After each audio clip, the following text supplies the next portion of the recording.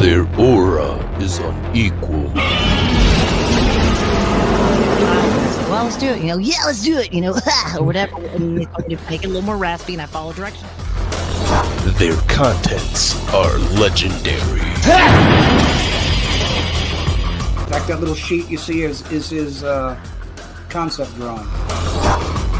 Their attitude is embraced. Tune in to one of the most up-and-rising kaiju-sized groups within our community. So go ahead and watch all of their creative content, including that of the Raw Attitude live interview, where they have special guests ranging from actors, directors, toy creators, artists, and many, many more. You can also find them on multiple of other social media platforms, ranging from Instagram, TikTok, X, Facebook. You could even sit back and watch your favorite classic monster movie and even watch us go through one of the most iconic games on Twitch. Featuring your hosts, Eric Stope, Adrian Settle, Joe Myers, Samson West, Jordan Adorno. They are the Monsters with Attitude.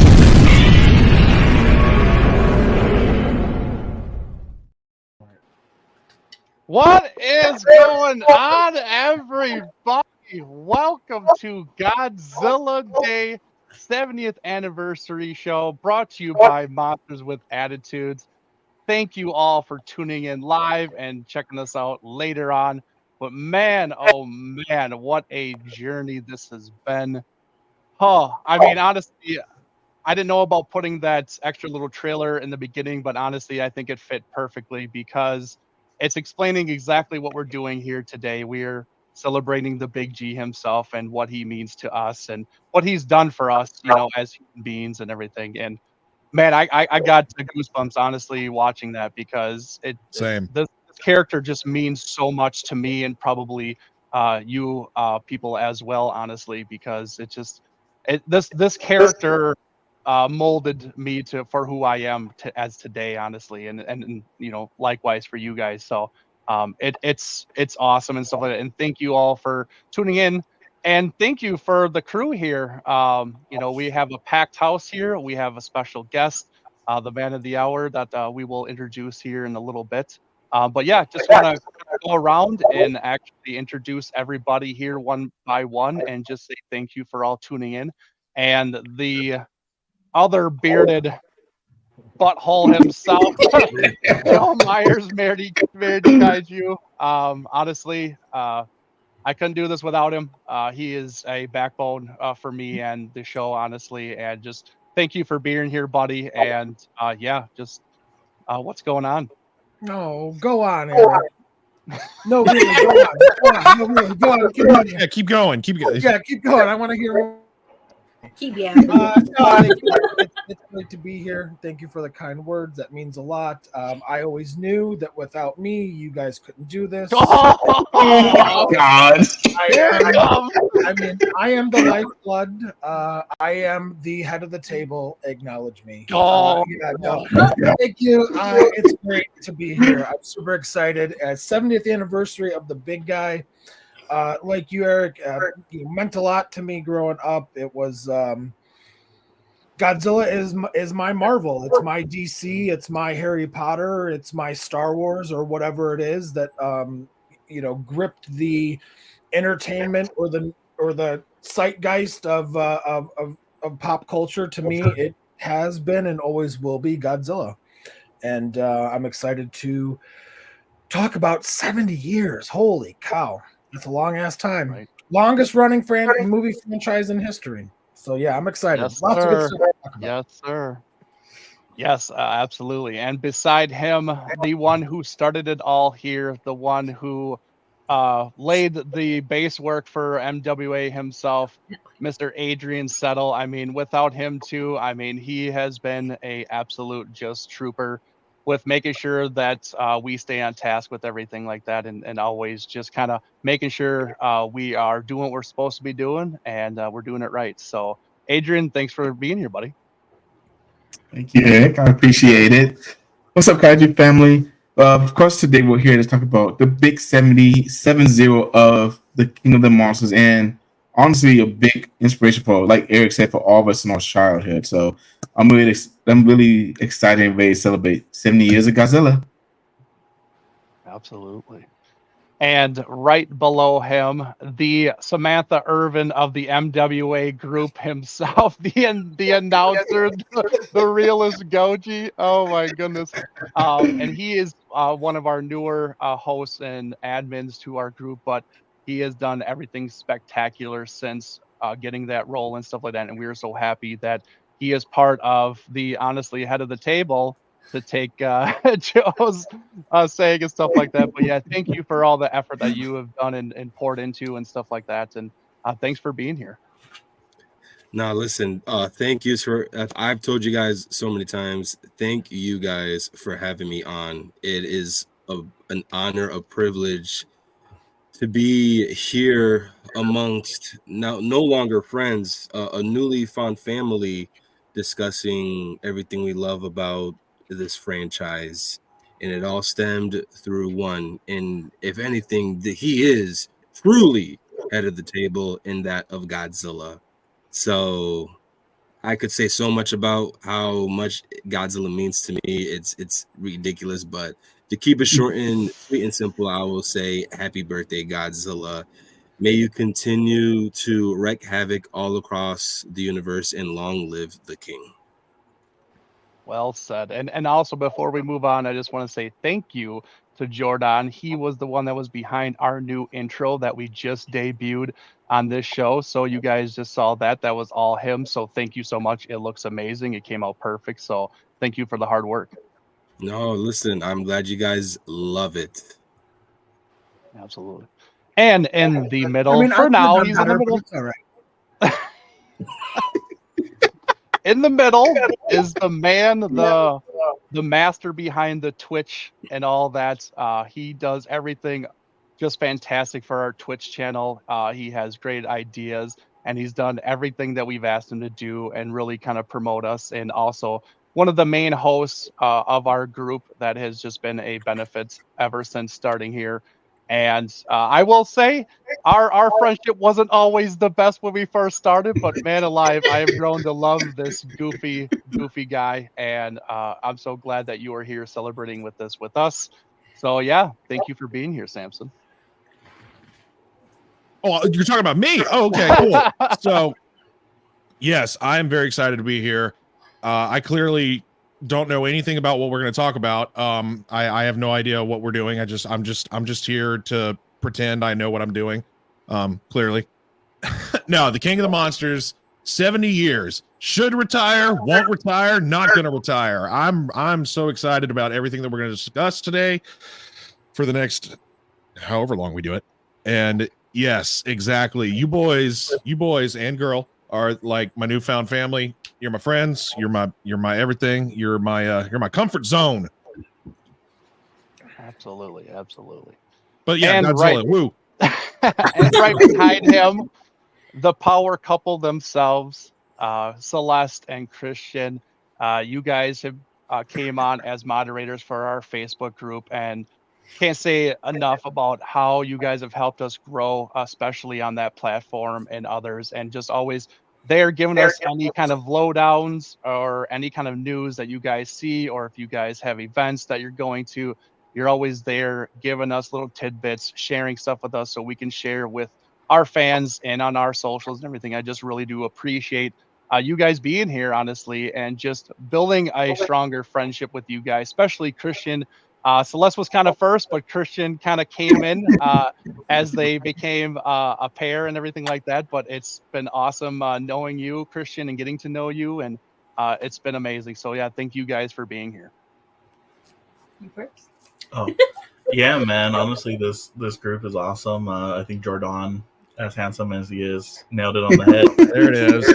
There it is. There's It's one. not There it is. anymore. It's turning more of a family, you know.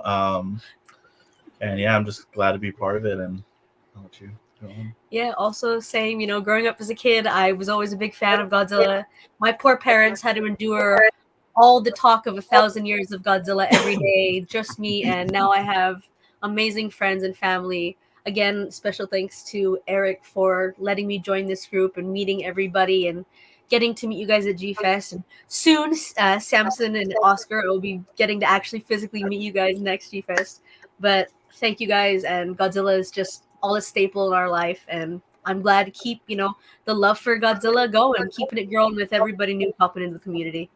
Absolutely. Absolutely. Well said. And on the bottom, he's already in his costume. He is the monster maniac himself. He's dressed for the occasion. Oscar is another moderator for our group that he really took our group by storm, honestly. He was just so active in it and always sharing and promoting us in any way. And he's just such a great guy.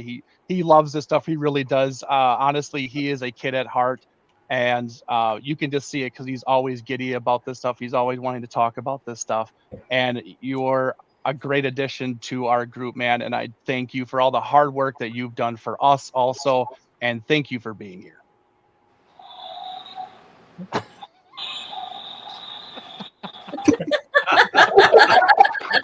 What's going on, fellow followers? I was just released here and thank you so much to Eric and everyone else. Like, it's crazy enough. A year to this day, like, a year ago I was here and now I'm officially a part of this family, this group here. Like, it's such a blessing. And yes, 70 years of Godzilla. I love this genre. I love the franchise. And also, if it wasn't for you guys and also like the MonsterVerse film from 2014 to now, I probably wouldn't be where I'm at now. So yeah, it's just wonderful, breathtaking. Happy 70th anniversary to Godzilla. I love Godzilla, and of course, I love each and every one of y'all. So yeah, let's get to it. Absolutely. And we have a special kind of return to the platform here. He has been absent for a while, doing his own thing and everything, and that's okay. But we love him, we support him, and he is making his triumphant return on this special day. Mr. Michael Hamilton, what is going on? Oh, the reaction. Drinking some whiskey there, whiskey. How desperate are we? We'll just let anybody on here. Listen. Only this is a 30-year-old Scotch. It is only the best. Only the best for the big G man. And I gotta say, Joe, what's with this head of the table bullshit? Come on now. We all know. Listen, Michael, you could have fought me for it, but you went missing in action 6 months ago. Listen, I choose to be. I will relinquish my title as head of the table to you, Joe, and I will remain head of the buffet line. How about that? I love it. Good to have you back, buddy. Oh, I miss everybody. Good. Missed you with every bullet so far. And without further ado, he has been waiting patiently in the back and everything like that. Our special guest of honor, we got to interview him earlier this year and really kind of form this bond with him. We got to hang out with him at G Fest this year, and just the greatest guy you'll ever meet, honestly. And I'm so happy that he's here to talk with us about this stuff because he is a geek just like us. He's into this stuff. He loves this stuff. And coincidentally, he was actually able to portray some of the big names in the MonsterVerse as King Kong and Scar King, like other roles that he has done in other big franchises and stuff like that. But we love him for this stuff because we are so into Godzilla and King Kong and all that stuff. But without further ado, I would like to welcome Alan Henry to our show. Alan, thank you for being here, buddy. So excited. Thank you very much for inviting me back again. It's nice to see some familiar faces, and nice to meet the people I haven't met already. It's awesome. Yeah, hi, I'm Alan Henry. I'm a thoroughly strange person. Aren't we all? Okay, aren't we all? We all are. Yeah. I was King Kong and the Scar King in the last two MonsterVerse films, and yeah, I'm a big nerd, and I love nerdy things and monsters and superheroes and comic books and video games, and it's interesting what you mentioned earlier, Joe. It's like, well, no, it was Samson, I think, mentioned it. Was like, the reality is none of us really know what we're doing. We're just making it up as we go along. And I think things would be a lot more chill if everyone just admitted that. It's like, you know what, we don't really know what we're doing. Let's just make it up as we go. But so far, you know, in the close to 20 years I've been doing this sort of stuff, it's been a real journey, and I really love the connections that I've been making over the past few years with my, I guess, official kind of induction into the kaiju verse, because I watched a lot growing up and I loved it, but I never really had the community to kind of dive into it and explore it. So over the past couple of years, it's been wonderful meeting fans who have all of this wealth of experience, and getting to kind of sit back and be like the baby nerd again, and be like, well, who is this and what is that one and what does that monster do? And to have people who share the passion, like, especially when I met all of y'all, you were like, oh, do you know about this person and this creature and that monster? And I love the fact that I didn't, because I get to learn all over again and have that joy of being, wondering what the heck that thing was. And Jess introduced me to Anguirus, and I was like, I think I remember Anguirus when I was a kid. It's been so, I'm so grateful, and I really enjoy this fandom, I guess, that I've found, because everyone is super cool and super lovely. And G-Fest was a blast. It was so great. It was so much fun. And my son Gus had an absolute he had such a, he got a bit overwhelmed because he's only 12, and that was his first convention. So he spent a lot of time hiding under the table, just kind of chilling out and kind of sitting on his phone. But then when he did venture out and explore the con, he loved it. He had such a good time. He's already made me promise to get tickets for the next one. So Hell yeah, man. So, we'll have to come and visit you on the farm again when you come back.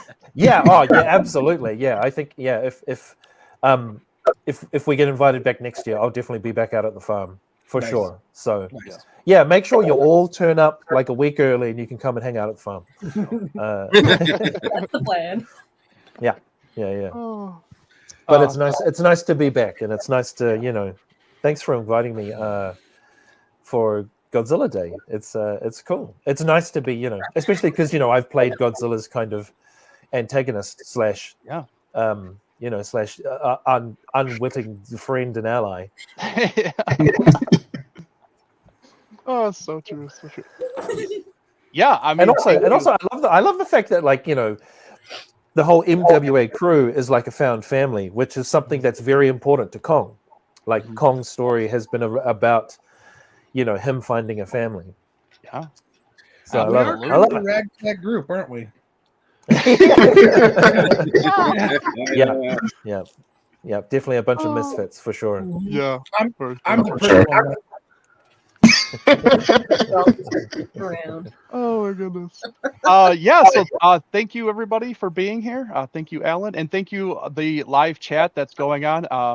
We were kind of showing up some comments and everything. Thank you all for being here and stuff like that. And honestly, because you guys are here and we've kind of been here for about 20 minutes, I think we should do a giveaway right off the bat and everything. We have a whole bunch of giveaway things to give people today. I will actually put up a slide of all of our goodies that we are giving away. Oh my goodness. I mean, a plethora of things, from comic books to coloring books to art to figures to lunchboxes to movies to, I mean, it's all in there, honestly. So incredible. It's a way for us at the MWA family to give back to everybody who supports us and shows love for us, that we just kind of want to return that favor for everybody. So we're gonna give away some stuff today, and I think Samson should. Oh, Joe wants to do the first one. Yeah, because this one is a little bit. You guys have like very bigger, like kind of Okay. larger crescendo type items. So Okay. part of a couple things right here first. So I'm gonna give away a whole set of the Godzilla Monsters and Protectors comic series. My mistake on this, guys, when I was buying them. So you're gonna get issue 1 and 2, 4 and 5. You can't see it. 1 and 2, 4 and 5. I accidentally bought Ultraman instead of the third one, so you're gonna have to go and complete the set on your own. I know I suck. I'm sorry, but as a make good, I'm throwing in an extra Godzilla Mad Libs for you. So you're still going to get 5 issues. It's just one of them's going to be the Rise of Ultraman, and you're also getting a Godzilla Mad Libs to play with your friends or family. So fantastic. Make sure you guys are subscribed to the YouTube channel and a part of our Facebook group in order to win. And then I think I will do hashtag Mad Libs. We'll do hashtag Mad Libs in the chat. Okay. Let's put that up here. And all of these giveaways completely free for shipping or anything and whatever. So more people have opportunities to get something. Yes, so please, if you guys want to, can you not make me the gigantic head on the screen?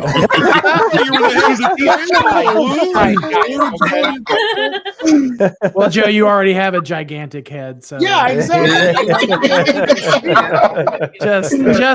just embrace it, buddy. It's beautiful. I told everybody I was the pretty one. I don't need them to actually see me, So yes, type in hashtag MadLibs into the chat, and you will be entered into the drawing here. We will randomize it and everything like that. Give it a couple minutes here for people to put in their entries and everything like that, and then we'll do a drawing. So many times as you want. Nice. Yeah, absolutely. You might win twice tonight. Yeah, so don't hold back, people. You guys can win as much as you want. Somebody's gonna hack it and win everything. or if only one person actually types it in, then we'll just give it to them. That seems to be the case right now. Yeah. We will just give it to you right off the bat. Excellent. Yeah, good. Let the Hunger Games begin. Let's do this. All right. Absolutely. So while that's kind of going on and everything like that, we'll give, like I said, a couple minutes and stuff. Did anybody by chance buy anything as of yet for the stuff leading up to Godzilla Fest, or even just today before we jumped on? Did anybody actually buy anything yet? Not yet. Quite a few things in the shopping cart, but I haven't pulled it yet. I bought a Santa Cruz shirt from the website on Santa Cruz, because they were sold out in everything else my size, and then got decided to restock in the sizes I was missing. So I might have gotten 2 more shirts. Jordan, Adrian, Sam, you guys got anything? I have stuff in my cart with cavity colors. So I have to be good for obvious reasons, sadly. Me not yet. I'm not gonna lie. Yesterday when I attended the 54 screening for Kaiju Brooklyn commemorating 70 years of Godzilla, I spent a few bucks, So, nonetheless, it is not something that will make me shy away from wanting to get something, especially anything that's been announced today. But as of right now, it's going to be a no, but that is not going to be. I know for sure, as we're probably going to be continuing with this show, we're going to be getting a lot of news and releases. So I might just have a live purchase for everybody to see if it's something that grabs a hold of me. Okay. Well, with that, we'll go into kind of our first kind of slide here for merchandise. It's really fast. It's actually just one item and everything, but kind of give you a little tease on what is out there to buy if you haven't seen it, if you're maybe not too active on the social medias. But at Waxworks Records, they are releasing a 70th anniversary vinyl soundtrack from 1954. Has an all new design with the cover, with the vinyl itself. This thing looks absolutely beautiful. Unfortunately, I already got the Waxworks like giant set of the Showa era and everything, so I already have this. But if anybody missed out and they love the 54 set and everything, or the soundtrack and the music for this, and you are a big collector of vinyl, this is your chance to get that one if just individually instead of getting the big pack, because the big pack had all the Showa series and that's the only way you could get them. You couldn't buy them individually. Here's your chance to get it individually. Well, what's great about this particular set or this particular vinyl is they're using the puppet as they're using the puppet Godzilla from 54, which we don't see puppet Godzilla represented a whole lot. So if you're one of those people that likes to have all the things and all the continuity and all the variations, I mean, this is still a solid pickup. Like I have the full set. I have the full record set too, and I don't need this, but just to have continuity, I mean, it's a decent one to pick up. Absolutely. Does anybody Yep, all for the cost of a tickle tank anybody's fancy? Does this tickle your I need to get this kind of thing? Kind of, yeah. Starting to get I mean, I'm already collating a list. So this is good. This is good. Yeah, I'm like, yeah, it's waxwork, eh? Oh, puppet Godzilla. Okay. That's so awesome. This is going to be great. This is excellent. Yeah. Podcast interview and shopping list. I love it. Yeah, right. Multitaskers here. But you know what I mean? Like I wouldn't know where to find this sort of stuff or where to even start looking. So this is you guys you're a wonderful resource. This is fantastic. Yeah. I was just going to spend my money on video games like an idiot. I'm right there with you. And here's the website that if anybody's interested in going to get that, it's waxworksrecords.com. So check them out. Yeah. Excellent. Yeah, I myself, I'm not big into the the record deals. Just to have, if I were to buy them, I would just buy it just to display it, not play the records. But for me, I'm not getting this. It looks great, looks beautiful, but not for me. Okay, yeah, that's all right. I love music, Eric, and if I start getting vinyl, that's gonna be a very bad rabbit hole to fall down. So I'm not. You have no idea. You have no idea. There's a particular somebody on this stream, and it's their fault for why I fell down that rabbit hole. And I have no choice but to buy every single one now. So I mean, you're welcome. So I haven't been collecting much the last few months, but I still have been picking up a few small things here and there, some records that I missed out on. But because I'm a completionist, I love having the whole set, and that's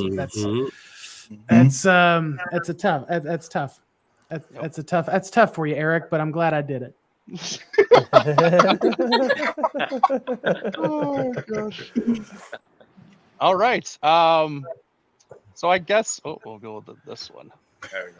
So I think we only got the one submission. We'll go with Team ROG. And we're going to go with Team ROG. You are going to get the giveaway of Comics and Mad Libs book. So congratulations. Congratulations. Right on. Congratulations. Yeah. Get it. All right. Right on. All right, we're gonna go right into our next merchandise here, and we're gonna talk about. Let's see, where is my? This is cool. This is different. This is right up there for people like us, podcasters, content creators, people who mess on their computers. I think this is really awesome, but this is Arbiter Studios, and they are releasing keyboards that are Godzilla themed and everything like that. And this is not the only thing that they're doing. This is part of what they're doing. They have the bigger, more expensive ones on the right side, the Polar 75 Pro, which is the Godzilla Wave, and then the same thing, but it's the Godzilla versus King Ghidorah. And they all glow with the multicolors and stuff like that when you plug them in. And then to the left side is the Polar 65. That are a little bit smaller than the other ones, and they have the Kaiju City design, and they have a Mecha Godzilla design. And obviously, you can see there the prices on there, and you can check them out at their website also. And this is all available on their website. It is also on the Godzilla.com website where they actually put some of the stuff on there also. So if maybe one website is sold out, maybe you can go to the other one and grab it there. So. If anybody is interested in this kind of stuff, this kind of tickles my fancy a little bit because I am all for decking out my computer. And I mean, what's better than just Godzilla themed stuff and everything? So I'm definitely going to pick up one of these keyboards, honestly. Absolutely. You're going to make me act up. I mean, everybody deserves a great mechanical keyboard, right? Yeah. I've had Polar keyboards before, just as somebody who's had one, like not the Godzilla one, obviously, but I've had Polar keyboards before for like gaming and just day-to-day productivity. I love a good mechanical keyboard. Just there's something satisfying about those clicks. I can't remember what switch it, like I know switch to a lot, like in keyboards like this, switches matter. So I can't remember what switches these are. I think they're magnetic switches. There might be magnetic purple switches, but I'm not 100% sure. But yeah. Yeah, and Chuck, thank you. Yeah, your free shipping for the US G store. I believe it's ending after today or maybe even Monday. I can't remember, but they had a 4-day window where it was all free shipping right now. So I mean, fill up that cart and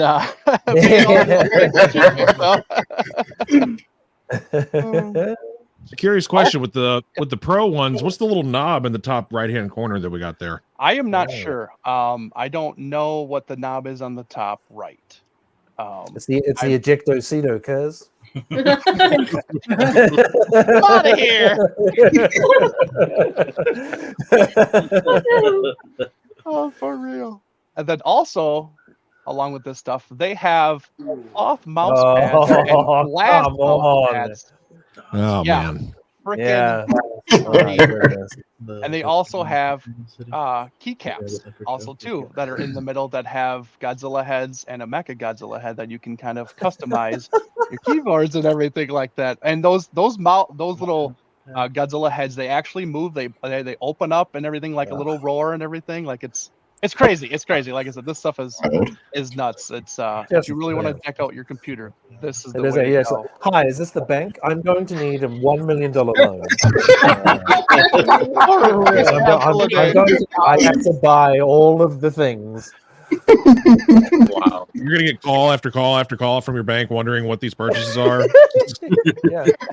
Did you just authorize $5,000 to Japan? Or yeah, I'll be like, no reason. It's work stuff. It's fine. Oh my goodness. Yeah. And then for a couple of the actual mouse pads, there's a couple already sold out. Yep.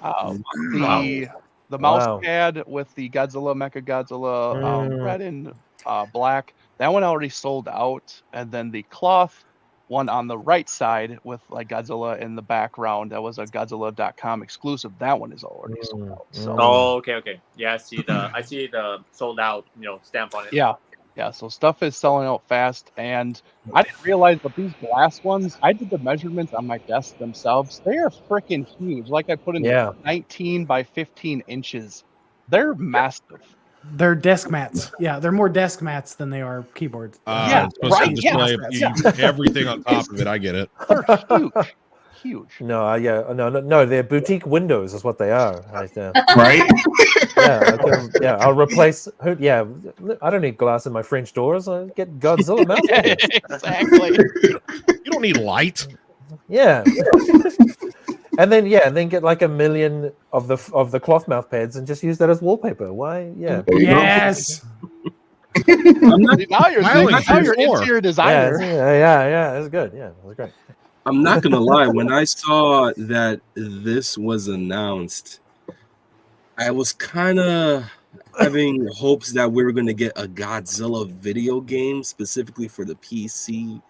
So when I saw that they were just keyboards, my face went from just pure excitement to really. Womp, womp, And this womp. is not downplay these at all. These look absolutely amazing. I love the keycaps. But where's my Godzilla game, man? It's been how many years? Yeah, Godzilla? it's kind of getting Almost old 20 doing years. Unleashed over and over again. Yes. Oh, Who knows? Maybe we're getting close with this Excellent. kind of stuff. Okay. Who knows? yeah. Yeah. Fingers crossed. Fingers crossed. Who would go for which one? Ooh. I mean, I'm not picky. I'll take all of them, honestly. For what? All of them. For the mouse pads? I'll start on this one. Obviously, that Ghidorah one. You know, Of course. not just because Ghidorah is giving Godzilla the business, but there's like way more monsters on here. I think Manda's wrapping up Anguirus and stuff. Mothra's in the background somewhere. I did get the Godzilla exclusive one for a friend. He gifted me something similar, so he gets one in return. But yeah, those. So your white sold out. Yes, you're welcome. Nope. I bought the one. The last one. Little bit of breaking news here. Godzilla -1 surpassed 116 million. Wow. Yeah. Right on. Yeah, That's thanks awesome. to what is it? Kaiju number 14 on Twitter for that information. Okay. So Yeah, it take looks that, like Marvel. this weekend's re-release did maybe like $200,000 to $400,000, $200,000 to $300,000, or $200,000 to $400,000. Wow. Right on. Seemed like a lot, but you have to keep in mind that it was not released to as many theaters as it was originally when it came out back in December. So talking a very, very limited run and not that much hype or publicity probably knew about it. You know what I mean? So That's still great very, news. very good. Yeah. Yeah. And you, Hey, and you money's know, money. Yeah. Yeah, it's better than zero. Yeah. Oh, my theater has it. Yeah. Go And you before know, it's gone. personally, from these, I actually like the Mecha Godzilla, like what schematics, the blue one. That really stands out to me a lot. I really like. If I were to get one of these, I would get that Mecha Godzilla one. Nice choice. For me, I like the bottom left corner mouse pad. And at least for the keycap, I love the green. I love the one all the way in the bottom. Just very vibrant and just cute, adorable. Right on. All right, let's Mecha Godzilla schematic with the Mecha Godzilla keycap. Easy peasy. Yeah, that looks awesome right there. Plus, you could get the keyboard then too. Right? Oh yes. I love the two right-hand ones. Those are my favorites. I really like the kitschiness, the kitschiness of the gods of Kaiju City. Like that's very, very fun. So yeah, I would I would get the Kaiju City like mouse pad with the keyboard. Absolutely. Jill, you had a question? Yeah. What exactly is a keycap? It's the caps that go on keys, Joe. on your keyboard.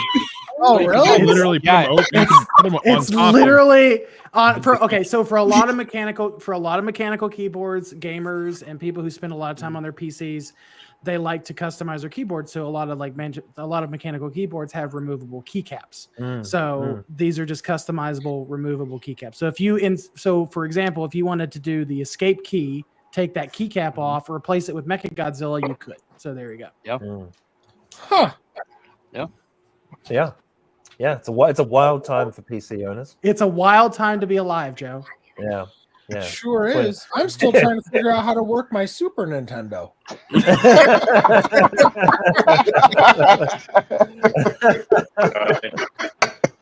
Oh, good. And ask the guy that's Back in my day, we couldn't rewind through commercials. doesn't work. He doesn't I remember a time before the internet. Dark times, very dark times. Yeah. Oh. Personally, I would go for the very bottom right one. I just like the kookiness, very cartoon style. It's very just like I like how bright it is. It's attractive and it's fun. Yeah, I had a wallet to match it, but you know. Yeah. No, I don't. Yeah, the Kaiju City has that like Gendy Tartakovsky vibe, you know? Yes. Like it's got that same Samson, like that vibrancy and that bold color line, very similar to like Samurai Jack and Powerpuff Girls. Oh, you're talking to the right guy right here. Samurai Jack is my jam. Oh my god, I'm getting him into it. I told him to get through it recently, and he's starting to go through it. It's an incredible story. Yeah, incredible story. When it first started, I was like, oh yeah, samurais. And then by the end of it, I was like, did we just go through like an existential mythological question? This was wild. Alan, have you watched Primal? Ooh. Oh, yes. Yeah. Absolutely. Yes. Yeah. I was like, yes, I would like a T-Rex as a pet. Thank you. Yes. Yes, absolutely. The only logical thing. I will take my shirt off and hurl sticks at people. Yes. Like I do that at the beach anyway. I might as well have a T-Rex. Ironically, Ellen, that's how I convinced my wife to go out with me. I took off my shirt and threw sticks. That's what I did to you. She eventually was like, yes, calm down, put your shirt on. Yeah. I know. Here we are, here we are sweating ourselves over dating apps when really just take your shirt off and hurl sticks. Yeah. Yep. Yeah. Wait, say that again. Say that again. I need to write this down for future advice. What is that again? People are like, be your authentic self, and then your people will come to you, right? So yeah, it's like, Absolutely. Go and take your shirt off, throw some sticks, and you'll find your T-Rex.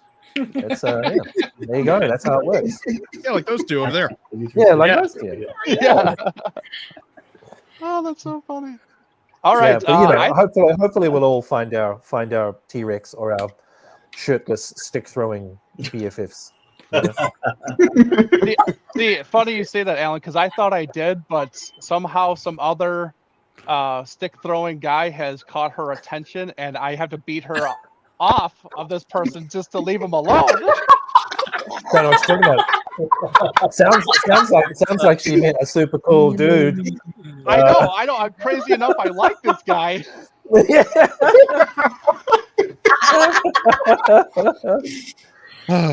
Oh, look, man, I gotta get that green card somehow. Okay, guys, come on. Oh my gosh. Jesus. All right, I think we should do another giveaway here. Okay, sure. Well, Christian, you guys want to do your giveaway next, or one of them? Since we're starting off with something small, I have one of the new reaction figures I'd be down to give away to as well. Oh, whoa! What would you like the hashtag to be? Let's see. What's a good hashtag Super 70th. Hashtag Superzilla. Superzilla. Oh, okay. Super 7 Godzilla. I think that's somewhere beautiful mint condition packaging. I won't let it get bent whatsoever. Yeah. I didn't lick it yet. He didn't. Yeah, he has. I know. I swear to God. Next time, man. So yes, guys, put in the chat Superzilla if you guys want the reaction figure of the Aurora model kit from Super 7. Type in Superzilla, and we will do a drawing for it if anybody would like it. And like I said, if no one puts it in there, maybe one person, then that person is going to get it automatically. So. And if no one puts it in, the last person who won, I was trying to just say. Win again, yeah. I not say one person's gonna get everything? Oh man, I wasn't serious. Hey, Team ROG is trying. He's trying, man. He's like, I'm gonna get all of these. We got a few people. We got 3. Oh yeah. Okay, good. So while that happens, looks like one of our infamous Taglers has entered the chat here and graced us with his presence. But of course, we have to shout him out every time he's in here. Leslie, thank you for being here.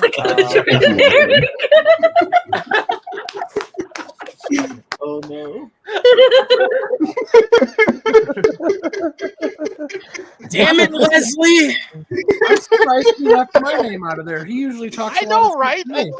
Yeah, I feel like I talk more shit about Kong than you do, Eric. I'm just the one I just gagged up on all the time, man. Yeah.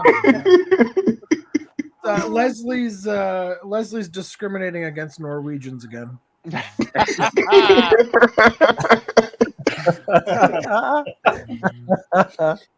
Oh my goodness, that is so no, I kid. Leslie's a great friend of the show. Absolutely. Yes, absolutely. Super shady. Don't trust anything he says. I mean, I think Leslie was talking smack the last time I was on, right? Mm-hmm. So I think absolutely. Consistency is key. Yep. That's So it's his right brand. on, right He's on, on Leslie brand. Chambers. Alan, did you get the chance to meet him at G Fest? Did we? I feel. Wait, was he out on the patio when we all met that first evening? No, he wasn't. No, he wasn't. Was Leslie down at the booth in the vendors hall? He had. I'm just making the assumption. Leslie, if you're still here, Did we actually meet face to face? I swear he did. It might have been brief, but I swear you guys did meet. You're putting Alan on the spot. Alan probably met thousands of people that day. Exactly. Exactly. I So think I saw Leslie. a picture of Leslie with right. Alan. Right. I could be wrong. Yeah, I'm trying to find it now. I'm pretty sure we did. Playing Hollywood Squares. I know. Yeah. or the Brady Bunch. Or the Brady Bunch. Yeah. The Brady Bunch. Okay, here's a question. Which fan jumped you? It would be that one. The one that jumped on you very excited. That one. Funnily enough, there was more than one. Okay. Yeah. Yeah, like a lot of people were, super stoked. It was great. Like, some there was that wonderful young lady who dressed as Gia. She ran up and gave me a hug and absolutely surprised me. And there were a lot of people who were like, "Wow, you're so amazing!" And they wanted hugs and stuff. And like dudes' wives would climb into my laps. It was very strange. Weird. Yeah, I mean, look, I was like, I guess this is how the con works, like this is the Kaiju con, I guess. Yeah, you just embrace it. Like, hey, okay, here we go. Yeah, I mean, maybe I have that kind of comforting Father Christmas kind of vibe. I don't know. You did use hand sanitizer afterwards, didn't you? I hope so. I did. Yeah, I did. Oh, Leslie. We love you, buddy. Yeah, I think I'm pretty sure we did meet, right, Leslie Tim? I'm trying to check now. Let me double check. Because I'm pretty sure we did. Yeah. All right. We'll do the giveaway. Let's just say we did, Leslie. We had a great time. We hung out. We got a drink. We talked about our dreams. Went for walks. It was nice. All right. We are going to do the giveaway. Oh, we got 4 entries. Okay. 4 entries. Okay. So your chances are good. Okay. 125. What?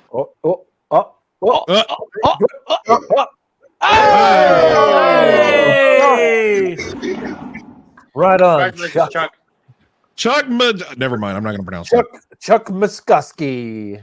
Muskowski, yeah. Hey, and he just said he commented that he had the original kit in the 70s. All right. Now Oh, he's he got has the the good future thing. version of it. Oh, New and improved. yeah, nice. Maybe not improved, but new. So, Nice. Eric, Good old Chuck Yes. Musk. Right on. Eric, there's a question here in the chat, but I think that instead of us answering it, since we have Alan here, he is the one that should probably Ooh. take this one. I agree. Nathaniel Plummer, friend of the Mm. show, loyal follower, wants to know, what do you all want next for Kong in the Legendary movies? And who better to answer than fucking Kong himself? I think the first thing I want is for me to keep playing Kong. That would be fun. I would like to do it again. I think we talked about this last time. Like Kong has kind of stronger found family in terms of Zuko and Shimo and the other Titan apes that are there. Now there's something for an antagonist to threaten, right? Like it's not because Godzilla has like responsibility for the planet. He's like, this is my bag. This is what I do. And Kong is like, well, okay, yeah, I've got Hollow Earth, but now Kong's like, oh, I also have a family. So it's a great continuation of that story of the connection we started to see between him and Gia, and now that same connection is growing with this found family and community that he has. So I think what is it when Kong is not the sole focus of an enemy's like threat or danger? It's not just him now. It's there are others.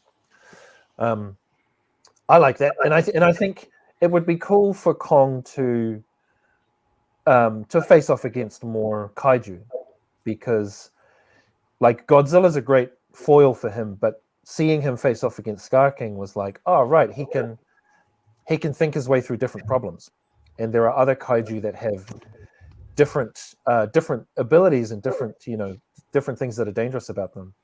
So I definitely, I want Kong to punch more monsters, I guess, because now he's got his cool Infinity Gauntlet. He can just punch a lot of more monsters. So why not? Yeah, you give him the punchy thing, let him punch things. I like that. Oh, that's so awesome. So I have a question for you guys. Oh crap. I just got a couple random ones throughout our stream and stuff like that, but I'm just wondering, what is your all-time favorite moment from Godzilla? Personal experience and film. Oh man. I would like to go first on this one because go ahead. Me, growing up, obviously for sure, like me, it's what was the question again? The two questions again you said, Eric. From films and personal. Okay, personally, like I would say personally seeing Godzilla in theaters for the first time from 2014 was just mind blowing. Like seeing the build up to Godzilla. Up in the theaters, with how everything is dark, you see the flares going up, you see, Godzilla moving slowly and everything, and right when you see him appear, it cuts off, and it made me want more. But then in film, I would honestly say, Godzilla blasting Destroyer, with everything that he's got from Godzilla vs. Destroyer. Those are like the two things, because yes, Godzilla was on the brink of death, but he still blasted Destroyer with everything he's gotten. I just loved it. Yeah, that's Right on. That's me. Right on. Anybody else? Who's next? Who's not thinking about something? I'll go if nobody has anything. I think one of my all-time favorite scenes is Godzilla's emergence in Godzilla vs. Biollante from Mount Mihara. I just think that's absolutely incredible. It's just epic in every single way. But also, Godzilla's meltdown in Godzilla vs. Destroyer. His final death and where he finally dies.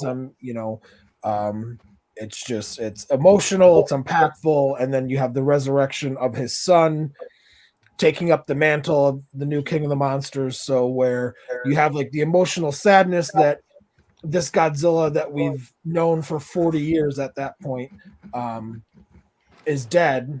His son is still there. Mhm. So those two. Anything personal wise that you Yeah.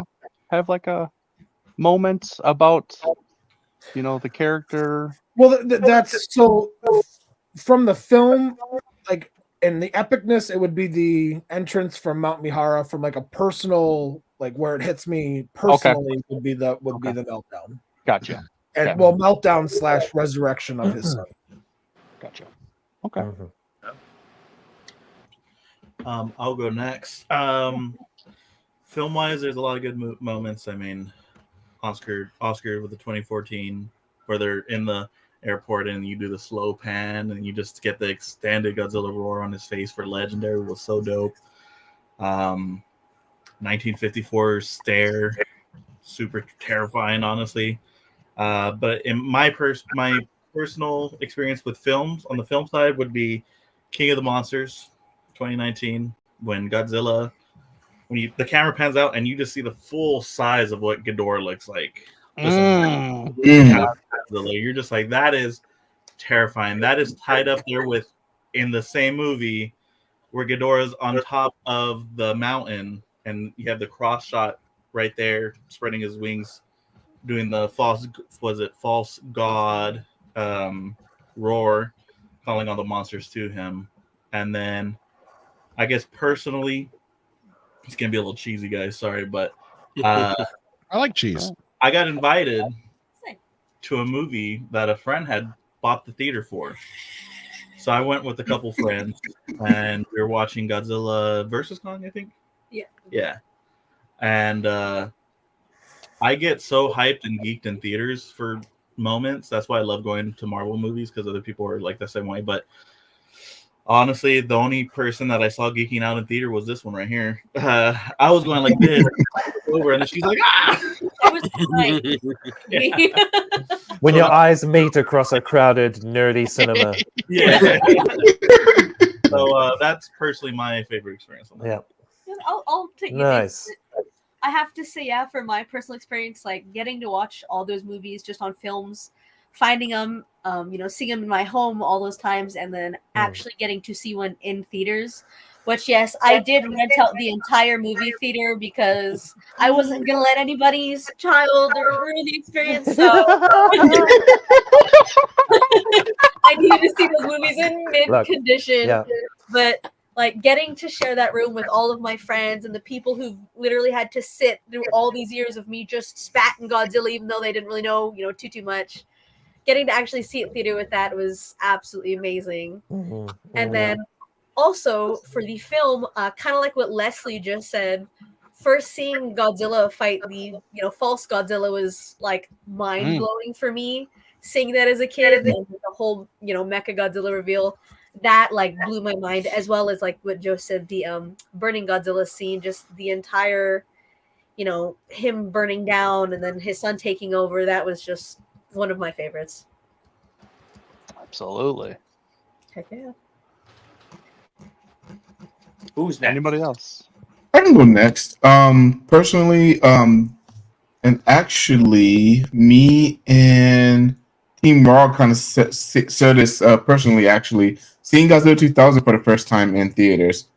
Of course, we just got out of the 90 what we thought Godzilla was in 1998, and then of course when Godzilla 2000 got announced, I was super excited, and the whole time during that movie in that movie theater, I was just grinning from chin to chin. Like I was super excited with that movie and being able to see that as my first Godzilla movie in theaters.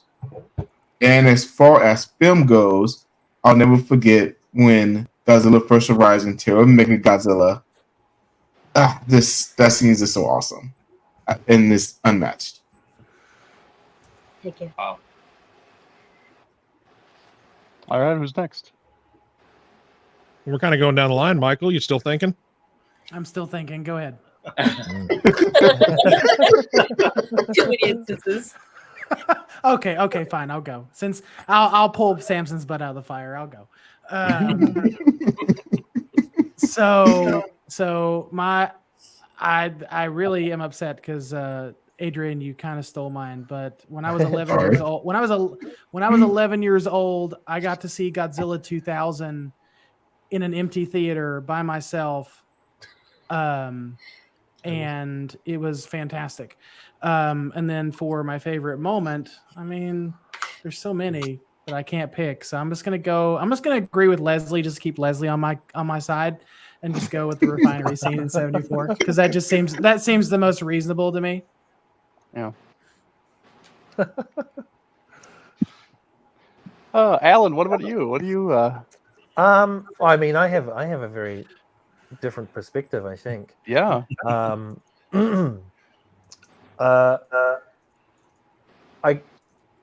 remember as a kid, like one of my fondest memories of film was like, you know, the first time I saw some of the old Showa stuff in the Heisei era stuff. And just because as a kid, that was my first introduction to big monsters and how fun that was. And that's, you know, like, but also from just a kind of nerdy, kind of geeky point in Godzilla -1, the first time he charges up and fires his atomic breath. I watched it and I was like, there was the charge up when you see his spines clicking and going like this, and I was like, okay, here we go. This is the anime power up, and then you get the satisfying clunk, and I was like, yes, excellent. Give me that. You know, that's like railgun. This is the goodness. And you know, until like that was a really fun moment. I definitely leapt to my feet in the cinema and like arms in the air, like yeah, yeah, and yeah, I probably scared some of the children around me, but they shouldn't have been in that film. No, it was not a kids movie. Yeah, it was not. It was not, and I was like, oh, okay, right on, parents. Everyone makes their choices, I guess. I call that good parenting. I mean, look, yeah, I took my son to see it, so who am I to judge, right? But I think personally, like for me personally, I think my most favorite part was being King Kong and beating up other Titan apes with Zuko. Like that's not, of all of the weird, wild things I do for my job, that was definitely one of my most fun days. Yeah, where they made a little Zuko maquette for me to hit things with, and they were like, "Just go for it, man, go for it." I was like, "Oh, okay." Oh my god, that's so awesome. That makes me so happy. That's awesome. Oh man. Personally, I will. It's kind of a tie because I mean, but it's been said on here multiple times where you know you see Godzilla in a theater for the first time, you know, especially with Godzilla 2000, big deal, you know. But I'm actually gonna go with Godzilla winning the Oscar. That was a huge deal. It legitimized our whole franchise and everything. And finally, after 70 years, we finally got the notoriety we deserved and that we all knew personally that was there. It's just nobody else saw it, you know, until it took one movie. And it meant the world to me, to us. I mean, it was amazing. It really was. It was fun to watch it live and everything. And I was like, holy crap, we did it. We actually got the most prestigious award for a film that can, you know, that we can get. And it was a lot of fun. And then for a film, oh god, there's so many you could do. Honestly, it's probably just Titanosaurus and Godzilla duking it out. Honestly, like it was, like that is the most fun I always have. I think that's one of the better fight scenes and everything. That No, especially it's not. That's just your favorite. So no, you were so biased. Is anybody talking to you? Is this your time love to it. talk? No, it's not. Just kaiju shaming already. Far out. Oh man. It's my favorite because it's the best. Okay, jeez. Oh, Jordan, what about you? My favorite moment, I mean, it might be biased. It's when I first saw Godzilla for the first time. I remember it like it was yesterday. I was 2 years old to be exact. My dad came back from the military to come, visit, and he was just flicking through the television, and one of the channels he just so happened to stop on before he went to go take a bathroom break was playing commercials, and I guess it was, correct me with the name of the channel, was it Turner Classic Movie or something like that? Yeah. Oh yeah. Yeah. GCN, So ironic enough, the scene blacks out and then it fades into the actual film that was being played, and it was the scene where Godzilla is about to walk down to Mount Fuji to aid Mothra Larva against King Ghidorah alongside with Rodan.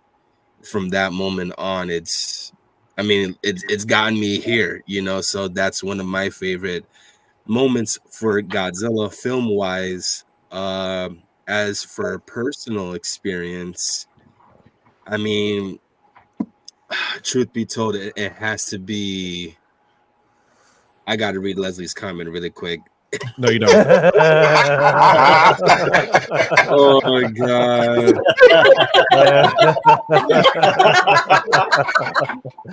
Now, listen, that could be a whole nother episode. But anyways, it has to be between my my conversation with TJ and me gifting him the Bandai Movie Monster Series Hedra in honor of his father, who took him to his very first movie that just so happened to be Godzilla versus the Smog Monster. And also recently, which you guys are very, very well aware of, Takashi Yamazaki picking me to answer one of the first questions for the Bandai Golden -1 exclusive figure. So Heck yeah, dude. yeah, it was definitely I know for sure it's definitely a moment I'm gonna tell my great grandchildren if I'm still alive then, but nonetheless it's better start getting busy. Yeah, listen. But yeah, that's that'll be it for me. Right on. Samson. Nice. Well, the Gigan fan that I am, you guys will probably guesstimate something that I'll say. Absolute favorite moment is after he gets just thwacked into the Godzilla tower, and then he turns around, he's all like, boom, boom, roar, and then the girl's like, Godzilla's strong again. It just gets me going. I'm like, yeah, he is. He's strong. He's ready to go. Get him. And then he goes and just completely dominates Gigan. As far as personal moments, I got to go to a special guest dinner with a few special guests, and one of them being Haruo Nakajima. This was in 2015. I got to go to one of the special dinners at, I believe it was Monster Mania 2015. And I sat next to him. I had a little Godzilla hand puppet that somebody made me, and like I gave it to him, and he was just like playing with it, going like this with it and stuff. And I would get out my text and ringer on my phone is Godzilla, so I just immediately start playing that. And I play the roar, and he would go with the little puppet, and it was real funny. And at the end of the night, I just couldn't contain myself as everybody was saying goodbye, and he was saying bye, and I was standing right next to him, and I just was like, I just gave him a big hug, and somebody snapped a shot of it, and it was used in his memorial when he passed away. Out of the montage of pictures that were used for it, there's what you don't see my face, you see my gigantic big back, and then the smile on his face.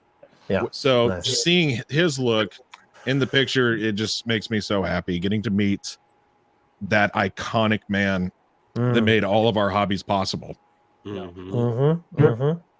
Absolutely. That's Great, awesome, great Samson. choices. All right, let's go back to But mine this. was the best. All right.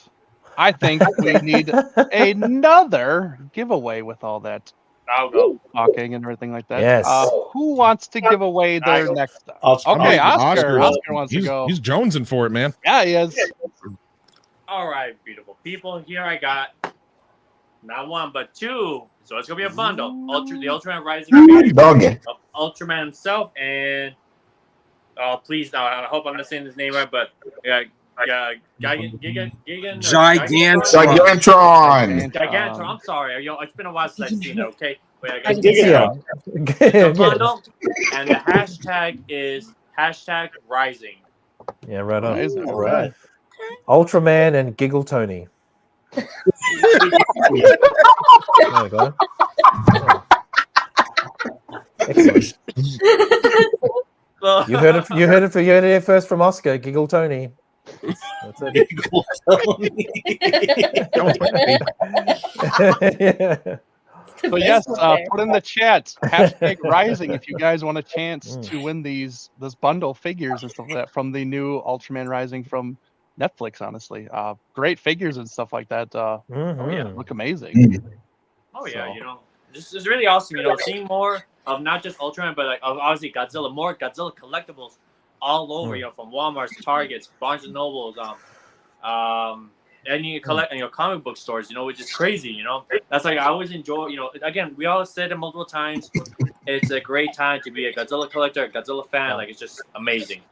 So yeah. We got a lot of people tuning in for this giveaway. Our numbers climbed a lot. Make sure everyone is subscribed to the YouTube channel and a part of the Facebook group so you can win. Yes, we will be checking. Yes, you must be, because if we find out you're not, just we're like gonna that. burn the gifts and send you the. Yeah. We'll It costs you nothing. 1, 2, 3, you never 4, 5. know. Wow. Damn. All right. Well, while we're doing that, we'll give them time to put it in the chat. Let's talk about some more merchandise that was dropped within the last couple days and stuff like that. Nice. We're gonna go to this one. That's what. Oh. And I think this is probably the best and my favorite release for -1 merch that I've seen yet, honestly. This is from Graveyard Goods, and this is a 72-hour release. This actually ends today, like at midnight tonight. This ends. Wow. So if you want to get your chance to get this stuff, please go and get it immediately, because after today it is done. So it is a timed release. They dropped this a couple days ago, so it's been on my radar. I definitely am going to pick up something from them, but like I said, I think it's the best -1 merchandise release we've had so far. Yeah. So, yeah, that looks amazing. Choices. Yeah, I would legit get those sweatpants and that sweatshirt and just wear them to bed. Right? Or just mooching around the house. Yeah. We can do like. Oh, it looks so comfy, so cozy. And is that a -1 like a rug or a blanket? That is. I was trying to figure out if it was a blanket or what. It's a blanket. Yeah. It's a throw blanket. Yeah. Oh, it's a blanket. Nice. Yeah. Be extra snuggly. Right? Yeah. That's awesome. Snuggle Graveyard up Goods with is going to make me Godzilla. never leave the house. I mean, have you looked out the window? Why go out there? Hey. It's a 60 by 48 throw blanket, fully woven, 60 by 48. So go get your blankets. 60 by 48. Yes, Godzilla -1, fully woven. And Leslie, I'm gonna get these extra small, and I'm gonna come up to you and hug you. In a very passionate hug. Okay, that's what I'm gonna do.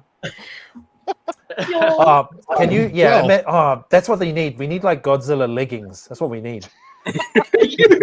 Heck yeah! I would wear Godzilla leggings. Yeah. To work out in, yeah. Actually, Yeah. I think Just my to wife hang has out some. in it.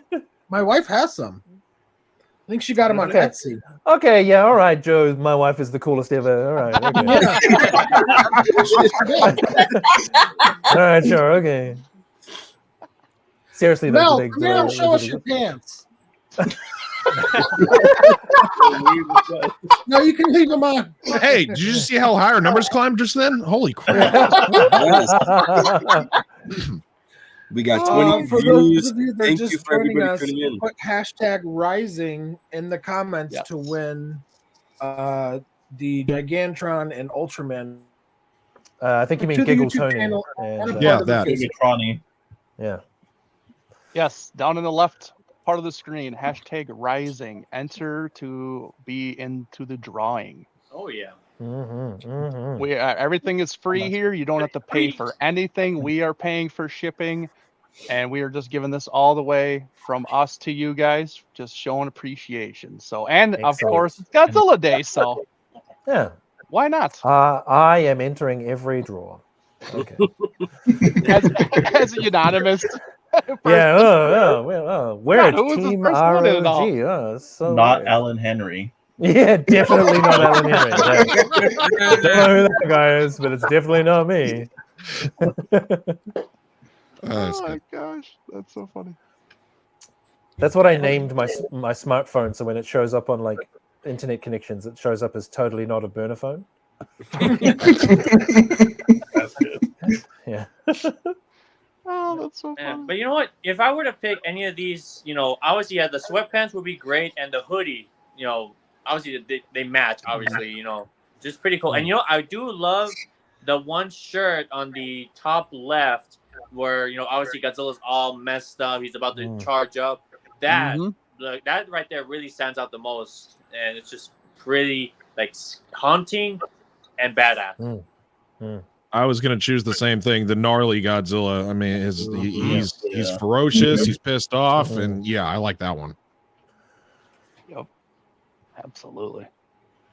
I just like that they used like his roaring version when he first came into Ginza and everything, and he just lets out that roar. But it was with the arms and everything, just enthusiastic, just kind of. I love that look. Yeah. So, all right, let's go to our drawing here. Let's see. Let's see what we get. Yeah, how many do we have? Let us see. I'm trying to make sure. Hashtag rising.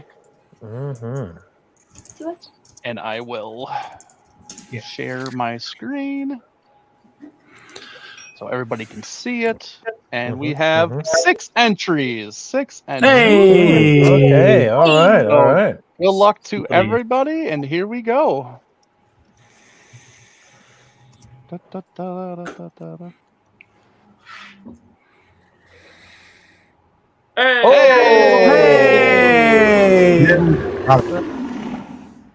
The Incredible Hulk. Congratulations. Congratulations, Jim. All right, Hulkenstein.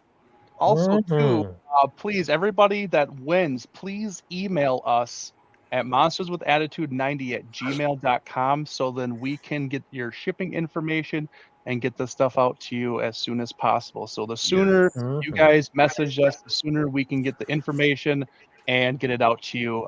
It might not be in a day, might not be 2 days, but give us, a week, and stuff like that. Sometimes we got to find a box to put the stuff in, or, just get the time to ship, so that we all have lives and everything. But obviously we want to get it out to you as fast as possible. So please do that. Oh, yeah. Right on, Jim. You're very welcome. All right. All right. Let's do it. All right. All right. All right. I have another question for you guys. Mm. See how we do with this one. Another answer. 9 inches.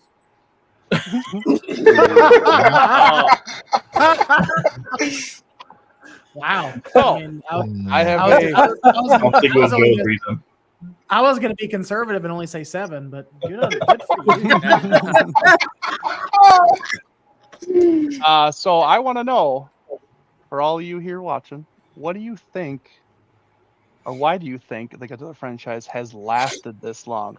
Now, before you answer, I just want to shout out Tom Arts, Thomas Yes. Johnson, who did the art for this. He Yes. actually Yeah, just wow. released this today for Godzilla Day. Follow him on Instagram. Nice. He is a up and coming artist, has tremendous talent. He was nice enough and he actually drew my personal logo for my YouTube channel, and he also was responsible for drawing the MWA's monster for us also. So tremendous talent. Shout out to him. Follow him. He does commissions and stuff like that. Great kid. I mean, I can't say enough about him. So go check him out. Absolutely. Hell yeah, that's amazing. Hell yeah. That's awesome. Yeah. Nice. Samson, do you want to go first? No, but I guess I will anyways. Well, before you do, Samson, I've just got to quickly. I have to sign for a package at the door. I'll be right back. Go ahead. I'll be right back. I didn't. I thought it was going to arrive later. Sorry. Wow, he ordered that shit just now. I mean, dang. I got there quick. Tongue privilege right there. So, man, that's a difficult question, but I'll answer to the best of my ability. Yeah. For the kid in all of us, it appeals to the kid in all of us because everybody loves giant dinosaurs. Everybody loves dinosaurs. That's pretty much how a lot of men or boys, their fandom. It's like you got to choose between several different things. You got trucks, animals, dinosaurs. And dinosaurs is one of the big ones. So, giant radioactive dinosaur. There's the hero aspect from the Showa era, but for more serious thinking people, you have the Heisei franchise with the serious tones from that.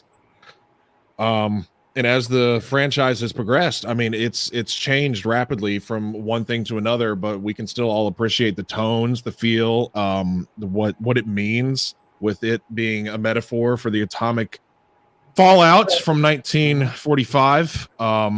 Because that's literally what the first film was. It was just a metaphor. It was a beast incarnate for the atomic bomb, and it just went from there to the kid friendly hero Godzilla that I love, and then the tone changed from Heisei, and then the Millennium series. It's just good classic turn your brain off fun, but other times it's a thinker. In the case of -1, it's dramatic and it hits you right in the feels. So there's something for everybody with this, which I think is why it's just continued to grow and progress like it has, because there's something for everybody with this franchise. I think anybody can find a movie they like in the franchise. Everybody can. Absolutely. And the toys. Oh, yeah. Jordan, what do you think, man? I think we're the reason as to why this franchise has lasted this long, if I'm gonna be honest. Yeah, just Jordan. Jordan's the reason.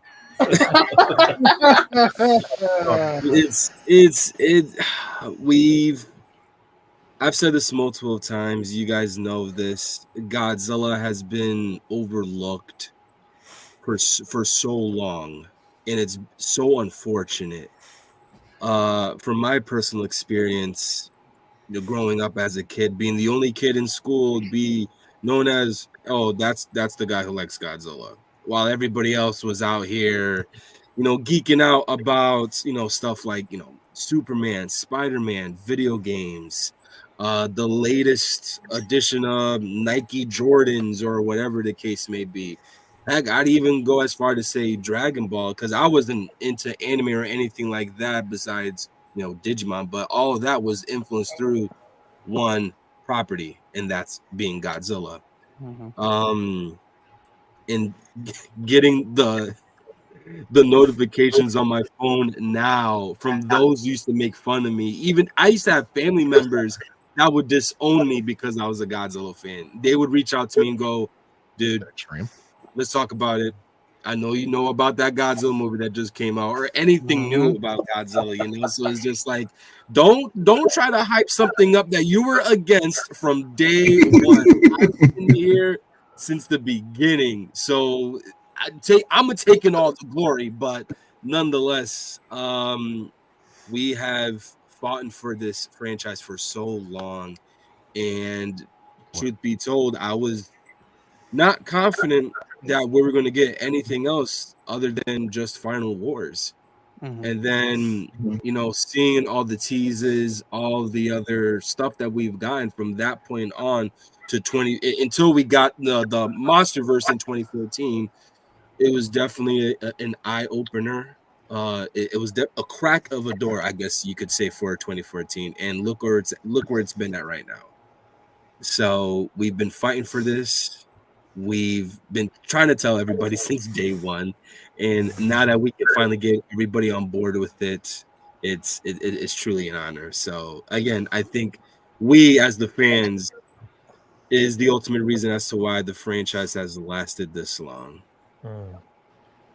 Yes, absolutely. I'm just gonna kind of piggyback off you a little bit. I have to give a shout out to my mom because she was the only one that I would talk to about this stuff, and would maybe even remotely like show interest, because like you said, I was the weird one that liked Godzilla. Like nobody liked Godzilla that I lived around or knew and stuff like that. Like anything that I would find, I would immediately go and just tell her and talk her ear off for hours. And bless her heart, she would sit there and act like she cared, and she wanted to learn more and everything. And it's just like, I think back on this, like, man, I was like, it's crazy because like my kids do that to me now with other things and everything like that. And it's just like, okay, I got to sit here and like, okay, whatever you're telling me, I'm interested, I'm vested in stuff like that, and it's great, and it's awesome that you love that, and it's just like, but at the same time, it's like, what are they even talking about? Like it's like I have no idea what you're talking about. Okay, but so it's like it's so weird that I can look back and it's like, oh God, it's like my mom went through that with me, and it's just crazy that she did that and everything, and it was a lot of fun, obviously, to talk to her and stuff. But yeah, it's we were just the weirdos, that like Godzilla, and it wasn't cool. It was just something that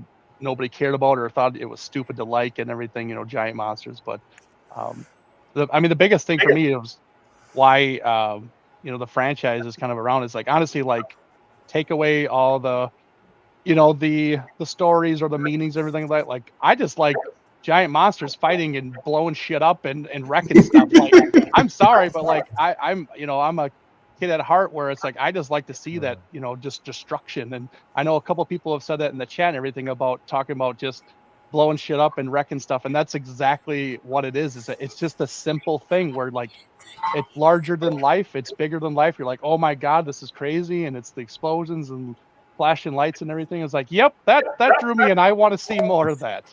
So. Yeah, and it's funny because I'll wrap it up so that we can give it to somebody else. Like literally everybody would go, like, let's say like family members of mine, or even like in-laws or people that I just don't know, but that well, whatever. They would go, yeah, so this is my cousin or this is my friend Jordan, and listen, when I tell you, this is probably the biggest Godzilla fan I know in my life, and then to see them like blow up the people who they're introducing me to, like, oh, Godzilla, really? Dude, no way, let's talk about it. And I'm like, no freaking way. Before I wouldn't get that, so again, to see it be something that's mentioned and highly talked about now is just unbelievable. Absolute favorite moment. Every time somebody new comes in and sees this behind me, like I open my bedroom door, I'm like, just the look of just it's always so much fun. It's always so great just to see the look on their face. Yeah. And then the slight bit of shame and disappointment in their eyes too. Natalie calls them my little buddies. That's not weird. That's cute. So she'll come in here and she'll work at my computer because she has a job where she has to do a lot of like paperwork and stuff. But she'll come in here and sit. And like the first couple times she was here, she was a little bit like taken aback because there's still a lot of stuff in here. And she's like, "So, tell me about your little buddies." And I'm like,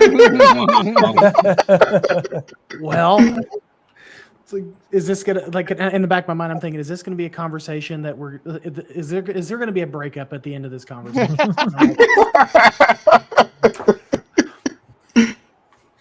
But she's like, you know, it's your money. You love what you love. At least you don't do crack. It's fine.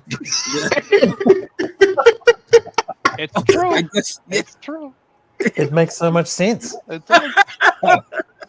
I mean, it's One not of those as is effective as crack. marginally less expensive.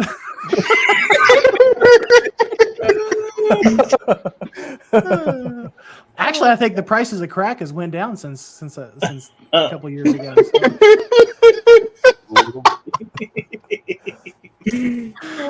What about you, Alan? What do you think? Some friends and I were talking about this just yesterday, actually. Oh, okay. Because I mentioned that it was Godzilla Day, and we had just finished running a session of Tales from the Loop, which is a tabletop role-playing game set in alternate 1980s, and you're like a bunch of kids. It's very Stranger Things, Goonies vibes. You're a bunch of kids kind of, investigating mysteries in your town. And what we talked about, and I think this fits for the Godzilla MonsterVerse franchise as well, is that it introduces this concept that monsters exist, that in your life you'll probably encounter a monster of some kind, and monsters are defeatable. You can defeat monsters, and that's important for kids to learn, because kids will encounter kind of scary, nasty persons in their lives, and they need to learn that monsters can be defeated. And I think that rings true for that idea of Godzilla, that humanity faces a challenge, and then Godzilla turns up and saves us, or if Godzilla is the challenge, like in -1, we see that humanity rises up against it and can defeat it. So this idea that challenges can be overcome. And if you can do that with giant monsters punching their way through buildings, why not? Absolutely. Adrian. I mean, I'm not gonna rehash what y'all said, because everything y'all said is absolutely on point on why Godzilla has lasted so long. And the main one that's kind of hitting it for everybody is there's something for everybody when it comes to Godzilla. Godzilla isn't just one thing. He started off as one thing, but over the years he's become so much more to a lot of people in different ways. So honestly, I think that's why Godzilla's longevity has been as long as it has. Heck yeah, I agree. Joe, what do you think? You're muted. Sorry. I agree with what everybody has said. I won't make this long because I know we got a lot more to get to. Everything everybody said, but also it's badass. It's a way. It's kind of like that. It's dinosaurs. It's destruction. It's superhero. There's mutants and there's like robots and all of this space aliens. It's everything cool a young boy or some young girls could. Yeah.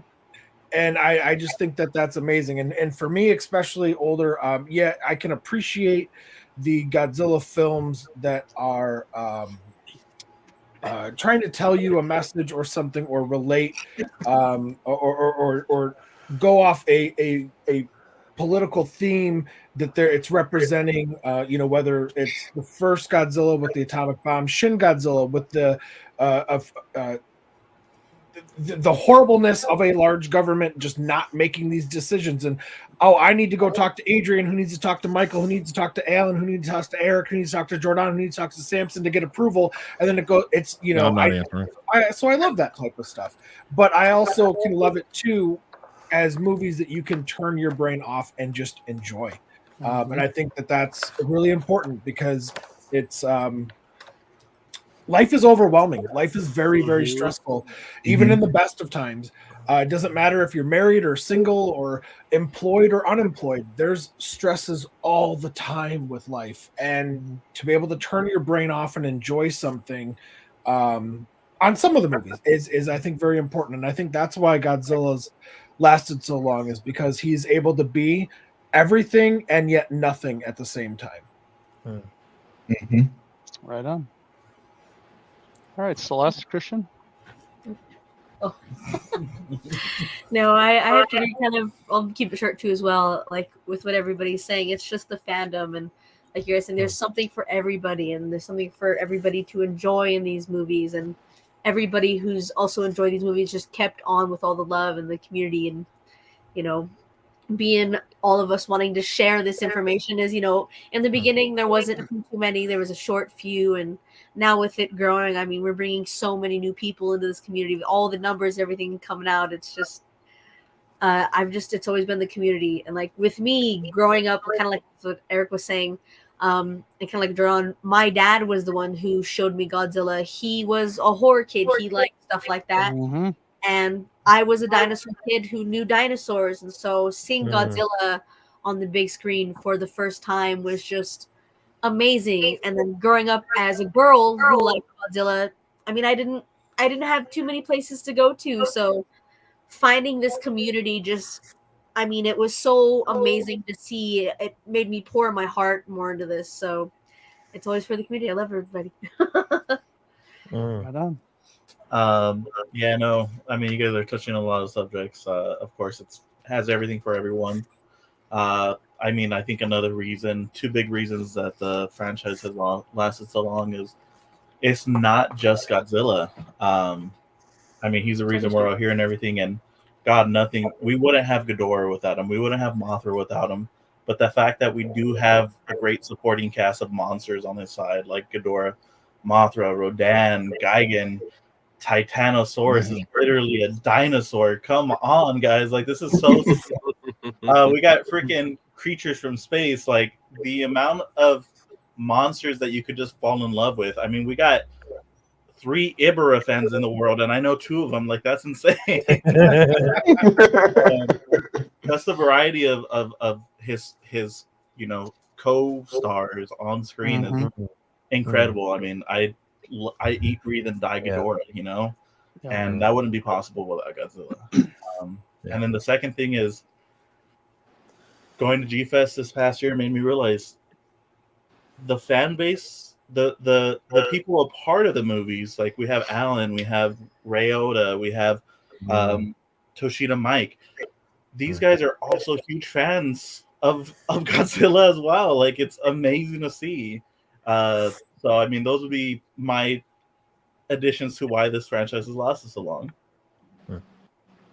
Absolutely. Oscar.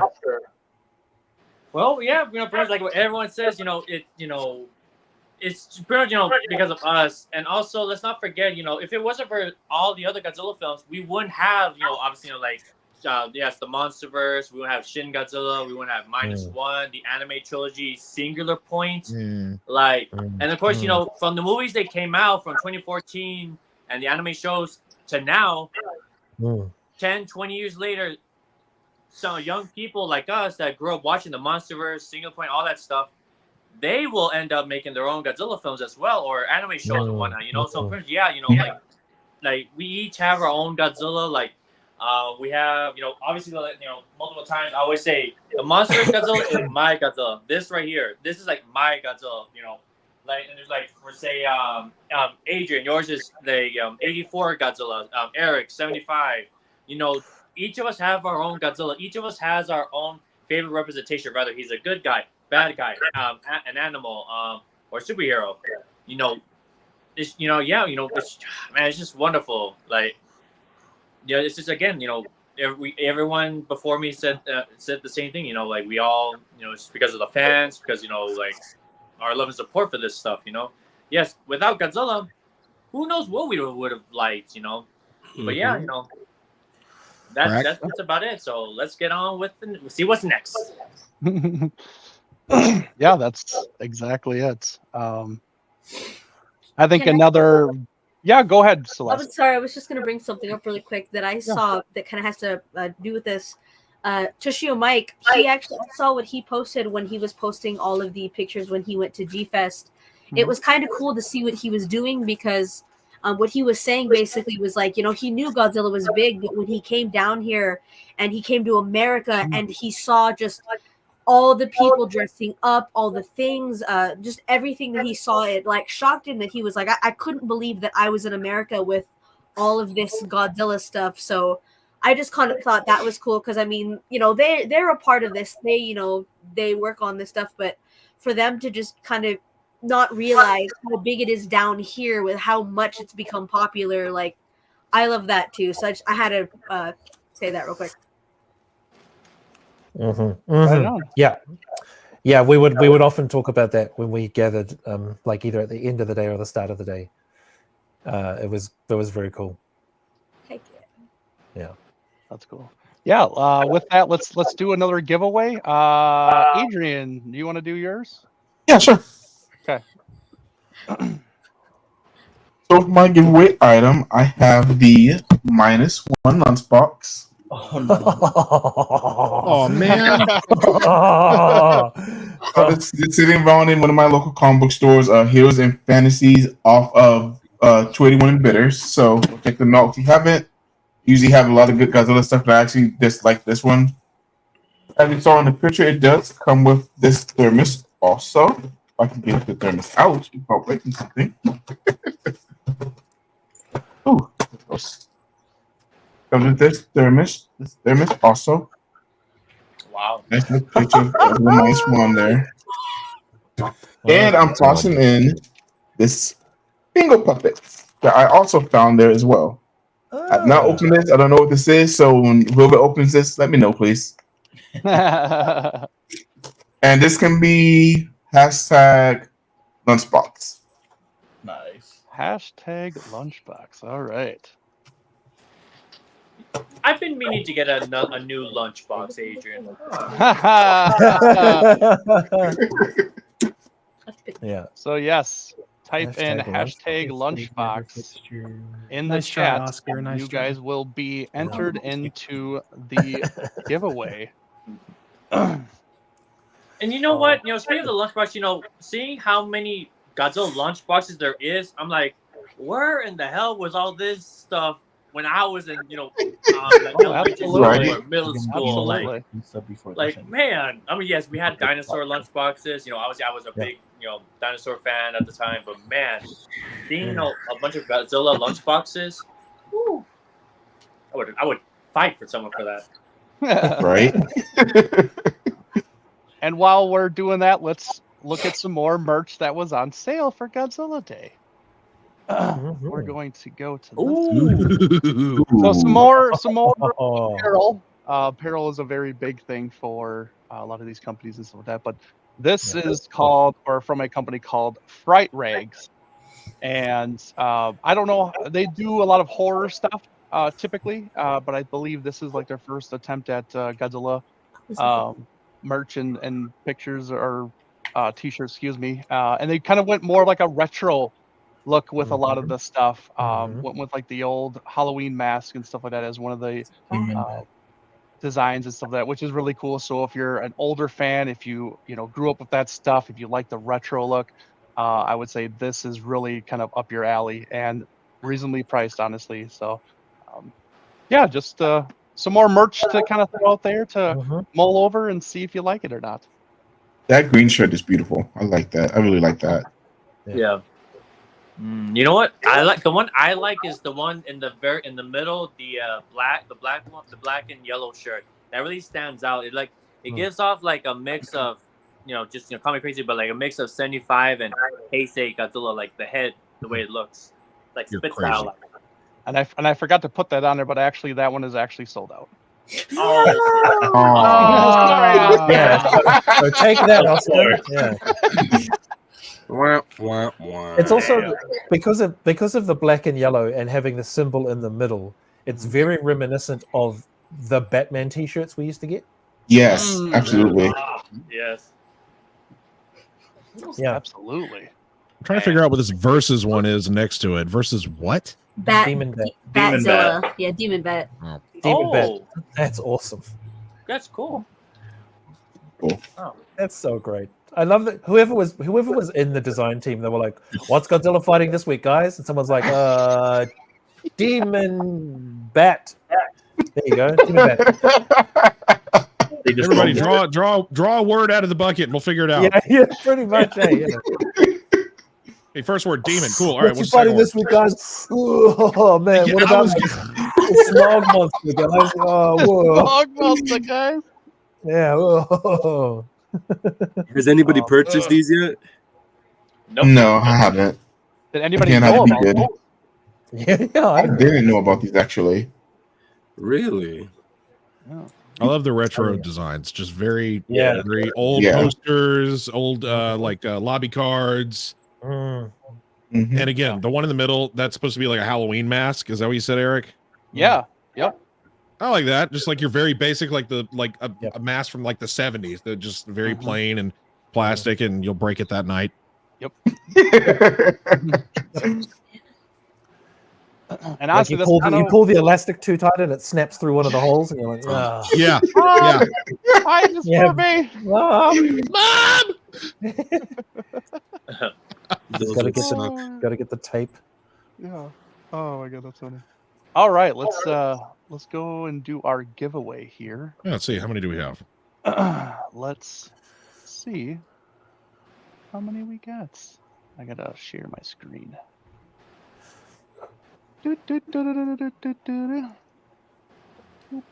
Sharing for the lunchbox. Yeah, lunch. Seven. Seven. Okay. Is this the record so far? Yep, Yep. this is the record so far. All right, good luck to everybody.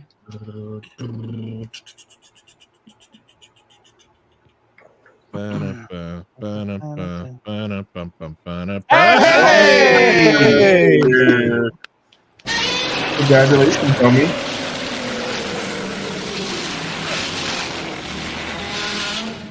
Nice. That's awesome. Yeah. Congrats, Helmer. Helmy. So are you going to use this to put food in, or just like fend off people trying to get to your collection? 'Cause- Yeah. Gah. Lunchbox in one hand, thermos in the other. You're really Oh, really yeah. on a roll. Oh, that's so funny. All right. So we're going to dive a little bit deeper into some of the stuff that went on the last night, actually, or this morning, technically. We are going to get into the short that was released early morning. It was about 3 a.m. almost in the morning for us, and obviously it was like noon or so over there, maybe later. Yeah, this was their big one of their big things that they really kind of focus on, especially the last 5 years. They've really been wanting to focus and show off, the old tokusatsu style with filming and stuff like that, and really kind of making these shorts, which is really popular. I think everybody loves them. Everybody still loves seeing the old suitmation type style and everything like that. So I thought these were super cool. I think they've been a lot of fun, but kind of wanted to talk about it a little bit with everybody and kind of get your reactions of what you thought. Did you see it? Did you not see it? I think I'm going to go with Joe this time and see what he thought of it. Oh boy.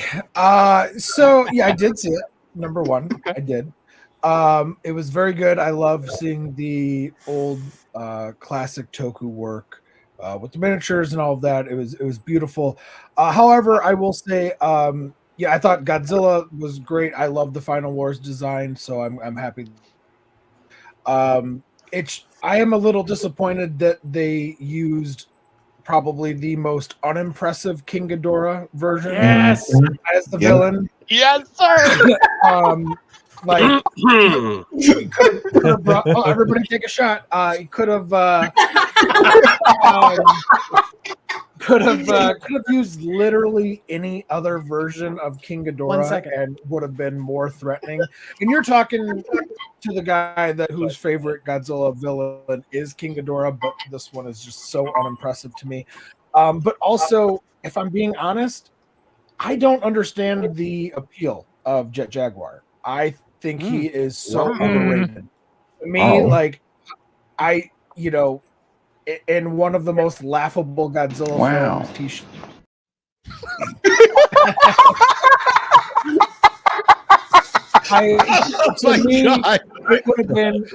it would have been way cooler to actually I'm gonna need a drink for see this one. Yeah, this is gonna be a hot take. It would have been way better to see an ally of Godzilla that people actually like. Show us Anguirus, bring back Anguirus, or considering it's the 50th anniversary, bring back King Caesar.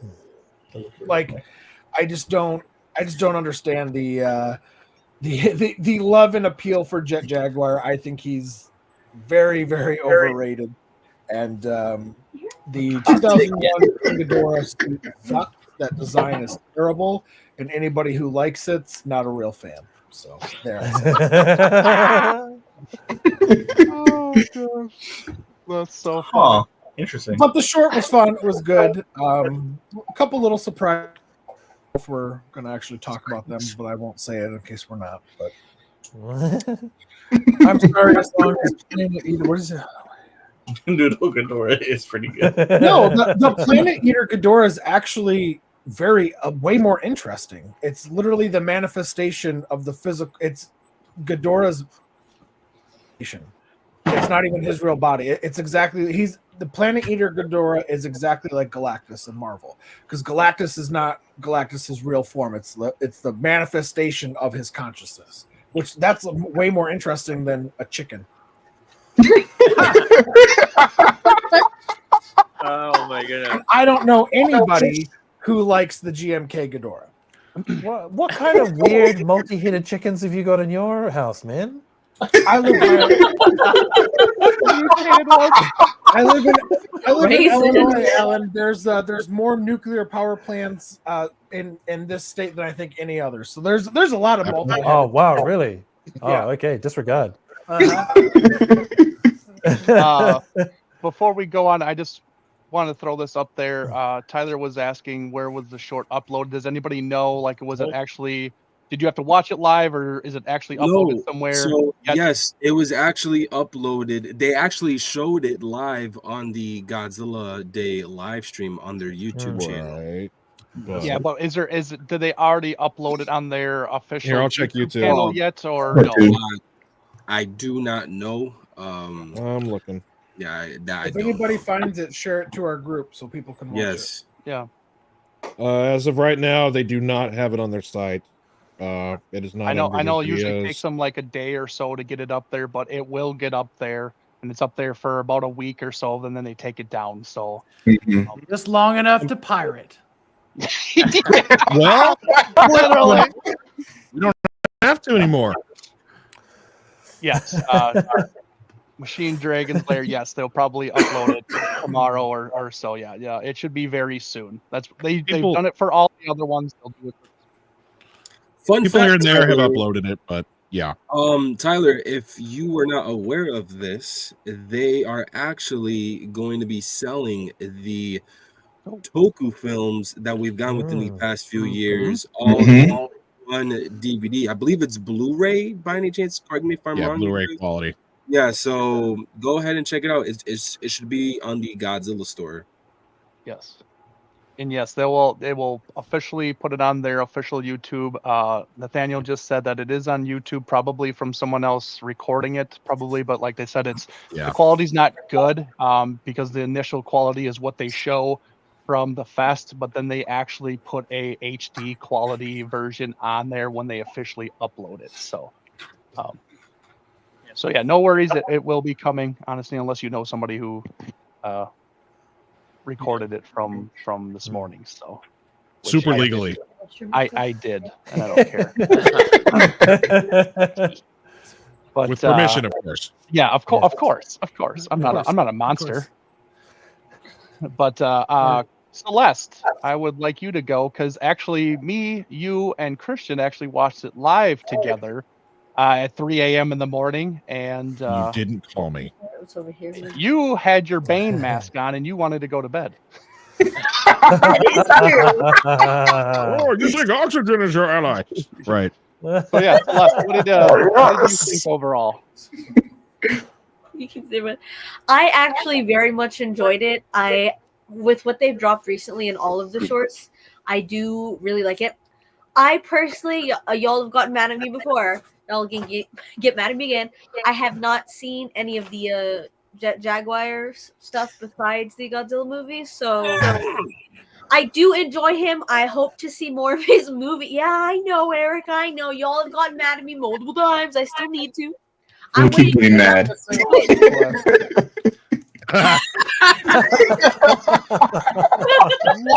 just happened? You're gonna kill me, y'all. I swear. I promise you, though. That But was awesome. Wow. I'm not doing it. My hands are right here. I do like Jet Jaguar. I think he is pretty cool. I want to say more, but I feel like I'm going to spoil it, so I'm not going to say too much. But I personally enjoyed it. I've always been a fan of the suits over, like, computerized. But I do very much enjoy seeing those suits coming back. I was a big fan of the Final Wars Godzilla, so love that. Y'all are also going to get mad again. It's not my favorite, but I do like the GMK Ghidorah. I think he's kind of cool. Don't yell at me, swear to God. Don't worry, the first ever iterations are always going to be my favorite GMK, just because he kind of looks a little bit evil. I was kind of like a horror thing for me. I do enjoy it, but I was blown away with it last night. I love everything they did. I love, all the extras, kind of the new things they put in there. But that's all I'm going to say. I fear I might say too much. I will accidentally spoil something. So. Are we trying not to spoil it? Is that what we're doing here? I don't know. There's a case. Yeah. Let's try not to. Okay. All right. I'm glad that you said that beforehand, because otherwise, talk about what you kind of saw in the trailer. But if no one's seen it, obviously, like Tyler hasn't, we don't want to spoil it for people, and we'll give it a little bit. So. Okay. I thought it was really cool. Jet Jaguar has always been an interesting character for me because sometimes I like him, sometimes I don't. And this one I liked him. He was pretty dope. There's that one backflip shot. Not giving away too much, was a little cheesy, but other than that, pretty dope. I do want to say to you know what? We're gonna get so for real right now. Listen, Joe, you cannot, Joe, look up. Listen, man, you cannot. Is this just a you and Joe thing? Should we log off? Or you can't say you're because there's a bad design. There is no bad designs for Ghidorah. Let's be honest. Except for this one. And GMK is 100% a very solid design. I am a GMK Ghidorah enjoyer, just like I'm a Ghidorah enjoyer of every aspect. And honestly, I loved it. I mean, I don't want to spoil it, but I mean, it's in the thing, his eyes. I'm just gonna say that. So cool. Other than that, I'll pass it to the next person. Okay. I would like to get a crack at it. I did see it. Go ahead. All right. Well, when I saw it, I did enjoy it. I do love how each year first when they first did it, it was with Godzilla versus Hedorah, and now we didn't have any interactions with the humans. Until now, like, we have a lot more human interactions, and of course the miniatures are amazing. Obviously, yes, seeing GMK King Ghidorah, I enjoy it, but still, it's one of my least favorite designs. It's still cool, but it's still one of my least ones. But it's cool that we do at least get to see a King Ghidorah representation in a short film, especially when the suit is still usable. Same thing for the Final Wars Goji, It's obviously worn down, but it's still being used. It's pretty cool. And of course, Jet Jaguar. That's the newer suit that they built from from scratch, and it looks great. But yes, I would have preferred King Caesar or Anguirus, one of the two, because obviously they were in the 1974 film. Like, they would have been cool to see either one of them, or actually, both of them. It would be cool to have Anguirus, Godzilla, and King Caesar together against King Ghidorah. But nonetheless, it's pretty cool. And the ending, I really enjoyed the ending. I'm not going to say anything why, but I enjoyed it. And what they did, it surprised me. And obviously, we're going to get some figures of it. I'm not going to be surprised. Or actually, no, I think they already announced it, but of course, we're going to get to that later on if, when we get to it. But yeah, I enjoyed it. I really did wish it was, we could have had King Caesar or Anguirus in there since, 1974's, Mechagodzilla film. But yeah, that's about it. And looking forward to see what they do next year. All right. Adrian? Yeah, so I actually saw it first thing as soon as I got up this morning at 6 a.m. And I was like, oh, the short's out. So I did enjoy it. It was fun. This one felt a lot more like a movie than all the other ones did, weirdly enough. And like Oscar mentioned, what they did in it was an interesting choice. I don't hate it necessarily, but it's very interesting that they went that direction. And also the disappointment of us not having King Caesar since it's his anniversary as well being in it was definitely disappointing. But overall, if you haven't seen it, go watch it because it's definitely fun and enjoyable, and it's always great to have tokusatsu. That's actually I have a question. Why that's the thing, like none of these monsters What? like What? it should have been Mecha Godzilla, right? Oh, Yeah. Like Jet Jaguar had his film last year. Mm-hmm. King Ghidorah wasn't in 74, you know? He was in 64, but this is the wrong suit. yeah, still. that's Yeah. But even so, if you're following the trend of the movies for the past several years, it's all the later Showa film anniversaries they were doing. Yeah, the 50. True. The 50s, yeah. Yeah. I don't know. All right, Michael. Oh, we thought the same thing last year. We're like, when we saw the after credit scene or whatever, or no, the ending of the last year, it was like, the hell? Yeah. Yeah, sorry, no, Michael, it's all Michael, you, you're bro. muted. He said Michael Sampson. I gave it to you. I mean, I gave it to you. Love you, Samson. I did see it. I woke up. I was up at 8 o'clock. I woke up at around 8 o'clock, and it was the first thing I did was look for the short. Found it, loved it. I actually understand the appeal of Jet Jaguar. It's Ultraman. It's superheroes. It's just that human. It's that human connection because Jet Jaguar is probably the most human character in terms of the kaiju space that we have. Aside from Kong, of course, Kong is very, very human in his personality, but there's a connection that fans have with Jet Jaguar. I think that a lot of fans can't even have with Godzilla, even though we've seen Godzilla anthropomorphized before in film. But there's just something about Jet that draws people to it, just because of that superhero Ultraman, White Knight, for lack of a better word, character that he portrays. I loved it. I'm not the biggest fan of I wish that they would quit using that stupid promotional suit from Final Wars because it looks awful. I'm just saying. I know it. I know people are going to be like, "Hey, you're being nitpicky." No, I'm not being nitpicky because they have other suits I'm sure they have other suits they can use. They have Miragoji, they have 54, they have a brand new 54 suit that they have. So I don't understand why for at least the 70th anniversary they couldn't use one of those. I just don't personally like the 2004, but that's like a personal gripe or personal nitpick. 2004. But overall, I liked it. I enjoyed the hell out of it. It's just like last year. It was a lot of fun, lots of action. Not really bad things to say about it, except I wish they would use something other than that 2004 suit. Oh, and GMK Ghidorah is trash. I agree with Joe. It's like Love you, Michael. Welcome back. You can come back anytime. This is my audition tape to be welcomed back into the fold. So I have to appease my bearded overlords. Alan, did you get a chance to watch it by chance? I haven't actually seen it yet.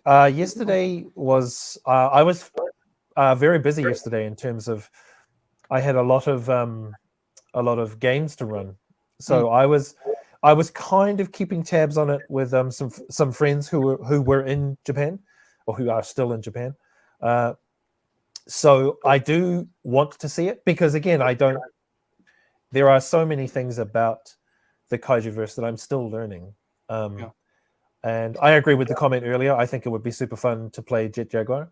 And yeah, I'm looking forward to it because the tokusatsu aesthetic is a very nice aesthetic to kind of see. It's a nice change from you know, the VFX saturation that we have at the moment. And you know, it reminds me of the things we did as kids, where we would like stack up cardboard boxes and cushions and be like, I'm a monster, and you'd smash things, and you know, and you'd like suplex your brother through the couch and things like that. So I am looking forward to seeing it. I feel like it's hard for me to have an opinion on Noodle Ghidorah, because there's still so much I have to learn, right? My palate is not yet refined, so I'm just I mean, I'm not head of the buffet line, but I'm just looking at the buffet being like, I will have one of everything, thank you. And then I'll come back for seconds once I've you know, experienced the full flavor profile of kaiju. But until then, you know, I was never cool enough to be in with the cool kids when I was growing up, so I was always the underdog, always kind of identifying with the less popular fads or trends growing up. So yeah, it's hard for me to pick any kind of favorites apart from, you know, it's like, is it giant monsters and creatures fighting? Yes, good, excellent. Yes. Absolutely. Yes, that is the meal that I ordered. Thank you. Yeah, I found the exact timestamp on the Godzilla show when it starts, if anybody is interested. Post it on the group. Maybe people can watch it in there while we're doing our intermission. Yeah. Oh yeah. But yeah, I mean, it was fun. Like I said before, like I love seeing the old Tokusatsu Suitmation stuff. I've said this before. I don't like the GMK Ghidorah. That's nothing new. But it was still fun to see them all kind of interacting. Especially, it was kind of like what if scenarios, because obviously we didn't get Jet Jaguar versus King Ghidorah. This is the first time we're getting that. You know, so it's cool to have that kind of stuff. You know, to see things that we didn't get to see in the initial, you know, movies or the franchise and stuff like that. So I love that. I do agree with Michael. I've said this before, that Goji suit is way past its prime. It needs to get scrapped and redone. We've talked about here. They need to do another Kickstarter / like Patreon, whatever they want to do to raise money to make another suit.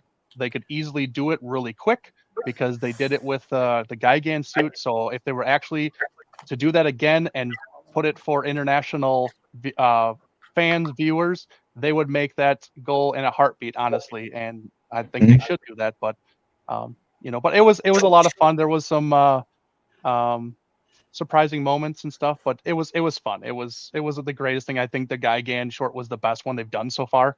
Yes. By far. But it was still a lot of fun. So, Jordan, now is your time. You can let the beast out. You know, let your anger flow. You know, embrace the dark side. You know, whatever you have to do. This is your time.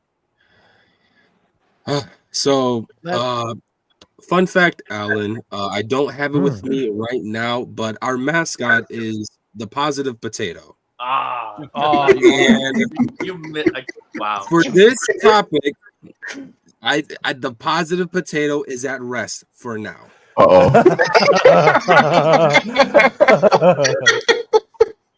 What is it, Joe Myers? Joe doesn't know what the positive potato What is the positive potato? See, he hasn't been on the I've been on every single one of these shows, and I have no idea what the hell the positive Not the potato last is. two. Not the last two. The last two you have it. Yeah, the last two. No. So I missed 2 shows out of an entire year, and I missed apparently the last.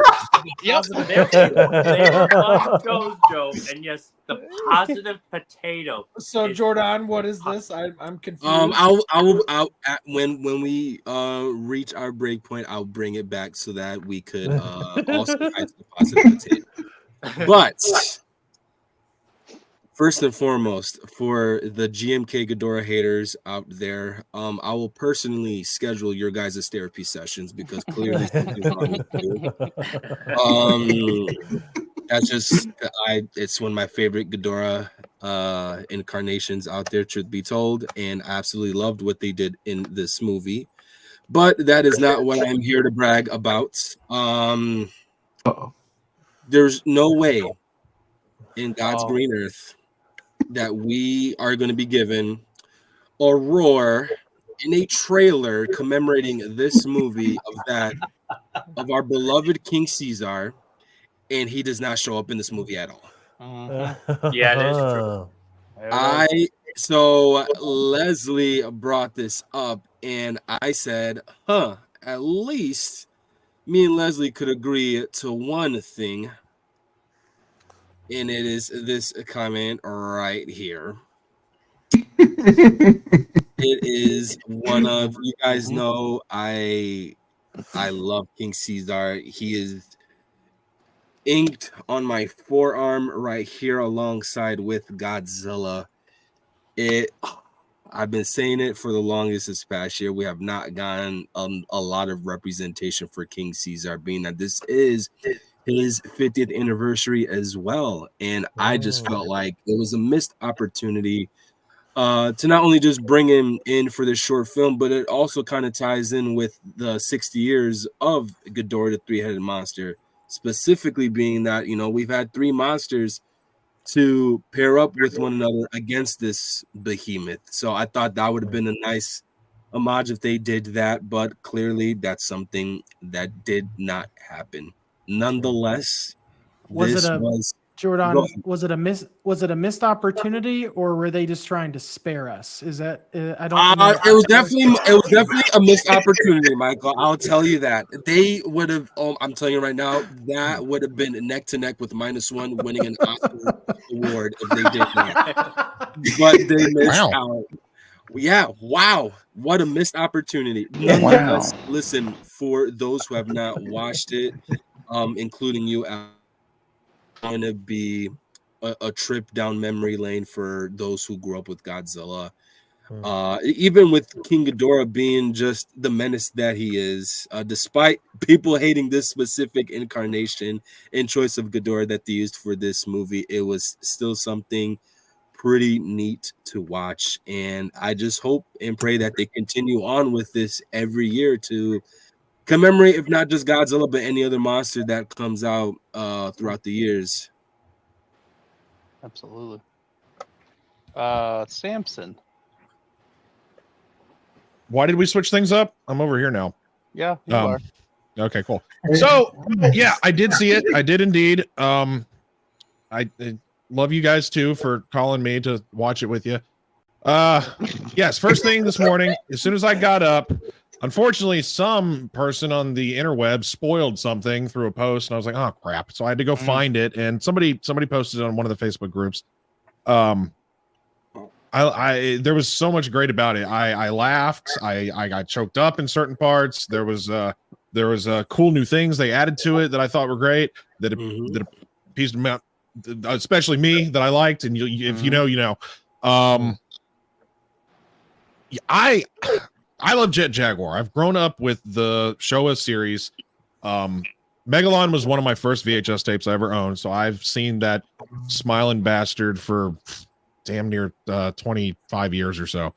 And everything that Michael said about him being relatable with the whole kind of more human aspect to him, and just his karate kicking, just karate chopping, karate something else, and I loved it. Out of all the Ghidorah suits, yes, this is one of them. So that's all I can really say about that. That's the extent of what I'm going to say about this suit. It is definitely one of the suits of all time. Out of all the suits that they've ever done, this is one of them. Greatest. I love Final Wars. Not the movie so much, but the Final Wars design. I've always enjoyed it, and me, Eric, Adrian, we all kind of have a collaborative little thing where we got the W Dragon figure specifically because it kind of looks a little bit more disheveled to represent this version of the Final Wars suits. It's a very cool figure. If you don't know what it is, W Dragon made the Final Wars suit, and it's perfect for representing this Godzilla in the shorts the past 3 years or 4. But yes, I enjoyed it, and that's about as non-spoilery as I can get. Hmm. All right. That's a word, right? That is Non-spoilery. that is okay. That is okay. But I think it's time for another giveaway.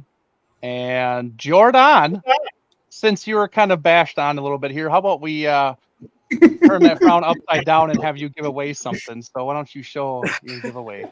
Yeah, I'm sorry. Just wiping down the tears for all the hate I've been getting. All the abuse.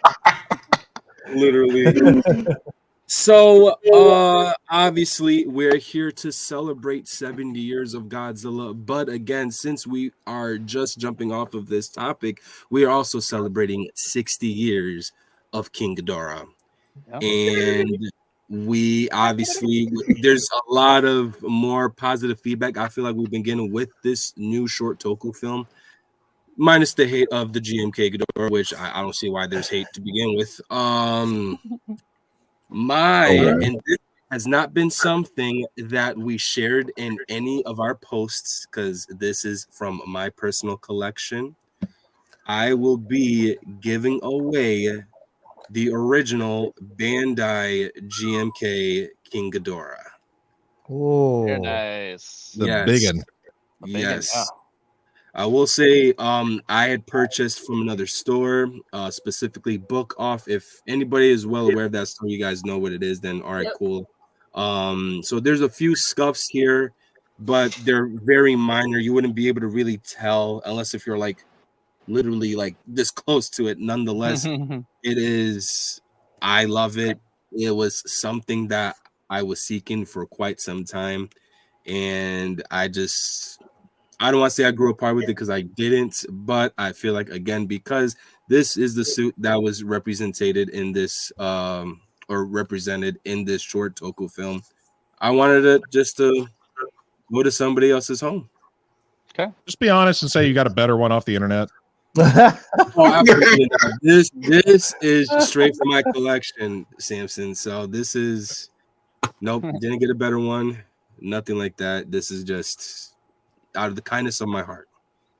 Very nice. That's a big sacrifice. What would you like the hashtag to be? Oh, we'll do. Leave it up to me. The hashtag would be crazy. It'd be greatest Ghidorah iteration of all time. But I don't know. We do GMK Ghidorah, or we do GMK Ghidorah. Not chicken legs. TMK. Absolutely not. We're not doing no. Oh chicken. no, we're doing the long one, Joe. Chicken legs. That's all right. Yeah, no kidding. GMK Ghidorah. Put it in the chat. You guys can win this free King Ghidorah. It is pretty massive. It's a big 8-inch scale from the Bandai series. Thank you. And yeah, could go to one lucky viewer. But while they're doing that, let's look at what was that? Someone say something?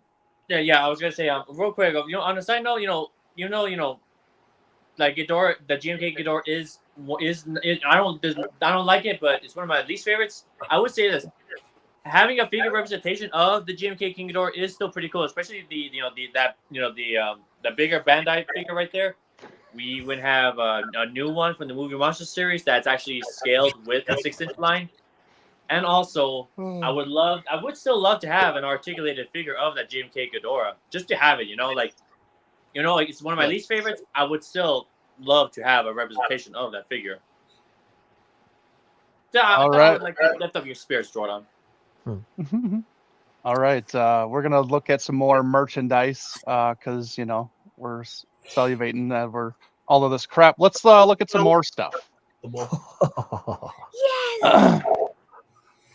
So this is the Mondo drop that they actually dropped Friday, I think it was. Yeah, Friday. Friday. And they had two 1954 posters. One's like obviously two different colors and stuff. That one's already sold out. It went pretty quick. And I forgot to put the sellout tag for the Godzilla in the saucer, but that also sold out. So all you have left is the Tiki Bug and the other black and white Godzilla poster, honestly. That is left from the madness. So anybody pick this stuff up? I got the poster. I got the silver poster. Very nice. Nice. I was this Yeah. close. This close. I got the may silver possibly poster. get the bowl. Yep. Is it a I bowl want or the a tiki cup? bowl. I want the tiki bowl, and I did want the Godzilla and the salsa, but I want a different colorway. I don't know about this colorway for me. Yeah, they will bring out like 5 different colorways for this particular Godzilla and the saucer. And we know there's going to be a we know there's going to be a glow. That's And what I was going to say. We can bitch and moan about how weak the Mondo glows are, but at least those paint apps on the glows are really good. Yeah, for sure. I agree. I want to get the bowl. That way, everyone on the stream can drink out of it when we're at G Fest next year.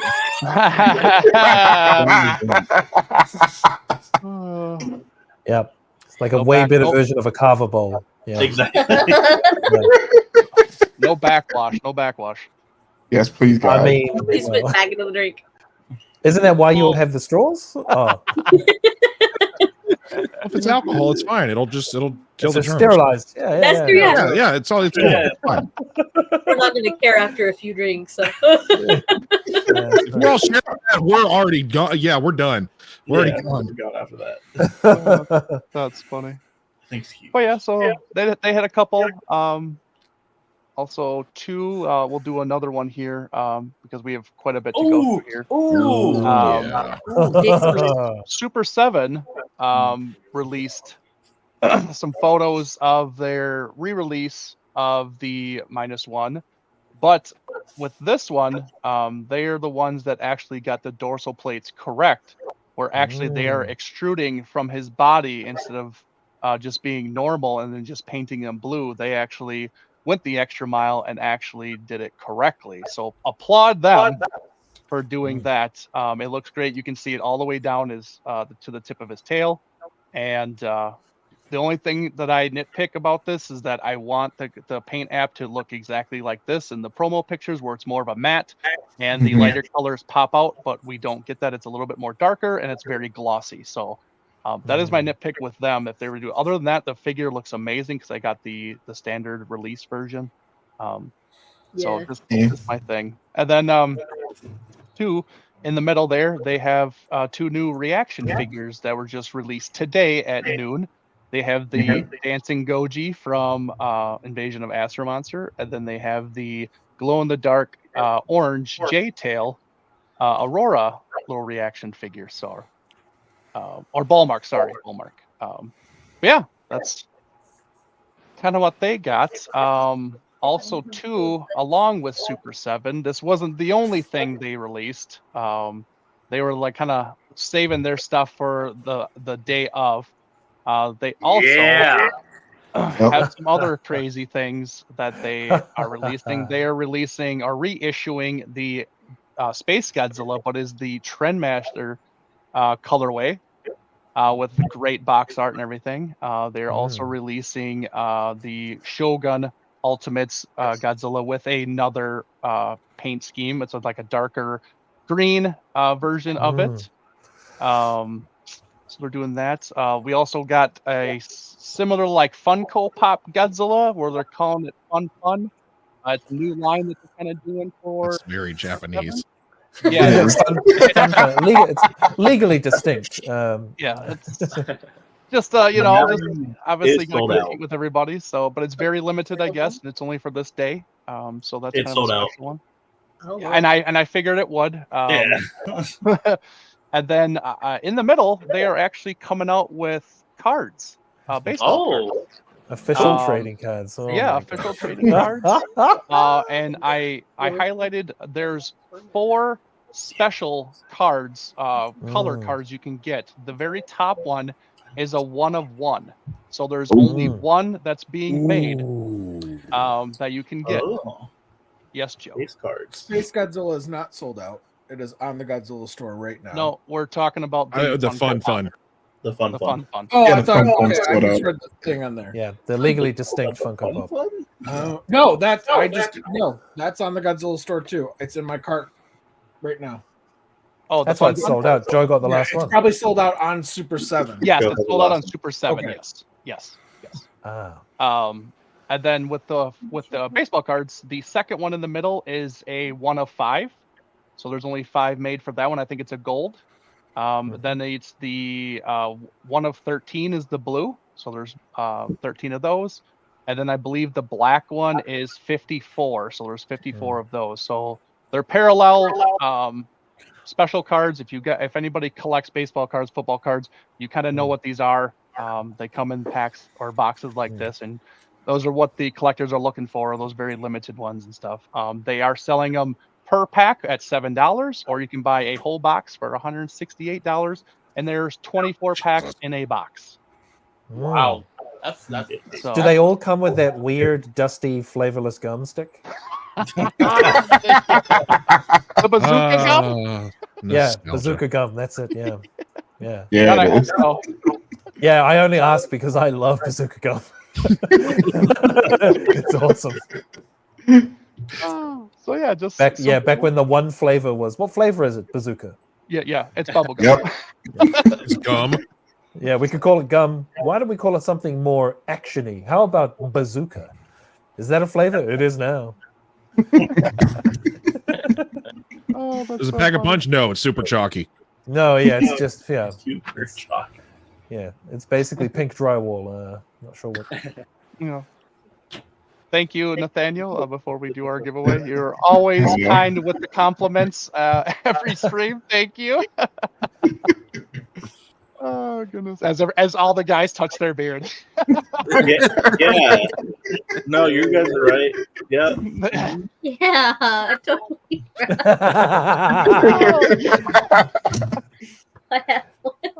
Yeah. All right, let's do our giveaway here. So let's. Who do we got? How many do we got? What do you think? Can we just highlight Matt Frank's comment? Yeah, please. Yeah. He goes, right? He goes, "Dear Daddy,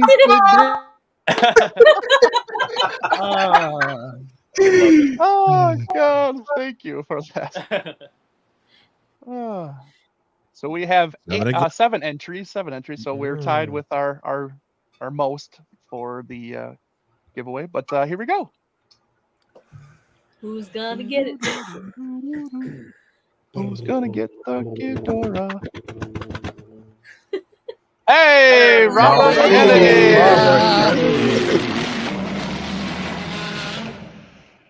Oh, fantastic, man. Hell yes. Nice. It's all yours, Robert. Congrats. Yeah, to you. Glad you, Robert. And just a reminder, email us at monsterwithattitude90@gmail.com so we can get your information and send it out to you guys as soon as possible. Thank you for participating, and there is many more to come. Oh my God. Right on. Indeed. And Eric, real quick on that, on that Trendmaster Space Godzilla, I mentioned it was it yesterday or Friday? I think it was yesterday or Friday on our live unboxing.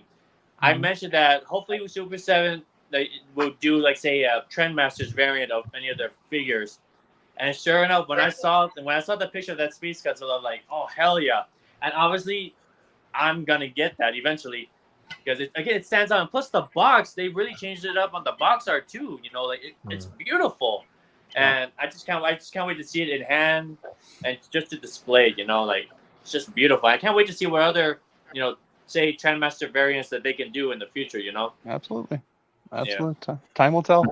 But all right, we've been going for 2.5 hours. I think this is perfect time for an intermission. But stay tuned. We have a wonderful video that is going to play during our intermission. That's just a lot of fun that we all here participated and put together and stuff like that. Just kind of lay down some knowledge maybe a little bit, or just personal opinions on some things, just kind of letting people know if you don't know, now you know kind of thing.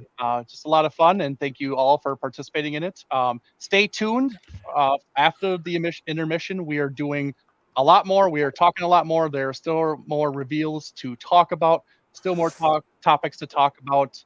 And Alan will still be here as far as I know of to stay with us and talking all things Godzilla Day and all that stuff. So yeah, you bet. Absolutely. Okay, so everybody. And more stuff to give away also. Oh yes, absolutely. We still have more stuff. We're probably about halfway through. So Eric, about how long is the intermission so everybody knows? About 32 minutes, but come back at 30 minutes. So we're a little early. I'm setting a timer for 25 on my phone. Yeah, so that way everybody stretch your legs, get something to drink, maybe a little snack or something like that. Same thing with all of our viewers. But yeah, stay tuned. More to come in this Monsters with Attitude Godzilla Day Super Show. Fantastic. Thank you, everybody.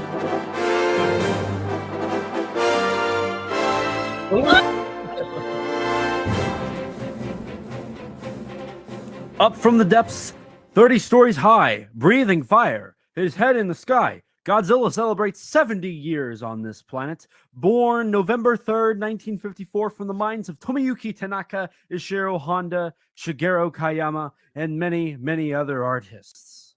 Now, in 70 years, one can experience many, many magical things. Your first love, your first time, making sweet love in the backseat of your car, and even destroying Tokyo. So without further ado, what could possibly be the Titanic terrors, Titanus terrorizing Tokyo moment of Godzilla? You tried to pull a J key there with your alliteration. Congratulations, buddy. So Godzilla turned 70 and he's a boomer. Godzilla does turn 70. He's a boomer. You're right. It's a boomer. He's too old to be a Gen Xer, and he's not cool enough to be a millennial. Don't at me for that. But yeah, I mean, it's Godzilla's 70th birthday. And what better way to make my triumphant return to the screen and to the mic than for Godzilla's birthday? You're looking pretty good, not gonna lie. Appreciate it. It's I got some good key lighting in the corner here, so it's all good. Yeah. So Michael, Elijah, with it being 70 years, I guess we should pick the ultimate moment. I mean, that's probably the reason why we're here. I know the boys are probably biting their teeth, wondering, or biting their lip, wondering how long we're gonna go. Because last year during the intermission, we were only supposed to go 15 minutes, and we ended up going 45. So we're going to try to keep this as concise as humanly possible this time. Maybe, hopefully. Everybody obviously has to know that the greatest moment in Godzilla history has to be the second wave of Godzilla fans that came in 1976 when CinemaShares released Godzilla vs. Megalon into theaters across America, and when it received its primetime NBC television spot on nationwide television. Okay. I mean, I get that because there's a lot of fans that reference Megalon as their favorite film or their introduction to the franchise. Like there's a large portion of the fan base that prefers that era of Godzilla over, say, the 60s or even the 80s. So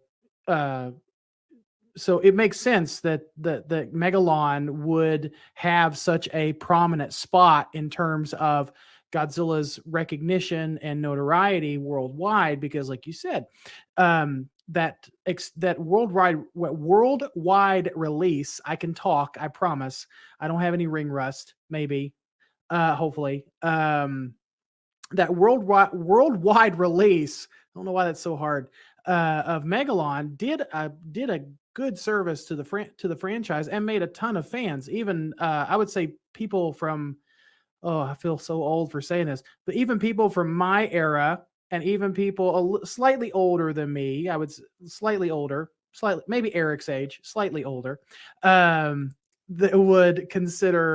would remember the days when Megalon was first brought over to the United States, and what a huge thing that was for the franchise.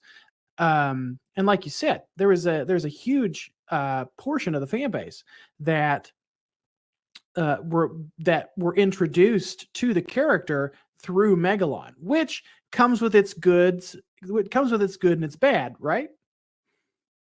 Right. So, exactly. So, we all know Megalon we all know Godzilla versus Megalon as the schlocky comedy action hero. It's the Godzilla Kong, the New Empire of the Showa era. Okay, that's that. Shit, you're not wrong. Anyway, so so yeah, a lot of fans know that era, or are big huge fans of that, are huge fans of that era. That's a unique time in the Godzilla history, right? This was when Toho was trying to compete with Subaraya and some things that they were doing with Ultraman, and you can see that influence with Godzilla versus Megalon. You know, the most famously, the character that we were introduced through that film, Jet Jaguar, which is Ultraman's ugly cousin. Exactly. And so here's the thing. Godzilla versus Megalon got more eyes on the franchise and got more people interested in what Godzilla is over a wider course of time. The fact that Godzilla vs. Megalon fell into public domain and got shown on Mystery Science Theater 3000, television, VHSs, it became one of the most pirated films of all time, and the most pirated Godzilla film of all time. And its longevity in getting in front of people's eyes and creating Godzilla fans beats out every other film sans the original 1956 American version of Godzilla King of the Monsters. And I would argue Godzilla 1998 and Godzilla 2014. So do you agree with me, Michael? I agree. Yeah, I agree. We're going to keep this civil. I actually do agree. I agree that is there's a caveat. I agree that is one of the most important moments in the Godzilla franchise, right? One of. So so for me, I think mine's a little bit more recent, and I know you're going to roll your eyes. It's fine, whatever. I think that one of the key moments in creating that next wave of fans, right, was the introduction of the MonsterVerse. And a lot of people will say that the reason why, I've heard people say anyway, that the reason why the MonsterVerse was successful is because the kaiju boom was already ramping up here in the United States with Cloverfield and Pacific Rim, and the other movie that's escaping me right now about about trauma and SA, or what is that? Colossal. There we go. I knew it started with a C. So a lot of people will argue that the kaiju boom was already on its way, it was already being established before the MonsterVerse started. But I think that 2014 specifically, Kong Skull Island specifically, solidified Godzilla and kaiju in general into the public consciousness. So from there, we've seen multiple films with varying degrees of quality. I can admit that. And we've seen an Apple TV original show. We've seen comic books. We've seen compendiums. We've seen other spin-off material that stemmed from that, which has created this wider reach for Godzilla in the West. You know, fans. So using Godzilla versus Kong as an example, was, one of the most, love it or hate it, was one of the most successful films of the franchise in terms of people getting their asses in seats, right? Just because, and you can attribute that to coming out of COVID and people starved for just something fun to watch and entertain themselves, because we had just been inundated with a bunch of serious bullshit all through 2020 and then 2021, right?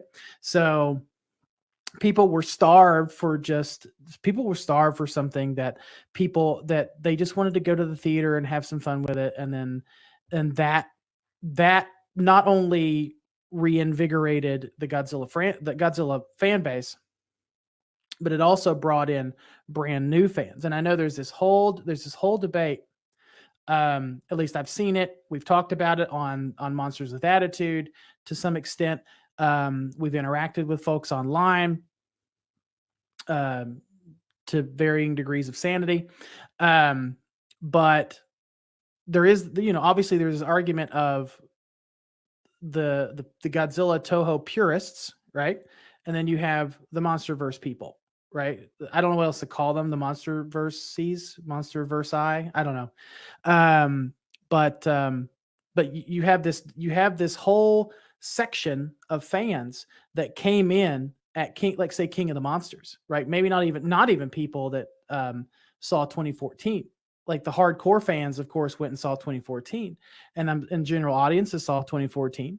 But it was King of the Monsters that reinvigorated a lot of that fan base to come in and watch Godzilla again. Now, King of the Monsters, by all intents and purposes, flopped with general audiences because it was just there's too many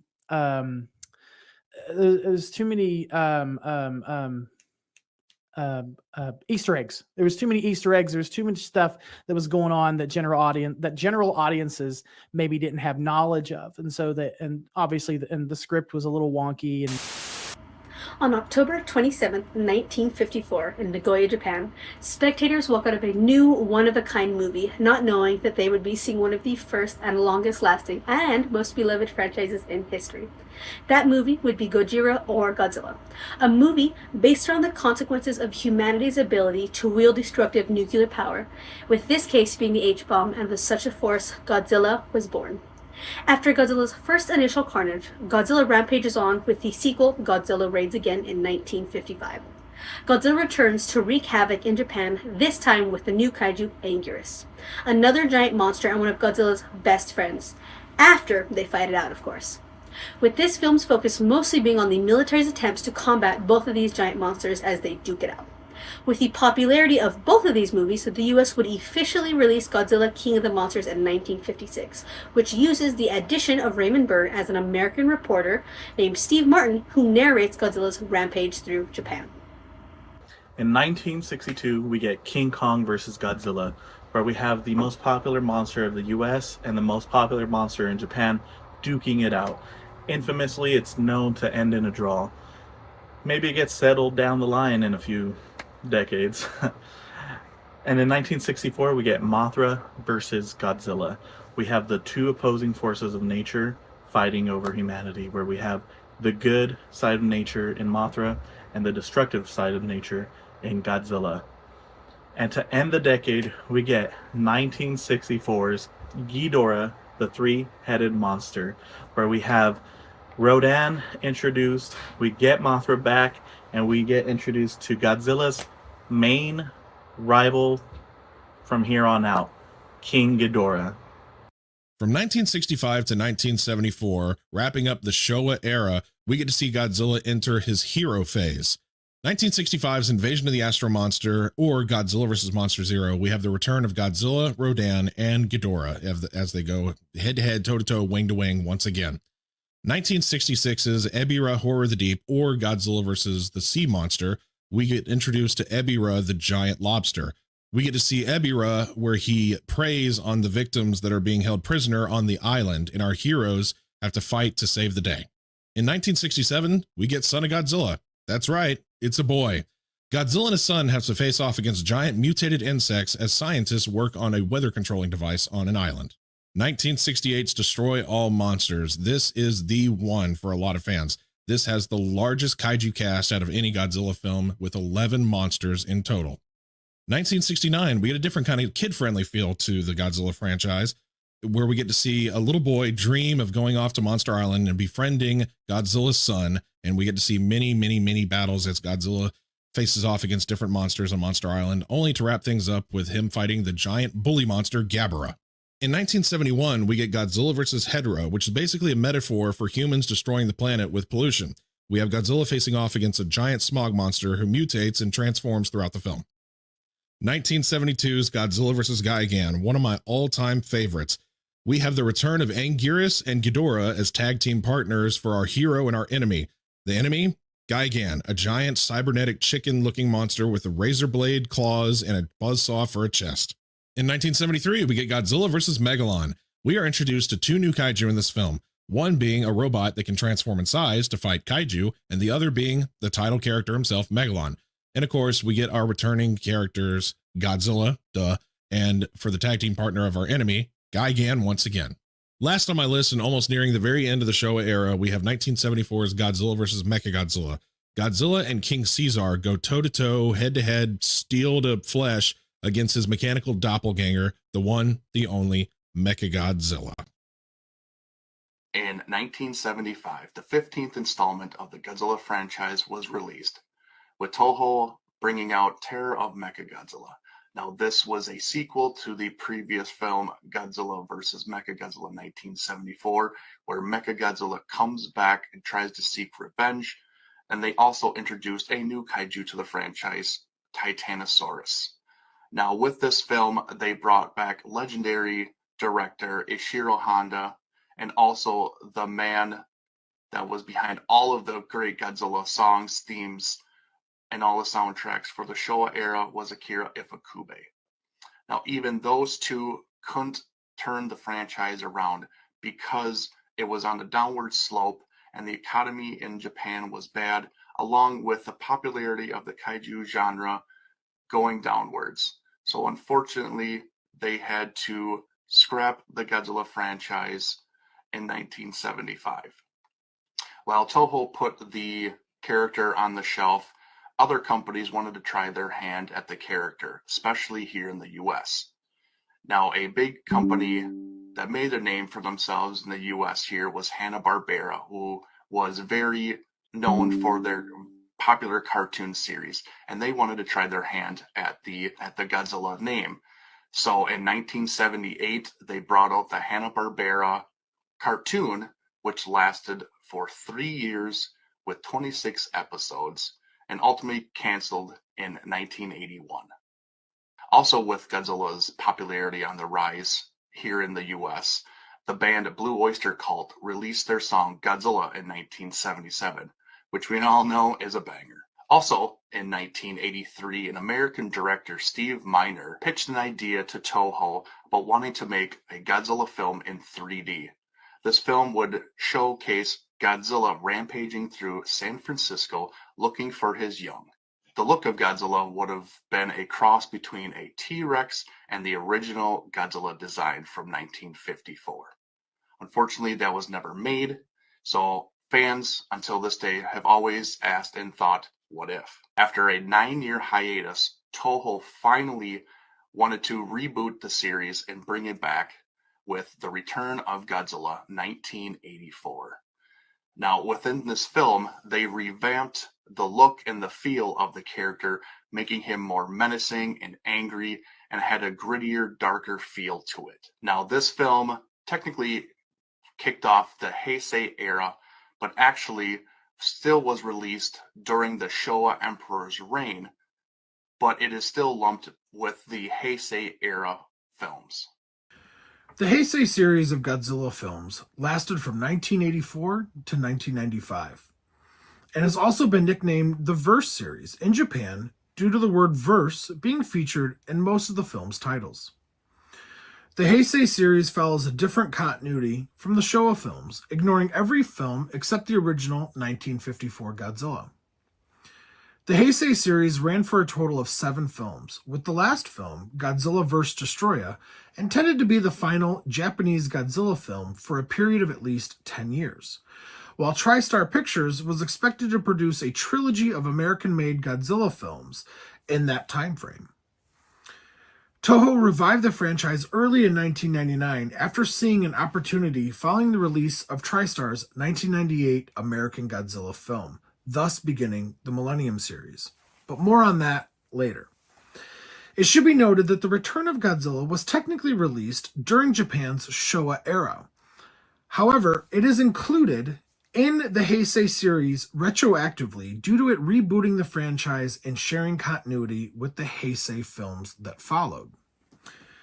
The list of films in the Heisei era are The Return of Godzilla from 1984, Godzilla vs. Biollante from 1989, Godzilla vs. King Ghidorah from 1991, Godzilla vs. Mothra from 1992, Godzilla vs. Mechagodzilla 2 from 1993, Godzilla vs. Space Godzilla in 1994, Godzilla vs. Destroya in 1995. Some notable trivia from the Heisei era is the scale of the monsters. Godzilla and his kaiju brethren and sisters were scaled up to fit in a more modern age Japan. The producers and directors were worried that a smaller Godzilla would look unintimidating in a larger scaled city than it was 30 years prior. So in 1984, Godzilla was scaled up from 50 meters in 54 to 80 meters in 1984.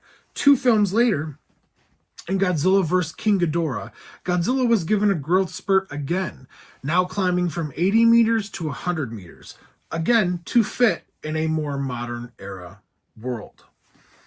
It should also be noted that with the success of the return of Godzilla in Japan, the American company New World Pictures acquired the rights to the film and tried to follow the same model used when releasing the original Godzilla in America as Godzilla King of the Monsters. They highly edited 1984, or The Return of Godzilla, and brought back American actor Raymond Burr to reprise his role as Steve Martin.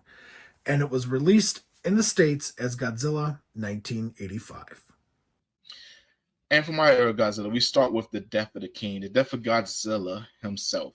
In Godzilla vs. Destroyer, Godzilla has to fight his own death, as well as fight a giant crab-like monster with the help of his son, who doesn't last very well. Of course, this news about Godzilla dying went all around the world. You couldn't go anywhere in 1995 without knowing that Godzilla was going to die. But with Godzilla dying, that did give America a chance to be able to get the Godzilla license themselves and take their hands on Godzilla with the TriStar's 1998 Godzilla. Now, love or hate the film, it did do a lot of great things for Godzilla. We were able to get all the Heisei films over here stateside finally because of the hype train that Godzilla was back in 1998, which with the reception of that, Toho definitely had to say, you know what, let's start our own era Godzilla, which is now the Millennium Era, where we get the first film, Godzilla 2000, where Godzilla fights a giant meteorite. Yes? No? Guess we got to find out. But but with this era Godzilla, we definitely do get a whole reboot on on Godzilla's origins in every single film, which leads me next to talking about Godzilla versus Mechagodzilla, where we get another new startup for Godzilla, as Godzilla had attacked at this time 2 times, and they're getting tired of Godzilla coming back all the time. And the 3rd time, Godzilla does break the camel's back, and they have to make a black hole gun to stop him. And in the midst of that, he has to fight a giant dragonfly. Trippy movie, but definitely fun.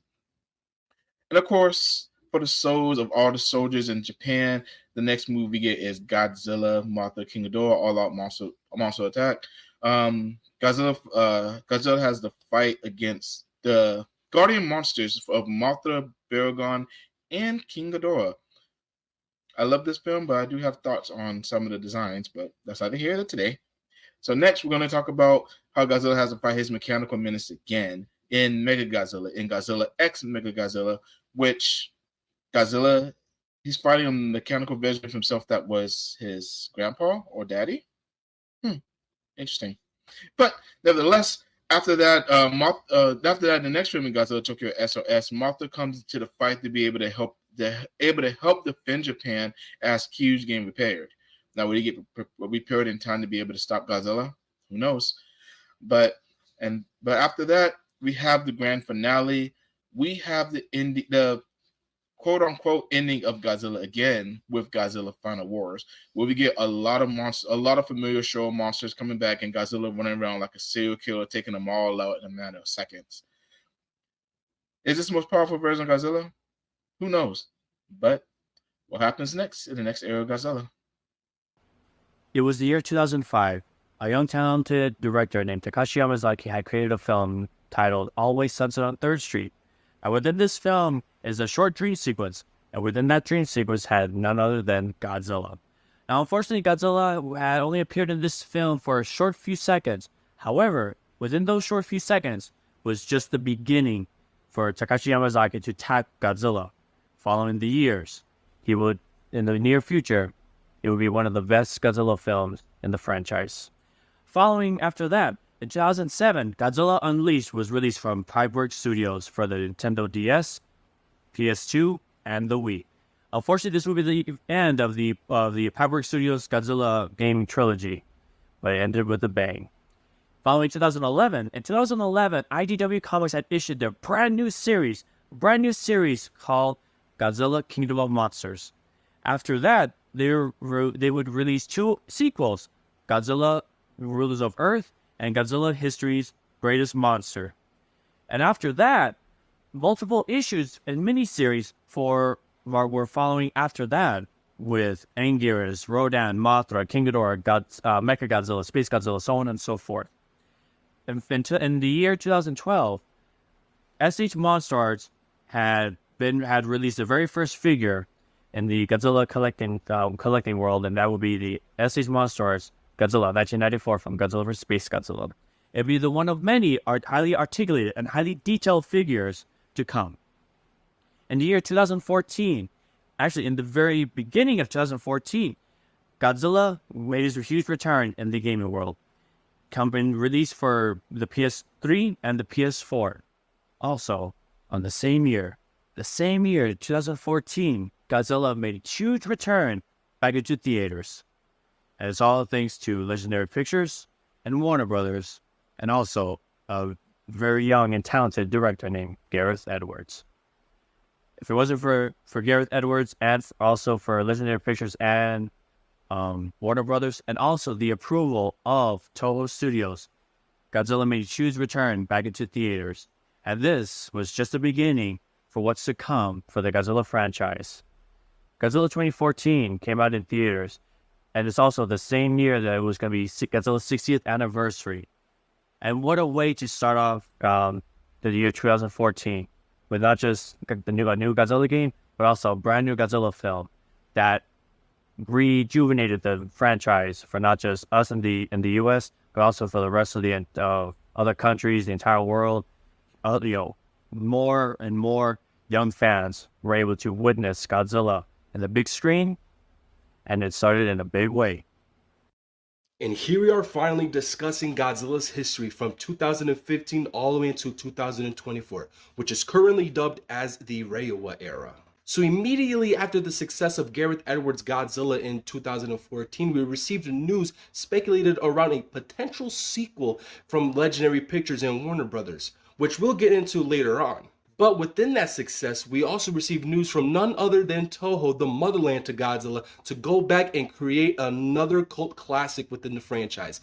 Hence the reason behind 2016's Shin Godzilla. Shortly after that, ranging from 2017 all the way through 2018, Polygon Pictures would eventually then create the first Godzilla anime ever in history, being that of Godzilla, Planet of the Monsters, Sitting on the Edge of Battle, and the Planet Eater. Shortly after that, Legendary Productions would eventually create the sequel to Godzilla in 2014, being that of Godzilla, King of the Monsters. In between the years of 2019 to 2020, Godzilla would target a much more younger audience, showcasing some type of Sesame Street-esque type of show, and that of Gojiban and Chibi Godzilla, which was the second anime adaptation to Godzilla. After experiencing an entire year during the pandemic era and a lockdown, movie theaters were once again revived by the success of Godzilla vs. Kong in 2021. Godzilla would yet again revisit the anime scene, and that of Godzilla Singular Point, which came out the same year of 2021.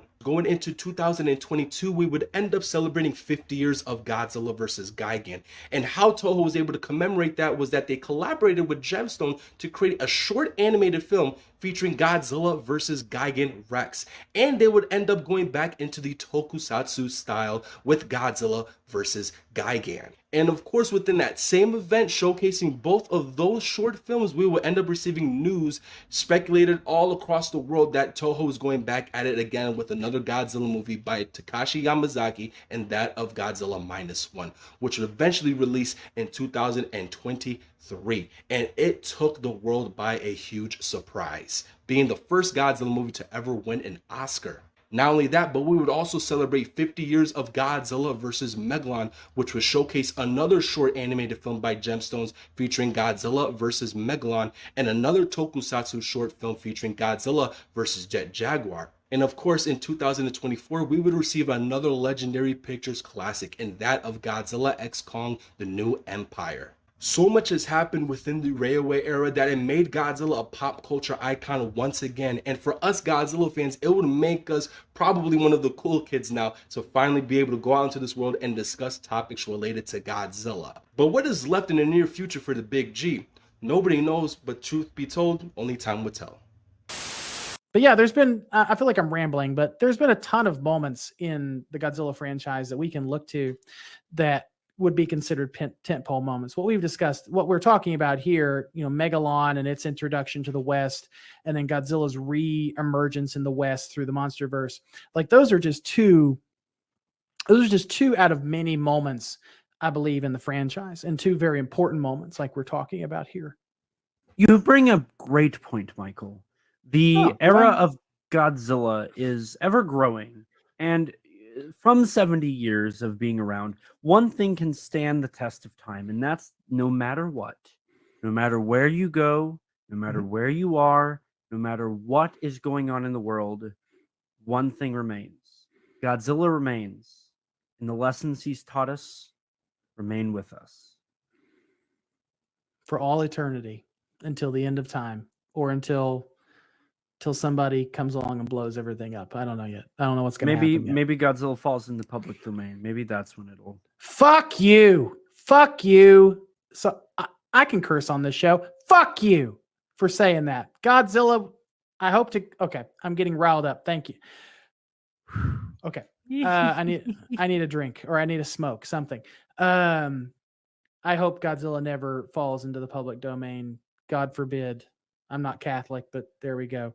But yeah, I mean, this has been fun. This has been a good discussion. Hopefully you, the Monsters with Attitude listener, enjoyed it. And I'm sure you guys have been having a blast with the boys as we celebrate 70 years of our favorite radioactive dinosaur. And before we pass it off to our friends at Monsters with Attitude and our co-conspirators, our friends, co-conspirators, our homies. Am I allowed to say homies? I don't know. My boys. Before I hand it off to the boys, I just want to say happy birthday, Godzilla, and to you, the listener, embrace the attitude.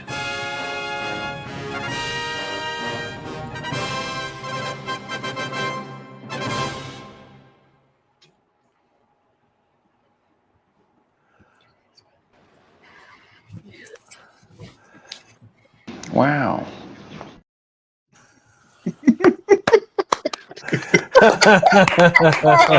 Boy, y'all know how to talk. Yeah. Nowhere near as long as last year, I will say that. Couple of yappers. Let me tell you, I was nervous to see how, personally how mine would have looked, and oh my goodness, I was actually really happy how it went well. And I'm just gonna say it, a big thank you to the man on my left or right, Samson West, for putting up together that amazing, intermission, of our, our cutouts and all that. It's amazing. You're welcome. Eric, you're muted. Eric, you're muted. You're muted. Eric. Eric, you're muted. There you go. I gotta say, first and foremost, I don't ever want to see any of your faces again after staring at that for like 12 hours. You're going back over and I forgot to say, wait, I don't want to be here. I know, thank you.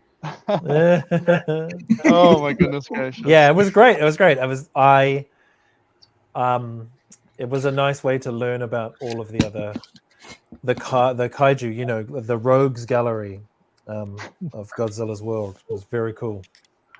Yeah, absolutely. Yeah, we just kind of thank you everybody for pitching in and doing that, and obviously thank you, Samson, for putting it together for us. So, and it was a lot of fun. It looked like it came out really well, and just a lot of fun. And yeah, it was I say better than last year's. Since last year's was our first one, we're getting better at it as we go. But yeah, back to the important stuff. Thank you for everybody who is stayed tuned in for us and rejoining us. We are back, and to finish up our Godzilla Day stream with a lot more goodies, a lot more drawings, and just a lot more sexy bearded men, I guess. We keep being told.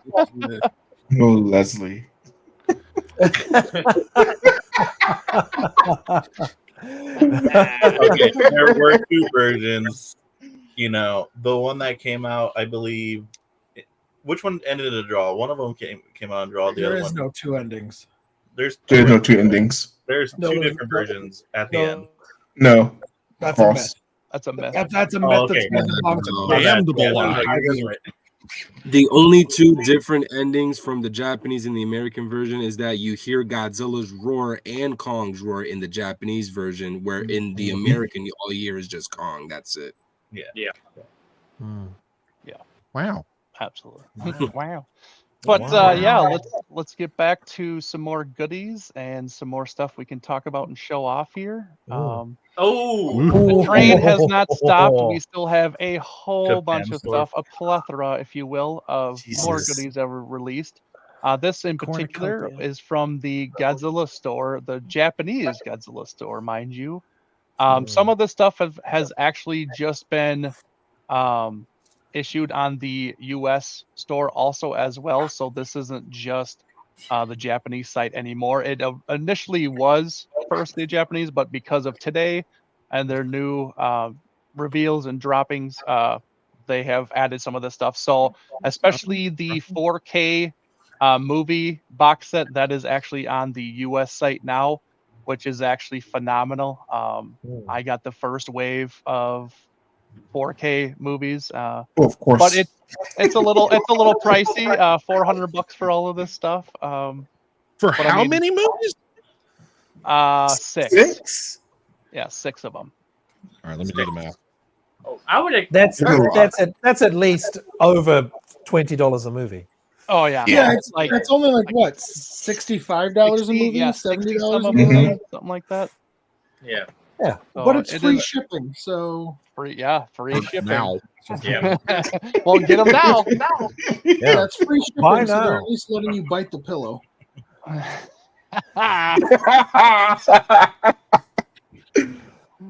Oh, but yeah, and then it was mentioned earlier, right next to it, the compilation of the Godzilla shorts for the last 5 Godzilla days are going to be released in a Blu-ray version, which is pretty cool. You don't have to start pirating the the versions on the internet anymore. You will have it as a physical release, which is actually amazing because I want all that stuff in physical media because you just never know. Yep. But also too, towards the bottom, we have some new Bandai movie monster series that were announced. The 1965 Dancing Goji is making an appearance, and with an accessory of the rock that makes him sit in that pose as the Dancing Goji, which is pretty phenomenal actually for a 6-inch. And right next to it is the minus Godzilla and the like poster version where he's got the tail kind of coming across the front and everything like that as the pose and stuff like that, which is really cool, really unique. And then to the opposite side of the Dancing Goji, we have the new Godzilla 1991 and their new like articulated, very affordable line that they've done. Final Wars Godzilla, they did Kiryu, they did minus Godzilla, and now this is the new one of the Godzilla 1991 from King Ghidorah, the Heisei. So pretty cool. Anybody interested in any of this stuff?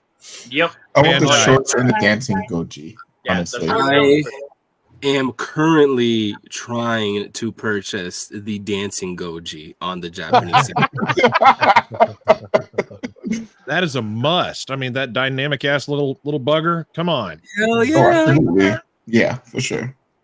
And you know what? Just like I mentioned it to Seth, I think I mentioned it to Samson or somebody else. First, they're doing this, the Dancing Godzilla. It won't be long until they do a Bandai Flying Godzilla and a Bandai Dropkick Godzilla. Mm-hmm. So yeah, can't wait to see what else they're gonna pull off. But yes, I would love to purchase that. The short films DVD set, or DVD. I would love to purchase that. Fingers crossed, I'm Oscar. waiting for U.S. Godzilla store before I buy it. Nathaniel had a question about the movies being subtitled. No, none of the movies that you see on here will be subtitled. They're all Japanese releases. Well, who knows about the shorts, because initially they had subtitles on them when they uploaded them on YouTube. Yep. As it stands with the Japanese Godzilla store, it says there are no subtitles for that movie. Oh. Yeah, who needs them? Yep. So unless they, bring it over to the U.S. Site and they put them in there, that's the only way. But right now, it actually says no subtitles. So, golly ding dang. Okay. Indeed. Also with the Japanese Godzilla store, which these dropped initially on the Japanese Godzilla store, and this was actually announced and shown off during the stream that we have new Bandai Movie Monster Series, a box set, which is a very different than what they usually do. It's usually individual releases, but they are making these a Godzilla store exclusive box set for these guys, and you can get all 5 in the box set with cool box art and everything like that. Some of these are first releases that we haven't gotten from Bandai before, that are finally getting some spotlight, honestly. So that's pretty cool. And then in the bottom, there's a red minus Godzilla. That is part of a game from the Nintendo Switch that if you buy the game Godzilla Voxel Wars, you get a card that you can actually redeem to get an exclusive red translucent minus Goji figure. And that's it'll cool. be exclusive just from buying that game card and stuff like that. So if you're into the exclusives and stuff like that, maybe you want to check that out and everything so you can get that. So yeah, what do you guys think of this this bundle that was announced? Yes. Love it. yeah, that's very cool. One word. Instant pairs of monsters together, but I dig it. Brilliant. This like the art, the box art. It's brilliant idea. I feel like they should have done this. From when they started doing the the whole voting thing. Like you vote for these 5 monsters, and then boom, they're in Bandai figures, and then you get this amazing box art. So yeah, brilliant idea. Now, were these the ones that were like the highest voted that didn't actually make it to the full winners list, and they're putting them all in the? Okay, no. I'm trying to figure out why. It's like this is a unique little conglomeration of figures that doesn't really make any sense. 74, sure. Oh, sorry. No, that's it. I'm done. I'm trying not to yammer too much today. I'm trying to think. I do know Gabra, Anguirus, Kamacuras, and Ghidorah were a part of the list. Yes, they were part of it. Yes. Yeah. So I mean, it's like even the most recent one where the giant condor won, which hashtag justice for King Caesar. It's no doubt that with the history we've got with these polls, that we will eventually see these Godzilla characters or just Toho characters eventually be announced through the Bandai Movie Monster Series lineup. This I personally love this. No, the variety is awesome, and these are ones that we haven't seen in a long time or at all. So it's great. Problem is like with the Kamacuras, you technically need 3. So I got to buy the box set 3 times. Oh, that's so true. And then, so true. I mean, we got our first Bandai Gabra. Yeah, I know. I think he's the one out of the set, honestly. Yeah, I would definitely. I'm looking to get this as well. The Kamacuras is what got to me. I already own every single one of these other characters, obviously in different collectible labels, but the Kamacuras is something that I am in desperate need for. So this is awesome again. Same here. On that note, I had just purchased officially the dancing 65. Oh, yeah, nice. I need to tell me how to do that. With the free shipping. I got you, Christian. Please send him the link. I need that in my life. They do. I think I should do it now.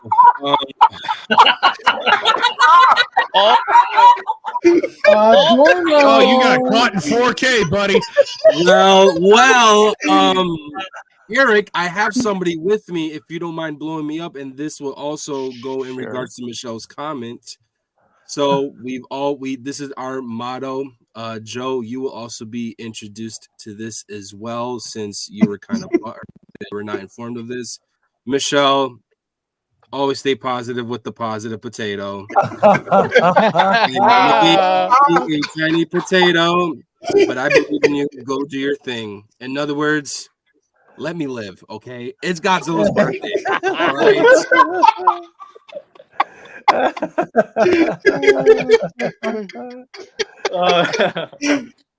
I can tell Joe. Joe disapproves. All right, with that, let's do another giveaway. Let's give the people that are still sticking around, even through our intermission, everything like that. Let's give some more stuff away. Christian and Celeste, looks like you guys are chomping at the bit. What do you guys got? I haven't given anything away. Well, I'll do one of my three that I have. I'll do them separately just so more people have a chance to get something. Okay. I got a good I got to share some art from Lenny Romero. Lenny Romero, yeah, Linzations, hell yeah, his work is amazing. The first one up is going to be this worm. I don't know where he's from. His name's Bat Raw or something. I don't know. Oh my god. Frame and everything's included. It has this little stand. It's also going to come with a hook. You don't got to worry about nothing. It's already set up, all nice and pretty for you, right? The stuff on the sides will be off. Yeah, no, this is just a little tape to protect the cover. I will say hashtag. There's three of them. There's three. This will be the first. So let's say hashtag ArtZilla1. Jesus, guys. Well, let's beat him to death with that now.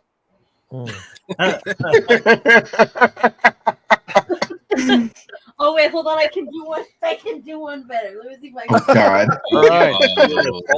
What do you ArtZilla1. Put it in the chat for your Adrian, chance thank you. to win that original Oh God! drawing from Lenny. He's a fun little bug. Needs a good home. Mike calls me a chip once in a while. Shocking. Whatever. Shocking. So while they do that, let's check out some more merch. Just a lot of stuff to go through, and I just want to make sure we get through it all. Merchandising. Now we're gonna do the flip side, and we're gonna do the Godzilla store, the US one, and talk about what they dropped on their site instead of the Japanese. So first off, we have a couple of posters. That one is an 4mm acrylic poster.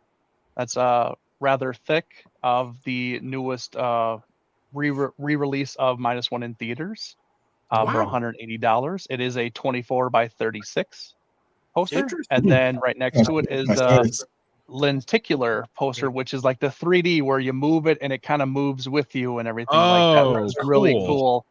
You can check that out on Godzilla.com. You can actually see it. They did a little video where when it moves, you can see what it's doing. It's like the cannons are like firing and then they're not firing kind of thing. And then his head moves a little bit too. So really cool. Again, it's 24 by 36, but that is a $200 poster. Then we have some reaction figures from Super 7. New color schemes celebrating their anniversaries, 60 years and 50 years. And you have the Ghidorah and the Mechagodzilla in the middle there for 20 and 25 bucks a piece. So you can get those guys. Also, two right to the left of them actually is the 3-0 Godzilla 1974 figure that is kind of making a splash. Honestly, it looks really awesome and it has a lot of great accessories. It is 9 inches tall, right?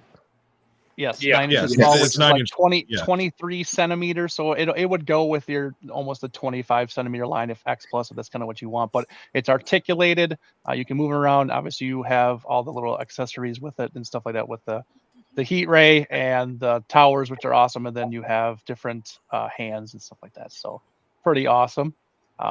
On the lower, Gold Godzilla, it is I talked about this before when I showed off the Godzilla 91 from the Japanese site. This is the special gold version of the -1 in that line. And actually, the guy next to me actually won one of these at New York Comic Con when he was um, attending the panel from Yamazaki, where Yamazaki actually chose, and he got the question correct, and he was able to get one of these. So this is on the site now. And then right next to that, Mondo released their supposed to be their Comic Con exclusive glow in the dark All Monsters Attack set, but they reissuing it again on the Godzilla.com US site. So if you missed out on that, here's your chance to get those now. So that's pretty awesome.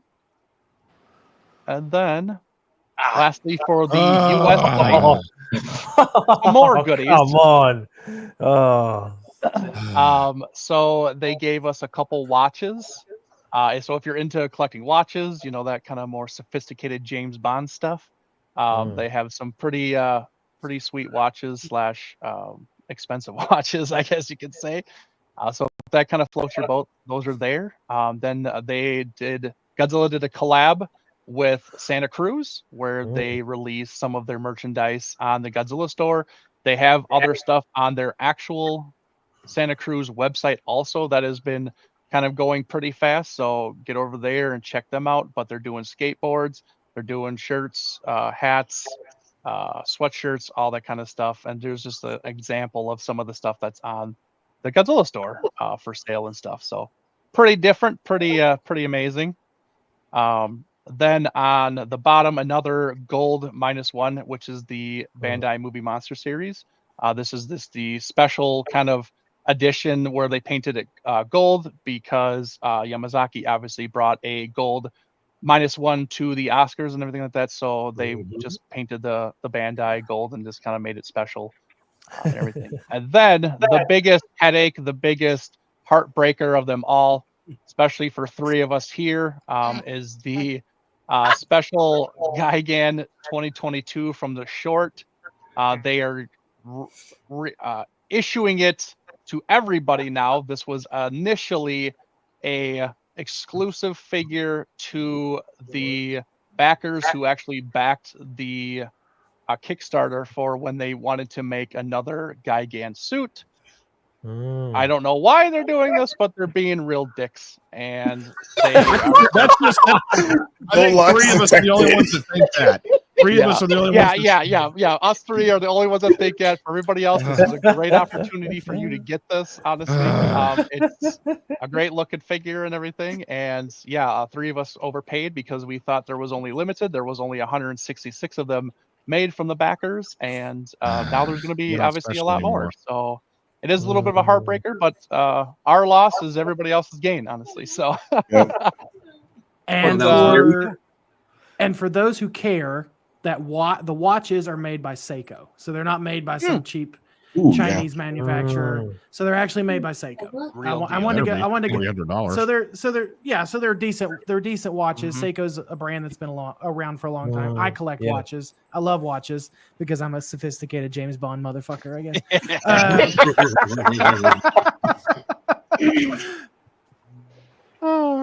So just a lot more stuff to. So who's getting what? Yeah, seriously. Oh, I know one day I'll get that guy again for sure. I think there's only a window of time to pre-order, which is the thing. So you got to hurry. Yeah, hurry. I want that skateboard. I had no desire to get that Gigan, but I think I'm going to buy two for the price of what y'all spent. Oh my god! Oh Lord! I'm the one. One on the shelf and one that you just throw around the house. No, honestly, I really do feel bad for you guys. Like, I think that's really shitty. No, I mean, granted, you guys didn't back it. You bought it on the secondary market, which was even more the project. But this is one of my biggest Eric and I have actually talked about this before. Problems when it comes to some of, like, to me, you're lying because you're marketing it as an exclusive piece or whatever. That should mean then that it's exclusive. Exclusive means that you can only buy it exclusively during this time or exclusively at this place. And then all of a sudden you reissue it, or you reissue it in a different color, or you do something like this. Like, I just think it's taking advantage of people's money, and I don't like that at all. But yeah, it does suck. Yep. No kidding. So does anyone want to say how much they paid for it when they had to get it on the secondary market? Just out of shits for shits and giggles. The dancing one. Take a guess. I'll give you a hint, Michael. I bet you it's at least double that. Oh no. Samson, you probably paid what, 8? Lower. Oh, 7. Wow. Eric probably got hit for 1,200. No. I paid the most. So I'm the Yeah, most. Samson paid the most. Okay. I used my tax return, so it was kind of not that painful, but I paid 6 with like shipping. It was just over 6. Oh, that's not terrible. Yeah, Still- same. still- Well, still- six. I mean, It's just a little shy of twice. Yeah, exactly. Still twice. Yeah, exactly. am I the only one that got the little special letter that came with it? Yes. Yeah. Okay. Samson, what was if you don't mind me, what was the special letter? Thanks for It's buying in Japanese. Thanks for Thanks for buying your this money. exclusive figure that we're never ever going to reissue again. Seriously. Thanks for If I could spending read this money. Japanese, We're I'm not sure gonna- I would have been like, Thanks you for- ass. Yeah, that's what it Thanks says. for in Japanese. thanks for blowing your money, motherfucker. Is what it says. Yeah. Thanks for buying this 6-month exclusive figure. We're reissuing it in Yeah. 6. That's what the letter said. It's just a thank you to the backers. I did or Eric is the one that told me to do like a Google Translate picture on it. It's a thank you to the backers. Congratulations on getting one of these. It's one of 66. Yeah, fucking right. Yeah. See, we shouldn't even be the only ones that are mad. It should be everybody who got that and assumed that it was going to be exclusive. Absolutely. I mean, I agree. I agree with Joe. If they say it's exclusive, it has to be exclusive. Yeah. Like it has to. That's the point. Same thing with Mambo with the glow in the dark All Monsters Attack set. Yep. Like that's supposed to be a Comic-Con exclusive. What the fuck? And now it's like you can- I disagree because I'm a proponent of if there's money to be made on the table, then don't call it exclusive because you're lying. Because then it's not exclusive. If I'm paying for something, if I'm paying for an exclusive thing, then it better be exclusive. You can't sit here and say, "Oh, it's a New York Comic-Con exclusive," but then resell it 2 months, 3 months later. Then it's not. Get him, Joe. Then it's not exclusive to Comic-Con. Joe, that if you're sad that you don't get the letter, I'm sorry. I will write you a letter, buddy. If that's what you're. I'll make upset copies. about. God, if it's that, I mean. I will write you a very beautiful love note, Joe. If that's what you want, I will do that. You and I both know you can't spell.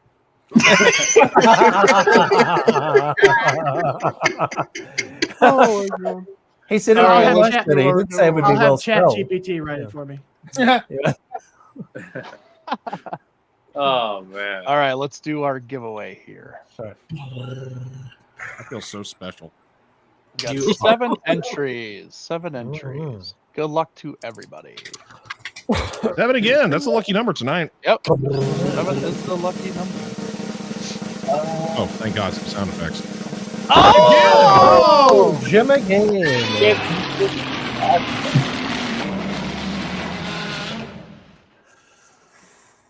Congrats. Congratulations. Congratulations, my friend. Heck yeah. Jim Agala again. Woo. It's the Hulk icon, I swear. Yeah. Oh my goodness gracious. I got a little 50th anniversary stamp of approval on the letter, so that's cool. Oh, there you go. Hey, There you go. That's worth $350 right there. Yeah, that's Oh, a yeah. $350 stamp. Yeah. Oh gosh. All Yeah, right. The real figure was the friends we made along the way. And actually, And this we're really gonna, elaborate envelope. we're gonna do another giveaway right off the bat. So while we Oh. discuss our next topic, people can put in their comments and stuff like that while we're talking and everything, and then we'll do it. So who would like to go next? I think Samson's ready. Samson, you ready? All Yeah. right.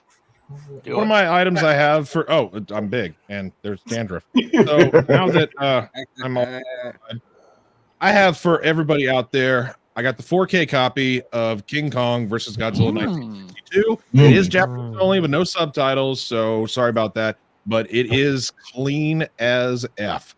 I popped it in and watched it. It's really clean. It's awesome. So here is the first one up. I guessed KK 4K. King Kong 4K. KK 4K. Thank God you stopped with 2Ks there. For real. I was about to be like, what the hell is happening? we know you live in Georgia, but calm the fuck down.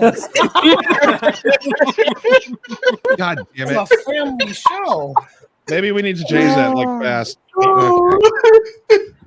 No, keep it. Too late. Yeah, we're locked I in. really hope Leslie's still around to hear what you say.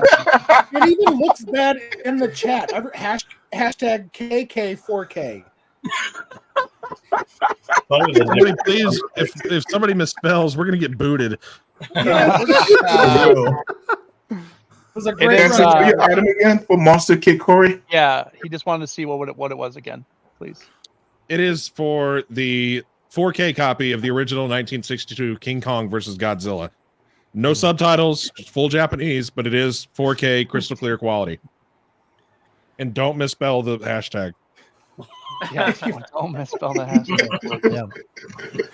While we're doing that, for all the people who are doing that, we're gonna get into a very juicy topic here. It has been a buzz since it's been announced. I wish they actually would have announced it today, but it wasn't. Kind of gives us a couple days to think about it and kind of how impactful it is. But so the biggest news was that we were gifted this little teaser trailer saying that a new Godzilla film has been greenlit and that Yamazaki himself will be in charge of making it again. So I want to know from everybody, how big was this news that another Toho film is being made and Takashi Yamazaki will be in charge of making it?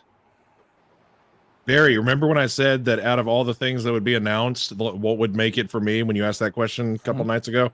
And I said new movie. Why do you think I made that little short? You clever bitch. Yes. No, this is amazing. I can't wait to see what he's doing. I want Michael to go first.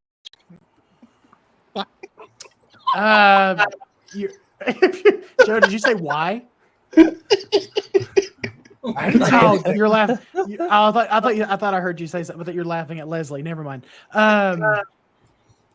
I mean, I was told I was informed by this by Elijah, because he called me. He's like, I'm so happy. And I thought he was talking about this new girl that he's dating, but no, it was the Yamazaki film, which I feel awful because I'm completely out of the loop. But I'm excited. Like, Godzilla -1 was fantastic. It's better than Shin Godzilla. And a sequel is always welcome. I'm just curious what we're gonna get. Are we gonna get another? The rumor has it. Now, rumor is rumor. It's really early, so rumor has it it's gonna be another solo film. But maybe not. I mean, hopefully not. I'd like to see Yamazaki tackle the traditional versus format, but I mean, -1 was fantastic. It won an Oscar for a good reason. It made us all laugh and cry, and question humanity, but Hmm. it's I'm excited for it. Now, I don't know if they gave a release date. I'm assuming what 2026, 2027. I'm assuming 26 because I think 27 is supposed to be the MonsterVerse one. Yeah, I Unless they think push, so. unless they Yeah. push that back. 27 is MonsterVerse one. Yeah. All right. Well, I'm looking forward to it. I'm looking forward to it a lot. I caught that. Short on. Talking about what? Alan, I caught that. What? I caught that. Yeah, Yamazaki's super cool. He's really cool. Yeah, I agree. Yeah, he is super cool. Yeah, I'm really looking forward to this film. The one in 2027 or the one in 2026? Yeah, Yamazaki, man. Yeah, it's first Godzilla. Yeah, that's You have been outed. Jordan. I mean, I've expressed my thoughts, and my assumption turned out to be a reality from what had happened at the end of that panel, and just his reaction, his body language when it was asked, is there gonna be a sequel? Where's -2? Is Anguirus gonna come back? Which I know I'm seeing in the chat a lot of people are mentioning Hedora, even in the community, but preferably I would love for it to be Anguirus. But I am super excited for this. It's funny, yesterday, last night, as a matter of fact, me and Michelle, we were talking about what is this movie going to give us? Is it going to give us a traditional versus, or can it be? Michelle brought it up. Could it be another solo film? Again, it is too early, but I think because a lot of the fans that do ask and hope, or did ask and hope for a sequel, have all translated that to also being Godzilla going up against another foe, whether if it be a traditional Toho kaiju, a new original kaiju that Takashi Yamazaki could cook up for us, or maybe even possibly another separate Godzilla species. And the reason why, Samson brought it up during our Let's Talk live show, how did the Otosaurus had gotten all those scars? It's not like he was scratching himself up against a giant boulder or something that caused him to get those, or he could have also dropped his X plus Mother Legion figure and caught it midair. That's the reason he had all those scars. But nonetheless, it does bring up a good topic. There's no way in hell a creature of that size and that ferocious would be able to just have scars like that just coming out of the womb. Absolutely not. There's more to the mystery behind Godzilla than clearly what we see in the movie, and hopefully we'll be able to get that explained in this sequel. I really cannot wait. I already expressed to you guys how I feel about Yamazaki-san. He is the Ichiro Honda. He is the Eiji Tsuburaya of this current generation, specifically for Japan. And this man is looking to break records, and I am all on board with that. Yeah, it's we talked about this on our Let's Talk segment last week. That I kind of give you guys some situations or some scenarios, and honestly, like I want a Toho verse. I want them to start doing that kind of stuff that Legendary's already done. And honestly, Toho said years and years ago that they wanted to do. I want them to start doing that. And if this is another step in that direction, obviously I'm all for it. Obviously, Yamazaki is and could be a pioneer for the Godzilla franchise, honestly, for what he's already done. But if he keeps going, he will turn into the new Ishiro Honda of our modern age, honestly. And that would be something to see, because obviously we all look up to Ishiro Honda and what he's done.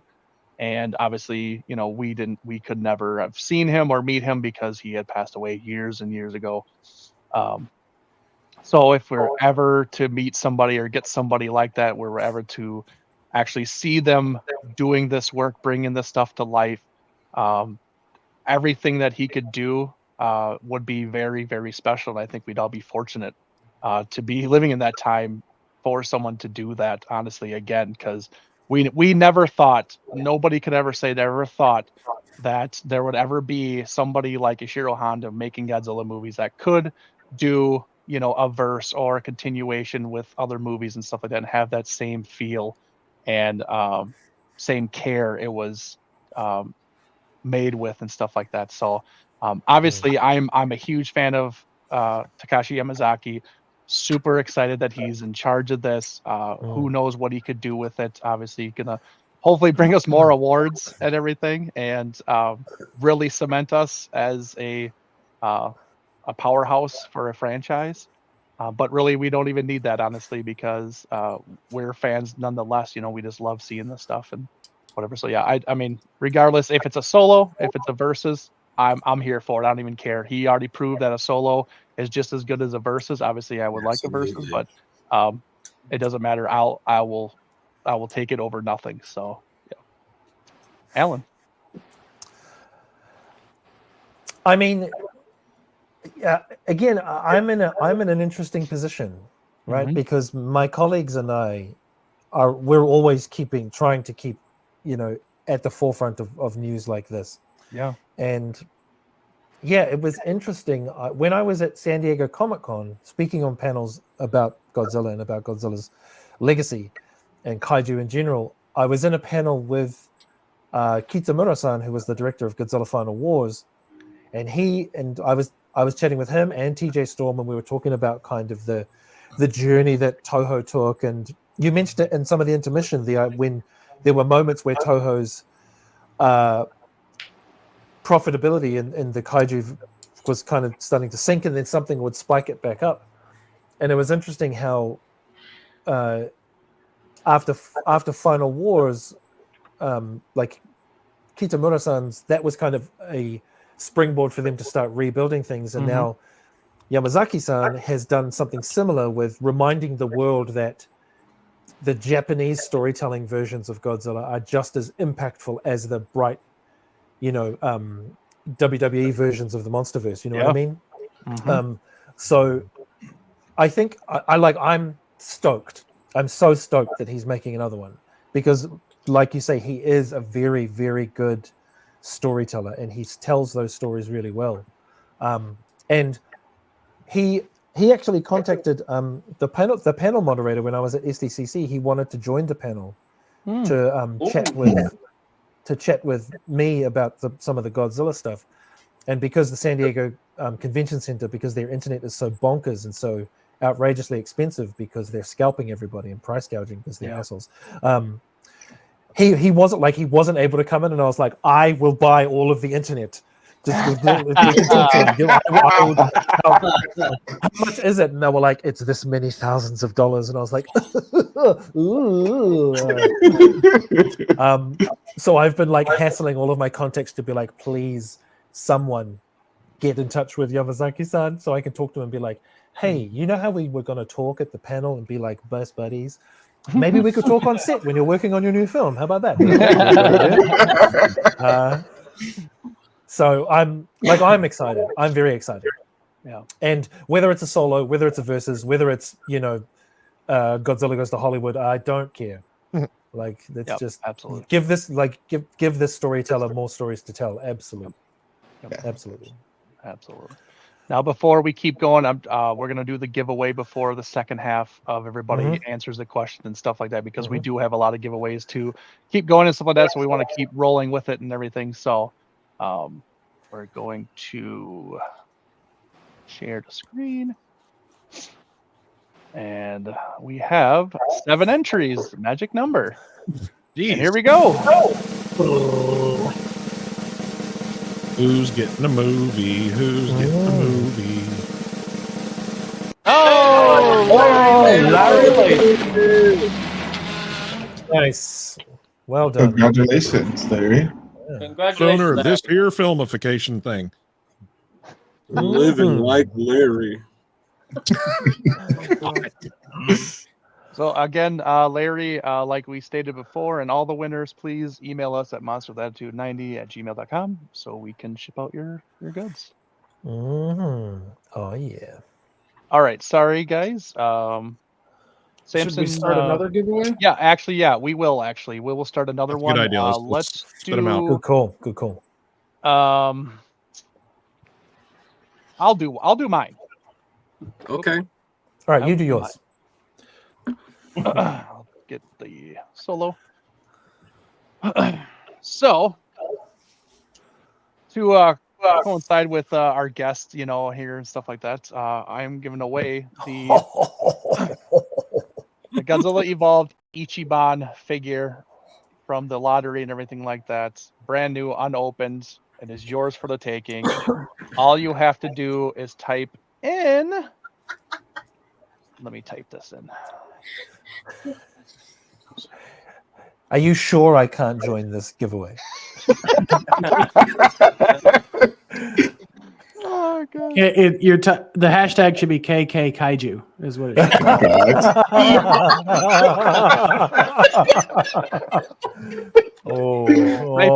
in simply Ichiban. Hashtag Ichiban. And we're canceled. Ichiban. And this is yours. Type in Ichiban. I'm gonna have to go into hiding. So good. And actually, Eric, I have mine open right here. If you want to blow me up real quick, so everyone can see absolutely. You guys can see it live and in person. it. It is made by Yuji Sakai himself. This is a gorgeous figure. I just opened mine yesterday, and I absolutely love it. That is So beautiful. we ain't got one, but in the hashtag. Here's your chance for free. Colleen. He's the prettiest girl at the party. All right. Sorry. We will continue our discussion with Samson. You are next. I kind of went in the beginning, as I stated about how several days ago I said this was going to make it for me for the movie announcement. Yeah, coming from somebody that is not the biggest fan of the solo films, I was blown away by -1 and how good it is. I'm like everybody has been saying here, Mr. Henry, especially. It's all about just seeing a bunch of brawling and action stuff. Yeah, I've always been a fan of that. But -1 was impactful as all be it, and this man has proven that he can make something masterful, and he can make you care about the characters, which usually it's like, let me just fast forward through this and get to the monster stuff.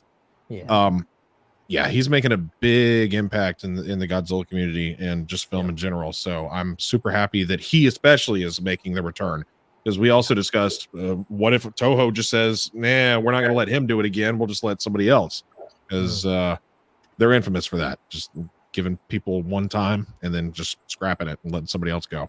So this is very important, I feel, and I'm excited. Yeah, absolutely. Adrian? Yeah, and honestly, I kind of agree with Samson too. That was the thing I was worried about, that they wasn't going to let Yamazaki come back.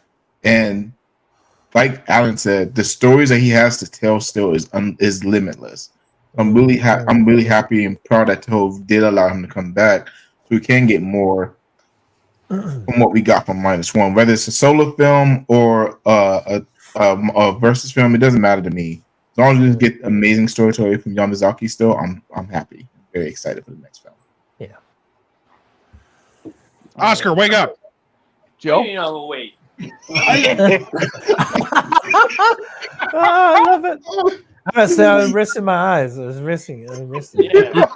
Hey, whenever you get a good old something good to eat, you like to relax, lay low, hearing out everyone's opinions. All right, Joe. I mean, if y'all want to go next, I can go next. He's like our stoner friend. He's just, hanging out. Way in the corner, just kind of. Yeah, Oscar's just bringing the vibes, man. I thought, and I thought Cody was our stoner friend. That's what I thought. No, I'm not, but I did finish a whole deal of crackers, so. Of crackers. Saltine crackers. Anyways. Moving So on. I think this is a big announcement. I'm excited. What Yamazaki did with -1 was absolutely incredible. He is the one that was able to make Godzilla an Oscar winner, and that's incredible. That's I'm going to echo Alan's sentiment and say this man has more stories to tell, and I'm here for it. I will say that I am really I would be kind of disappointed if it wasn't a film, because the last two Japanese have been standalone Godzilla films. I would be interested to see what he could do. However, I would still probably enjoy a standalone. But as far as like how big of news, I'll be honest. I talked to Eric about this the other day. I would have been more shocked if there wasn't a sequel announcement. It has done so well at the box office. It won an Oscar. If they didn't do a surprise me more. So, but yeah, I'm here for it, and I'm excited. So, all right, Celeste and Christian. Yeah, man. So this announcement, huge, big old deal. With you guys, it would have been more shocked if it wasn't announced. And yeah, I want to see what he does with a versus scenario. I think the way they left things off with Noriko and the potential G cells and everything, I think is alluding to the fact we might have a monster. Don't know what it's going to be, but I'm excited for that. I mean, 2026 and 2027 is going to be great years. I'm going to be enjoying it all. I'm going to pass it to you. Same here. I just like most of y'all said, I would have been surprised if there wasn't. But yeah, at the same time, I love to see what he did with that first movie. -1 was absolutely a classic. I loved how he did the standalone. Like he said, I would love to see his take on a double, like just Godzilla versus. I would love to see how he portrays that. And I know no matter what he does for it, it's still going to be a hit. It's still going to be a movie we're all going to love. But it was absolutely amazing to hear. It kind of caught me off guard. I wasn't even like, I believe I heard the information actually from you guys, but I was really shocked, but it was awesome to hear. So, Oscar. Well, just like everyone else has said, has been saying, like it's really great that he's gonna be directing. When I first saw it, obviously the clip where the text and all that were showing up, and then a few minutes later, he announced that that he's gonna be doing it. I'm like, hell yeah! And yes, me personally, yes, I would love to see him do a versus film, but I feel like this is just me. A trilogy would be pretty cool because if there was a certain remake or monster that I would love to see him tackle, it would be, besides Hedorah, I would love to see him tackle the original idea of GMK, being Baragon, Baran, and Anguirus, but say, as a two-part film, just to see what he can do with the stories, and of course how to, properly introduce each monster, each Guardian monster, or yes, Godzilla versus Anguirus. I mean, Anguirus was his first foe from 1955 in Godzilla Raids Again, so that'd be pretty cool. But yeah, the sky's the limit. I cannot wait to see what this brilliant man is gonna do in the future. I looking forward to it. Like the more Godzilla, the better. Can't wait.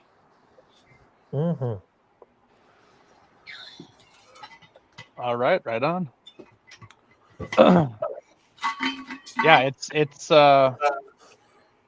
like Joe said, it would have been weird not to hear about a sequel with how well -1 is done and stuff like that. So I'm glad that they finally gave it to us. I like I said, I really wish they would have just done it on Godzilla Day. Would have been just more over the top, more exciting and stuff like that. I think just kind of like what they did previously with -1 and kind of tease us and everything. Yeah, we hated it, but like it was pretty spectacular, honestly. So, but I am happy that we are getting one with him at the helm. Oh yeah. But with that, we will do our next giveaway here with the Ichiban. And we have 13. Oh, 13. entries. Oh, everybody's in. Hell yeah. Let's Who's a go. popular boy? Yes, he is. 14. I think someone just stuck it in there. Here Oh we my go. god, they did at the last Oh, they second. did. Yeah. And got the coin. Right on. Congrats, John. Heck yeah. Congratulations, John. Congrats, Just a congrats. reminder, email us at monsterslab290@gmail.com. And sub to the channel. All right. And let's get another one in the chamber here. Who wants to go next? I got a bundle Go. of three, Joe wants to three go. figures. All right. Oh, Joe does. I got a. Oh, sorry. No, Sorry, go there's a little bit of a delay on my end. Yeah. Did you say okay. me or did you say somebody else? You, Joe, you. Okay. So I'm gonna bundle my things. Yeah. So since it is anniversaries, I'm gonna give away the Godzilla, the Mecha Godzilla 50th anniversary comic. It's very good. I'm also gonna throw in another Mad Libs book, Godzilla. And to piggyback off what Eric said, in honor of our special guest and our dear friend Alan being here, I'm gonna give away the complete Gashapon Godzilla X Kong set. They are new. I bought a second set, so they're still sealed. You will get all four. Oh, You will yeah. get Shimo. You will get Godzilla Evolved. And then Mr. Henry himself, Scar King and Kong. Oh, look at that. Yeah. Yeah. So let's do hashtag. Let's do hashtag Henry for Alan's Hashtag Henry. performance. Oh, hashtag Henry over there.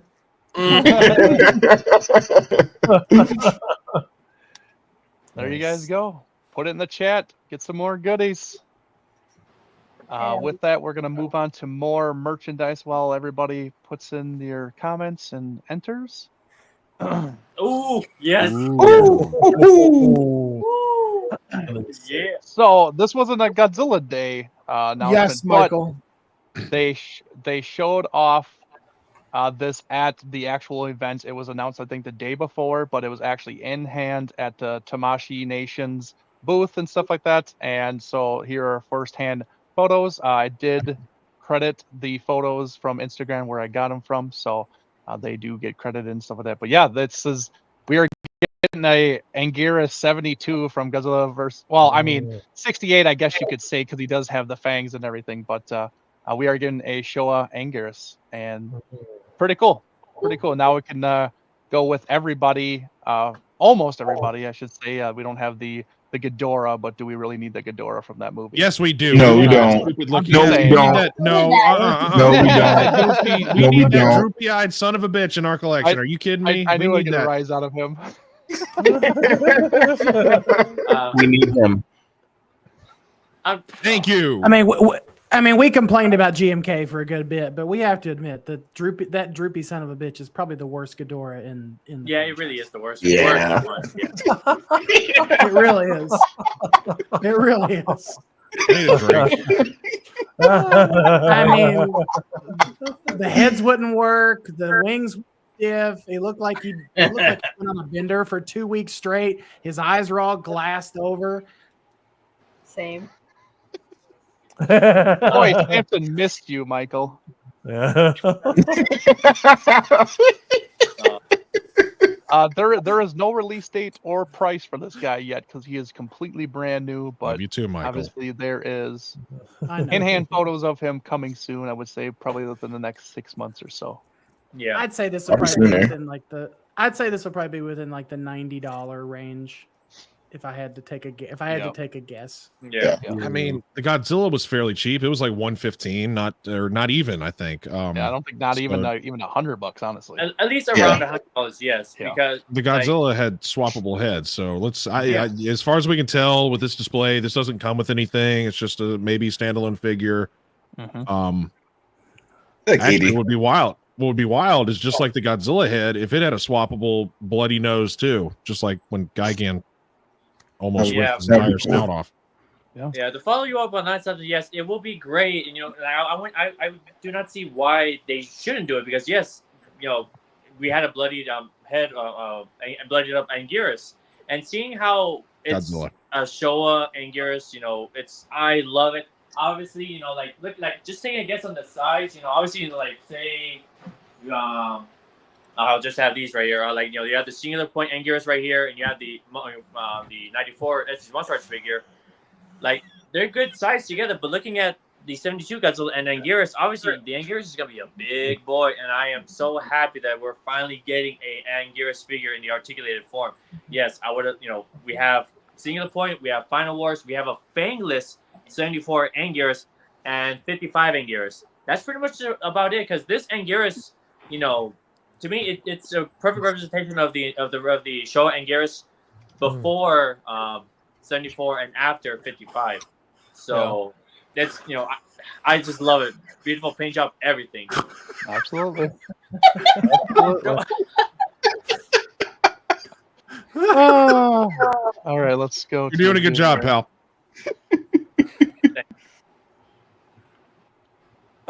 We will go to our giveaway quick, and then we'll check out another. Ooh, 9! 9 in the entry.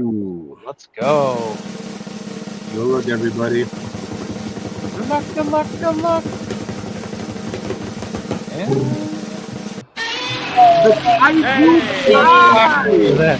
The Kaiju Kai, right Brandon, on. that's Brandon, right? Yeah, yeah. Brandon, I think. Oh, that's Brandon Johnson? Yeah, I think that's Brandon. Oh, right on, right on. Yeah. Oh, nice. Congrats, man. Nice. Congrats. All right, let's get another one in the chamber. Who's next? Who wants to give away something? I got a bundle of stuff. Samson wants to go, yeah. Samson, you are next then. Just 3 figures. They have absolutely nothing. Oh, I'm big. They have absolutely nothing to do with any kind of anniversary. These are just ones that I'm kind of like, I'm absolutely willing to get rid of these and let somebody that will give them a better home and appreciate them have them. Okay. So I have in my possession, I got the Singular Point Bandai original Jet Jaguar, not the long leg form, but the original little stumpy guy, our little favorite little mech. The Bandai, somebody that's smarter than me, tell me which form this one is again. Terrestrius? Yes, that. The Bandai, what Joe said, Godzilla figure, and then finally, lastly, the Bandai Ultima. So that is the set. We got Jet Jaguar, what Joe said, and the Final Form Ultima. All 3 Bandais in one fine little fun bundle. All right, what do you want for the hashtag? Hashtag singular. Singular? Okay. Right on. Somebody, I do have the tags as well. They're not clipped even. I do the fancy hairdryer method where I heat the hole and then I just yank it out of the figure. So they're intact. They're very intact. So if you guys, tags get 3 Bandai for nothing. So type in the word singular. Typing a singular word. Yep. A singular hashtag. All 3 will be yours. While that's going on, we are going to move on to another. Oh, wow. What in the... Pretty awesome. Ooh, what is this? Thing. Oh, my God. That's very scary. So this is from Mega House. And they've done Evolve, or let me see if let's get this right here. I think it's Godzilla, is it 2019 or 2021 they did? Then they did a Kong. T1. 21, yeah. So Kong and a Godzilla, normal Godzilla and a Kong. But what it is that they have lights and sounds to them, and then they have accessories, but they're bigger. They're probably, I believe, like the 30 centimeter range for how big they are. This is a new, first shown at the Godzilla Fest, the Godzilla -1 Mega House, where it will have lights and sounds to it. I don't know what yet. They didn't say, and there's no release date, but this is the first kind of showing off of what he's going to look like when he comes out, which is absolutely freaking phenomenal. Jesus, that does. So I'm looking. They also did King Goji's the '62 Godzilla. King Goji's the other one. Yes. Mm-hmm. So fun fact, thank you, this Brendan. is actually my display case that's in my living room currently right now. So yeah, I'm already ahead of the game, everybody. Yeah, right. Nah, this Sure, Jordan. And he only paid $2,000 for it. Easily. Something light. But he got the exclusive one though. Michelle, we're kidding. Don't kill him. The one that doesn't work. With the letter. Yeah. I have a question. The mega houses, they're not really that bad on prices, aren't they? Aren't they around $200? Yeah. Yeah, they're pretty reasonable. Yeah, I didn't think they were. Yeah, they're not crazy. Yeah. Did Did Mega House have some stuff at San Diego Comic Con? Because I think I saw possibly. There was Actually. there was a display case with some, very large Godzilla and Kong. Mm-hmm. Okay. Ah, yes, thank you. Yeah, The right. Space Godzilla actually is coming too, actually, with lights and sounds and everything. That's a newer release. Thank you, Brandon, for saying that. Yeah, they actually are doing that also. No, Nathaniel, we're not. Sorry. Sorry to continue to break your heart with that. You know, I love the pose that they have the -1 Goji on, because it obviously and when they look at this pose, it's the exact pose for when he's about to charge up his atomic heat ray towards the ships. You know, after when it was all messed up, but obviously this is him. I think this is his roar in Ginza. This is Warren Ginza. Like, this is where he's just like, bah. You think so? I agree with Oscar. I think this is the water fight at the end. Yeah, because he, like, the way his body is turned. Turned, yeah. On land, he's just roaring straight at say at the camera or whatever. But when you look at him, right, like how his hands are proportioned, like, or posed, it's different. Yeah. All right, someone bring it up. We're gonna watch it together now. Let's figure it out. watch the film.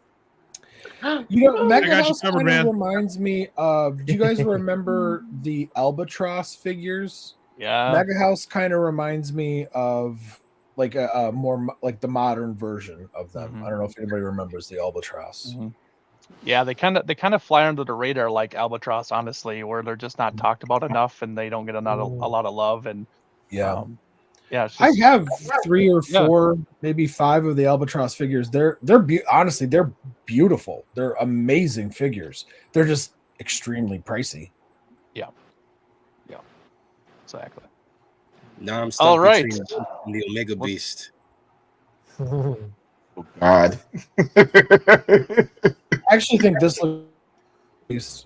Yeah, this looks way better. I'm not biased. Or And it'll probably be a way cheaper. Fifth of the cost. Yeah, way cheaper. All right, let's do our next giveaway here for Singular, and we have 7 entries. Magic number for 7. Number 7. And here we go.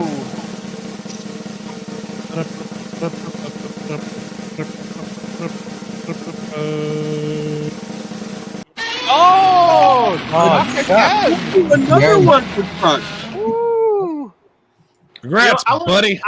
I would say this. I love Chuck's profile right here. It has the Sharktopus. I love it. Yeah, it does. Yeah, it does. Nice. Congratulations. Congratulations, Lucky Chuck. Lucky Yes, Chucky. once again, send that email to us so that we can get your information, and I will get you those as soon as I feel like it. Oh, nice. You must be subscribed in order to win. Yes, subscribe to the Facebook group and our YouTube, please. Otherwise, you don't win. Who is next to give away something? All right, Jordan, you are up. So I'm just trying to figure out what I want to give out all in total just to get rid of it. So this is one of them. Nice. Okay. And this is again going to be paired with the Super Oh. 7 vintage color 64 Rodan. Wow. This will be a bundle together. Right on. Very nice. Very nice. We're gonna do hashtag bundle. Yeah, we did that. Hashtag bundle. Perfect. I was looking for something simple, but it could have been more simpler than that. I thought you were going to say hashtag I would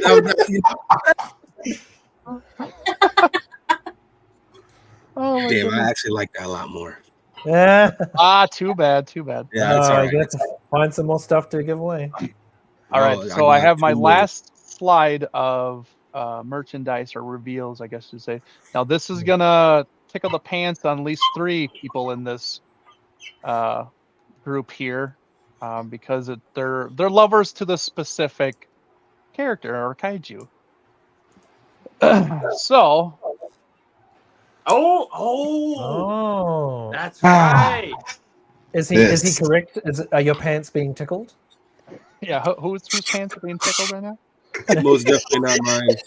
I'm fully erect. I need it. Christian, So, did yeah. you just sniff the screen? He did.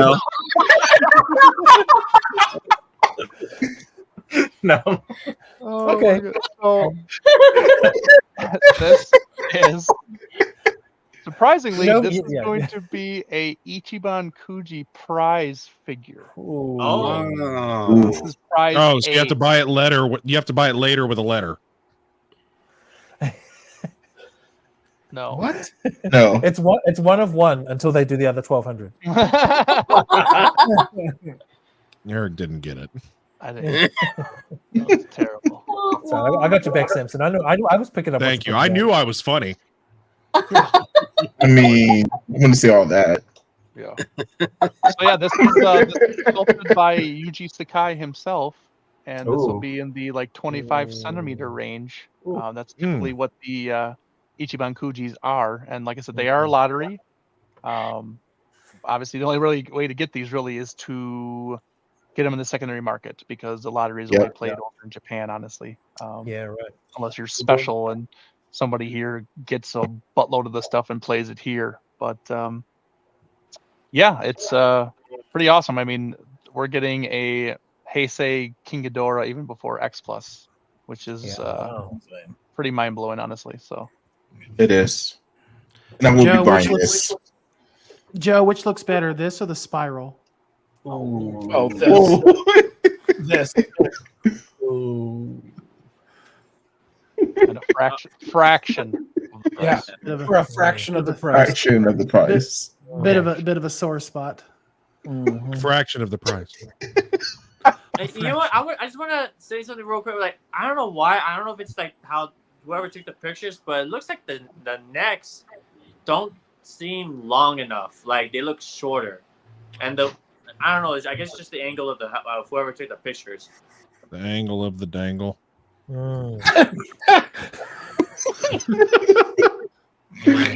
Thank you. But also, because I play a lot of tabletop RPGs and I have a resin printer and I print a lot of my minis, it looks like an unpainted miniature for D&D. So I'm like, I would buy it and then I'd look at it and be like, oh, give me the paint.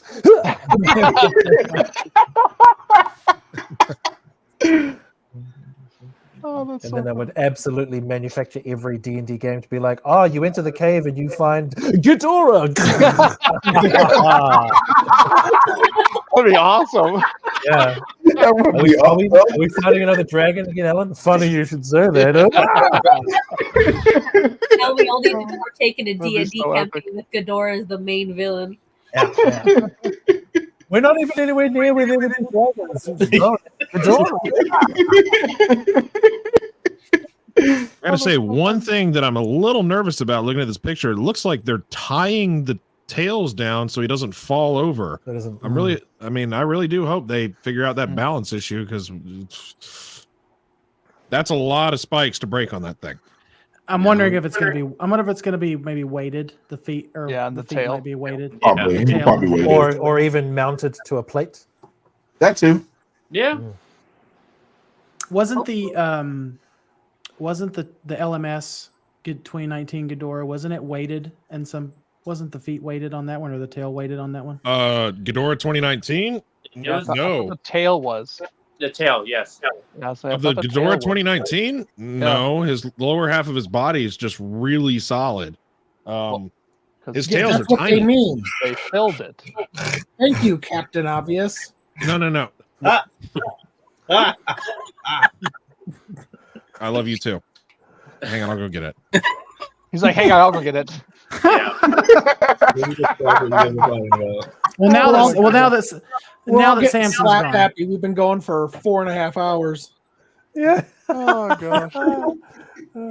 Joe, you have beautiful hair, man. I never got to see your full mane before. That's impressive. Yeah. Yeah.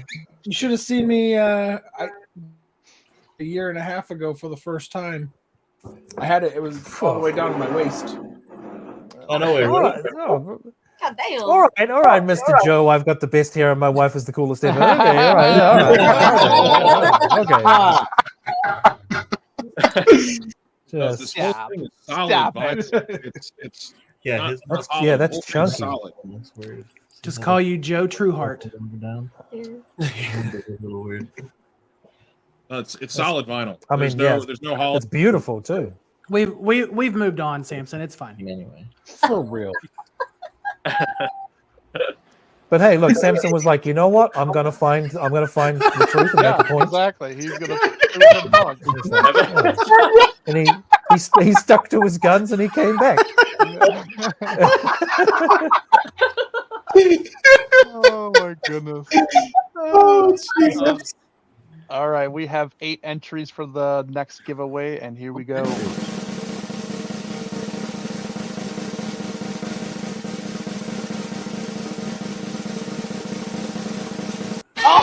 Wow! And then again. Yeah, nice. Very nice. Nice. Very nice. Wow. Wow. We all gonna have some big box. Wow. Literally. Wow. Congrats. Nice work, Kaiju Kai. That's awesome. Yes. All right, who's got another one in the chamber? Actually, can I go? Because I'll have to run off soon because I have to pick up my boy from school. Absolutely. Oh, absolutely. Yeah, I didn't know this was a giveaway thing. I thought we were just going to turn up and talk smack, and then people were busting out prizes, and I was like, oh, okay. So what I have is I am going to I have a Kong and a Scar King. And whoever wins this, I will sign it for you and send it your way. Oh, And you get both of them. Eric, may I please enter this giveaway? No, we cannot. So what would you like the hashtag to be, Alan? That's so. Hashtag- Can I just say that's awesome, Alan? Thank you so much for doing that. Yes. Yes, thank you, Alan. Yeah. My absolute pleasure. I really value fans, and you've all the fandom and the community has been so wonderfully welcoming and supportive for me, and for my son Gus. When we turned up, everyone looked after us. Joe and Eric, I really appreciated you and your team looking out for Gus when he was out wandering the con floor. It was so nice to know that while I was stuck behind the table working, he was still, he still had some really good people looking out for him. So, I appreciate that. I really, really value that. And I just thought this would be nice. This would be a nice thing to give back. So the hashtag is going to be hashtag unless Jordan has found something else to give away, in which case we'll change it. Is that okay, Jordan? No, that's Alan. That's all you, man. That's all you. Yeah, hashtag creativity right there. Yeah. Yes, as I was going to say after the hashtag, yes, this wasn't planned. Alan saw that we were doing this. He was gracious Yeah. enough, like, you know what? I want to give back for you Yeah. guys. He asked me, I was like, absolutely, if you're willing, you know, we would love for you to do that. So yeah, we didn't ask him. This is the kindness of his heart. This is the kind of guy that he is. So Absolutely. it's definitely appreciated. And yeah, everybody better be throwing your comments to me if you want autographed sign for Kong and Star King. So feel free to hassle every con you know and be like, why isn't Alan Henry there? He should be there. So that they invite me so I can come and hang out and see all my friends again and meet new friends. So while that's going on, I have one more video. Well, we have two more things to kind of discuss or go over before we end this crazy long show. But I wanted to showcase a special video that I had reached out to friends of our show, of us personally, and just people that were willing to do this. It was a side project last minute. I wanted to get more, but just unfortunately, I couldn't get everybody. So the people that were willing to do this, thank you so much if you watch this. Everybody, I do really appreciate it. It's a lot of fun. A couple surprises and everything in there. But yeah, just some people, some fans saying happy birthday to Godzilla and appreciating him like we do and stuff like that. So without further ado, we will give that a watch. Happy birthday, Godzilla! I cannot believe it has been 70 years since this big guy stomped into our lives. I am super excited to spend this day with my fellow Godzilla fans, celebrating 70 years of film history. It's been a really good year to be a Godzilla fan. Between 2023 and 2024, we had the release of -1, we had Godzilla and Kong, we got a bunch of new merch, and now we have another Godzilla movie already in the works. So, happy 70th, Godzilla. I love you with my whole heart. And I hope you all have a wonderful time celebrating this day together. Happy birthday, Godzilla. Here's to 70 years. Long live the king. Hey, everybody. Can you believe Godzilla's been around for 70 years?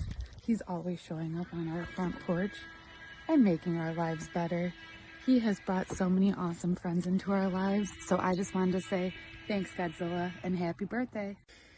Minasan konnichiwa. Hey everyone, coming to you live from the 23rd century. It's M11, Godzilla versus King Ghidorah. M11 here. I wanted to time slip back to the 21st century and wish Godzilla a very happy birthday. 70 years young and still kicking. Look at that, man. And I wish you many more, dude. Hope we have a lot more movies in the future. You are the biggest star in the world right now, and now you have an Academy Award to prove it. So keep it going, dude. We're backing you up. And if you wouldn't mind talking to some producers and directors, tell them that M11 wants to come back and be in a movie. Yeah. Hey, look, I still got it, man. I'm ready for action, so let's do this, okay? Hey, everybody out there, have a good day. Let's all wish Godzilla a very happy birthday and a very happy future. Time Warp, engaging now. I'm out of here. See you, everybody. Bye.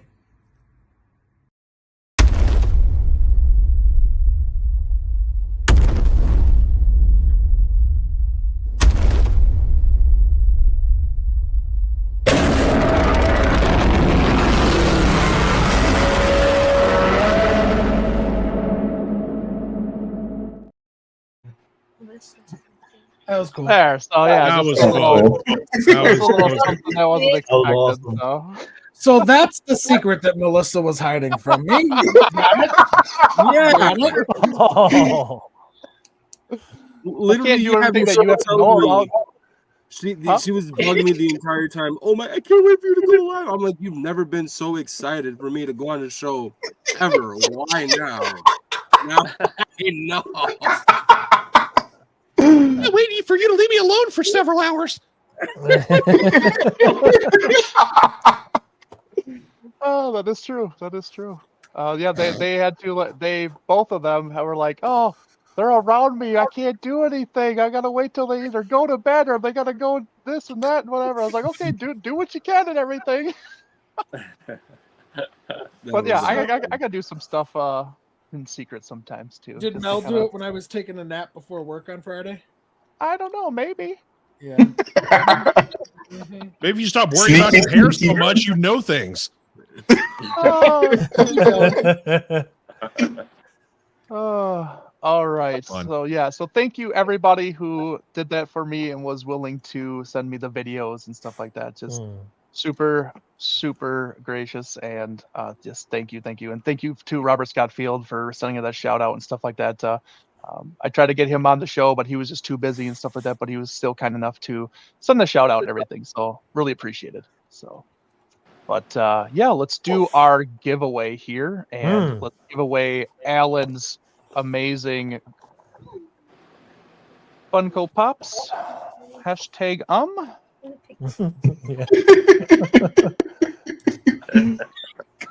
And we have 12 entries. 12 entries. Ooh. Hell yeah. And here we go.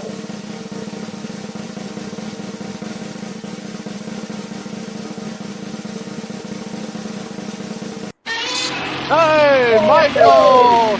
Congrats! Congratulations, Michael. Congrats, Michael. If we see these on eBay, we're out to get you. Don't worry, they won't. They're exclusive. It's Alan's gonna write them a personal letter. Yeah, I'll put in a nice big thing. That is an additional $350. Yes, please. Email us, and then we will get that information to Alan, and then you can take it from there and everything like that. So yeah, we'll be the middleman and help it out and everything like that. So yeah, congratulations, Michael. Yeah, because I have a place for them too. He's ready. Bro didn't even know he was going to win. He was ready. Right? Oh, goodness gracious. Okay, last thing before we get out of here. Thank you all for tuning in with us for this super long show. Just last little bit here that we're going to cover. Do we want to do one more giveaway while we do this segment? Yeah, I can give away my last item. Oh, okay. Last item. Adrian's Good. Do it. All right, I'm gonna peace out. Hang on, sorry, Adrian. Yeah. Sorry. Oh, yeah. Yeah, I'm gonna boost. But yeah, Michael, these will be on your way. Once the team give me your details, I will make sure that they are flying away to you as protected as they can be. But yes, thank you again, wonderful, wonderful friends, for inviting me. This has been absolutely fantastic. I hope I see you all again soon. Yes, because it's seeing you on screen is great, but like squishing you in person is absolutely fantastic. I look forward to being squished for the very first time. Oh yes, I'm a big nice fan to meet of you too, squishing people. Yeah, excellent. All right, see you later, gang. Love you, buddy. I love you so much, man. Yeah, I love you guys too. Tell Gus we said hi. Yeah, I will. Yeah, say hi to your wives for me. It's No, I will not. I will not say that. Hi, you guys. You know why?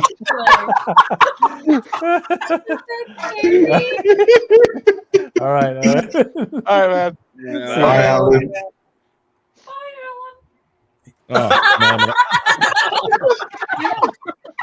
See, I'm not the only one.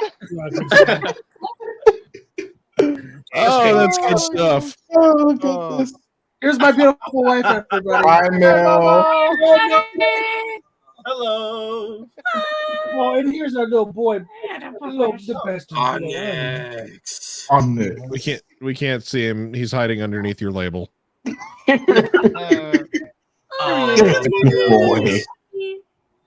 Adrian, what's your hashtag? What is your item? What's the prize? Well, let me do the hashtag first. Hashtag Onyx. There's a reason why I'm using this hashtag. This for poops and giggles. It's gonna be hashtag Kaiju Bayou. And the reason why that is because the part is gonna be Kaiju Bayou's personal buttons. Nice. And if you can see them, I'll blow myself up real quick. I don't know how to spell that shit. Bayou. Why? As y'all see, these are all Godzilla with 4 icons. AIJOU. Bayou. Oh, I get it. You're seriously out of focus, but I get it. Yeah, I see it. Perfect. I think these are really cool. So I'm be giving this away along with another Jesus. Ichiban figure. Oh, the Burning 1995 Godzilla. Ichiban. So these will be in here. Oh yeah. Welcome to the Kaiju Bayou. Kaiju Bayou. Put it in. It is the last giveaway of the night, the day, whatever we are. I have no idea where we're at. I have Robert. It's both for me, so. I think we all have a few things left. Yeah. I know we do. I know we do, but we're just gonna have to wait for another time, unfortunately. Otherwise, this could go 7 hours. So. Yay! I mean, hey, it'll just be for another time and everything. So don't worry. That's why I bundled what I had left. I was like, this is going to go on too long if I do every figure individually. So I didn't talk about stuff. I did that on purpose. Yes. So yes. What was that, Joe? I'm sorry. I'm sorry. I'm still having a delay every now and again. I don't mean to interrupt when I do. I was just going to say, you were talking about saving stuff for another time. That would be a great time to say we are going to do another giveaway, and I think we're going to do it at 1,000 subscribers. So keep subscribing and keep joining the groups. And the next time we'll do a giveaway is at 1,000 subscribers for on our YouTube channel. Yep. Yeah. So I mean, you never know. I mean, next thing you know, we're going to be at 1,000 subscribers, and we have a whole bunch of giveaways to give to everybody and stuff like that. So yeah, just keep sharing, keep spreading the word, and pretty soon we'll be there. So we love doing this. Honestly, we love doing this. This is a lot of fun. I love giving away stuff. I don't know. It's cool. So, but yeah. So while everybody puts that in the chat and everything, we are going to talk about one last kind of item that I kind of want to get your guys' opinions, how you feel and everything. So obviously it's 70 years of Godzilla. We've talked about this on here, how much Godzilla means to us. Okay. Even the Godzilla website wanted to know what Godzilla means to each and every one of us. Some of us were able to enter, some of us weren't able to enter. But honestly, I wanted to know too what your thoughts are on Godzilla and what he honestly means to you. I mean, like I said, we've discussed it. I mean, till we're blue in the face on how much we love Godzilla and what he's done for us and everything. But like, what does he really mean to you? Like, what has he done for you? Has he done anything special for you? We've talked like, would we be the same person we are without Godzilla? Like, I'm just curious on what he means to you and being a fan for as long as you guys have and stuff like that. So let's see, who do I wanna? I'm gonna have. Oh, who do I want to torture? I'm gonna have Adrian go first. Oh, I'm glad I was ready to be put on the spot. Yep. He's like, okay. Think about the positive potato, Adrian. I know. No, honestly, Godzilla means a lot to me. Honestly, he was comfort for me when I lost my dad. He was motivation for me when I started doing photography and even at work at sometimes. He's always been there to kind of push me forward when I didn't want to go any further.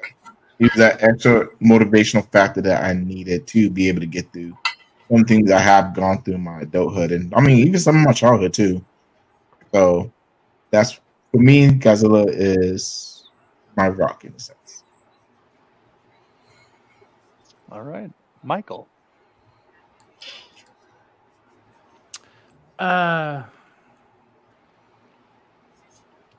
Godzilla to me is a connection to my childhood that I desperately wanted to get back to after my mom passed away.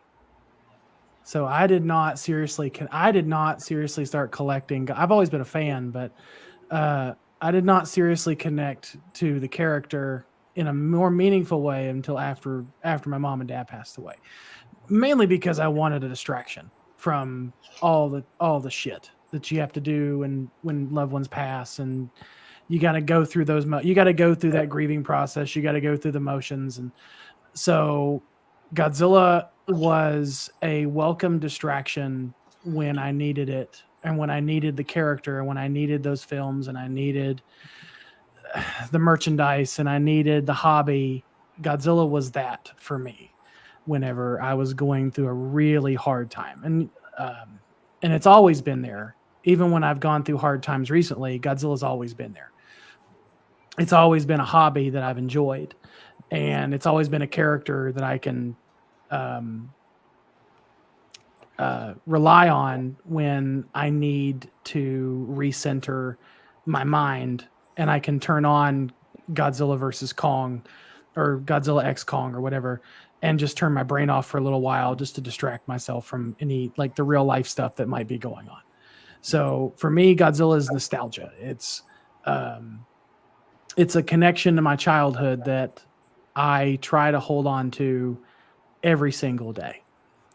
And whether it's terrifying Godzilla and 54 and -1, or it's silly superhero Godzilla with Megalon and all those other films, like my heart is always drawn to that character just because of the nostalgia attached to it. Because I've told this story before, but my first introduction to Godzilla was through my dad, where him and my mom stayed up all night in 1994 and recorded that TNT Monster Vision marathon that was on for me during near New Year's Eve. I think it was New Year's Eve. That's when it was.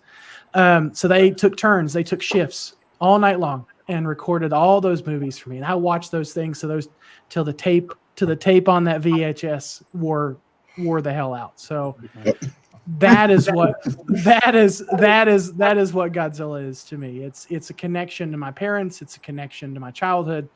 It's a connection to a time where things weren't as complex as they get when you become an adult. It's a healthy distraction. I think it's better than cocaine, I guess. You know,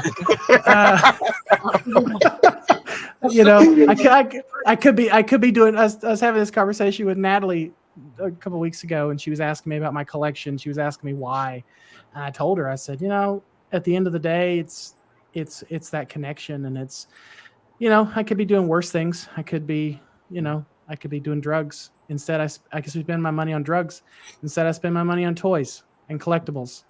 It's not the worst thing in the world, I guess. But yeah, I mean, that's Godzilla. It's a connection to a much simpler time in my life.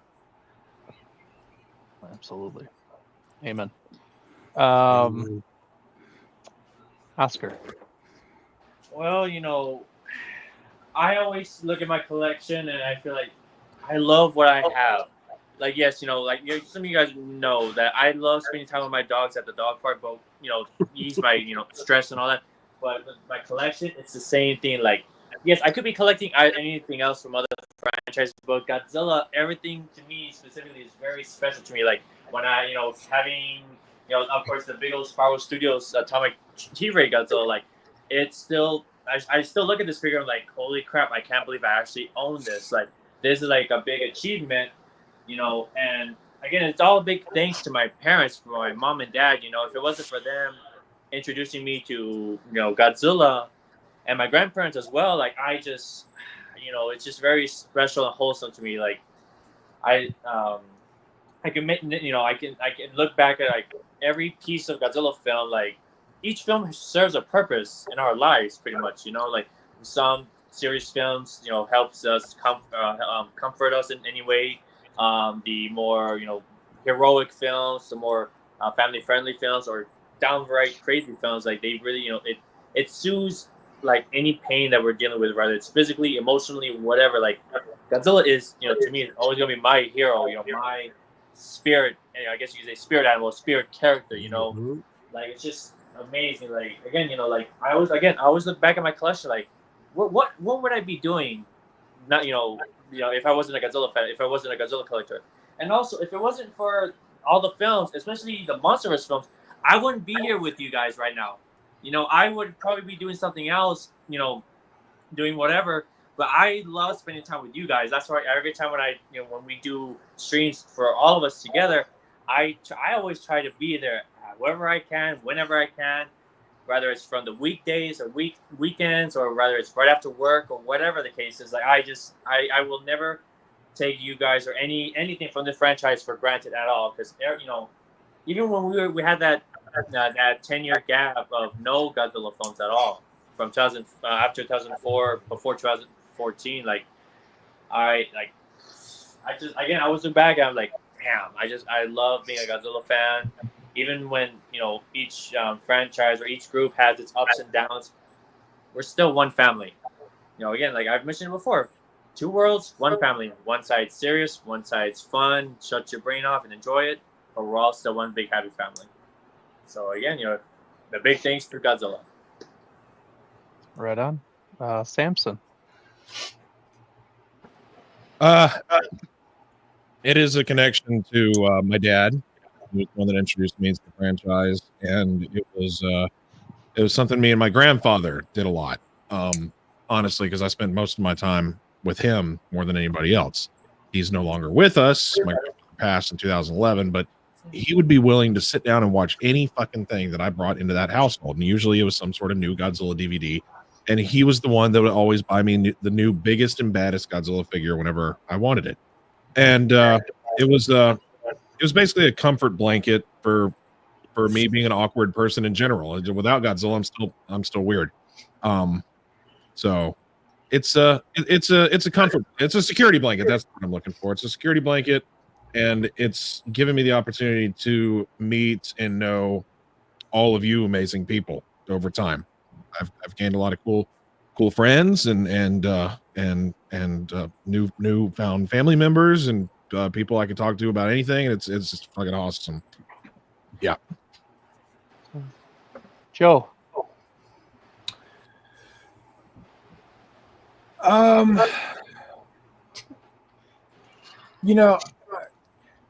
Godzilla, it's one of the things my dad and I got to bond over. And he would watch him with me when I was a kid. I'd be too scared to watch him alone, so he'd watch him with me. That was always cool. He actually took me for many years to G Fest, and it was something that like him and I got to do. My mom and I got to do a lot of things together because she was a stay-at-home mom and my dad worked, and not that my dad wasn't around or anything like that, but just that my mom was around more. So Godzilla was kind of able to be that thing that my dad and I got to do, which really meant a lot.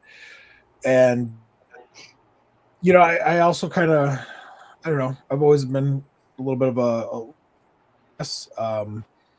so Godzilla in a way was my friends, because I didn't really live close to kids. I lived out in the country, and so the Godzilla movies, they got me through the day. And not that I was like depressed or anything of that nature, but it sometimes got a little lonely being out by yourself and stuff. So yeah, Godzilla's it's just, I have nothing but positive memories about it. And honestly, if it wasn't for Godzilla, I wouldn't be friends with any of you. And I've gotten to meet some of my absolute bestest friends through this franchise, and people are great, and that means more to me than any movie, is the friendships and the relationships that I've made.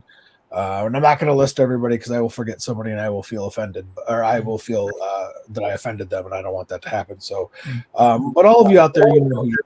And, yeah, so that more than anything, it's the friendship and the relationship. And honestly, all of you should feel blessed that you know me because of it. So. There it is. Shameless self-promotion. Oh my god. Love you too, Joe. Christian, you go first. Yeah. I'm gonna turn this on me just for this one. Okay. No, Godzilla, man, it's never been one of those things where I grew up with my whole life, in terms of like it shaped and molded my childhood in terms of that. But as time progresses, it's become more and more important in my life. And when I do look back, I do look back at moments back in the day where Godzilla was part of certain moments for me. So the very first one is when I'm just chilling on the couch. Godzilla comes on. I think 91 comes on, and that's the first time I had an introduction to him. And I just turned to my dad and say, "Hey, what's that?" He's like, "That's Godzilla." We sat there talking about it for a bit, and then enjoyed the movie. I was disappointed that Ghidorah lost not once but twice. Anyway, then you have the video games, the video games, and then Godzilla 2000 both have a special someone attached to him who's not here. But I like looking at those movies in that game because it brings them back. And then as of recently, coming into the fandom again, I'm on the same boat as Oscar. 2014 is my Godzilla. Seeing that hypeness in the theater was awesome. Getting to meet you guys, incredible experience, and now I got a little language that I can speak with her over here. Coolant check and other things that are Godzilla related. So no, it's becoming a more and more important thing in my life, and I can't see a future with that atomic radioactive lizard anymore. So yeah, I'm gonna pass it out. Yeah, Celeste. Okay. Sorry if I get slightly emotional. I do that. So, like, for me, kind of like what all you guys have been saying, it was an attachment to my childhood. Growing up, I was basically mute when it came to talking to people. I didn't talk to people. I was the kid who hid behind their parents and didn't do much. And so my dad was actually the first one to show me those movies. I mean, it came up on TV, and I just so happened to take a liking to it, and he noticed, and he would keep it on. And ever since that first time watching it, he would actually faithfully, every weekend, we'd go to like Blockbuster, Hollywood Video, the Red Box, and he would always rent me a Godzilla DVD, and we would watch it.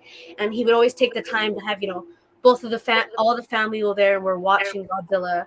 And when he would notice growing up that when I would talk to people, it would be about Godzilla.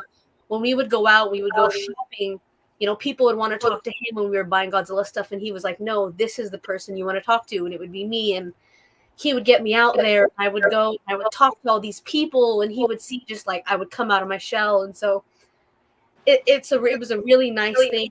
And growing up, since Godzilla was the one thing I mostly ever talked about, it introduced me to a lot of my friends now who not only like Godzilla, but who liked all kinds of other stuff, as well as, like getting to meet you guys. Without Godzilla, I would have never been a part of this group. I would have never met you, been to G-Fest, and met all the other people that I was able to meet. But with growing up with that family who supported me and was always like, "You like what you like, don't think, oh, you're a girl who likes dinosaurs. That's different, but it's you, keep going with it." And they supported me to the stores. They would buy me my figures, and they would sing the music for me when it would come on TV and I wasn't in the room. They would play it, and they would always call me over. But it's just a really big attachment to my parents and my childhood and everyone I've met. And yeah, without Godzilla, I wouldn't be where I'm at. I've had a lot of things go on, and Godzilla's like, besides you guys, like the number one thing that's been there for me. So yeah, that's me. Right on. Jordan. Yeah, I like Godzilla. That's it.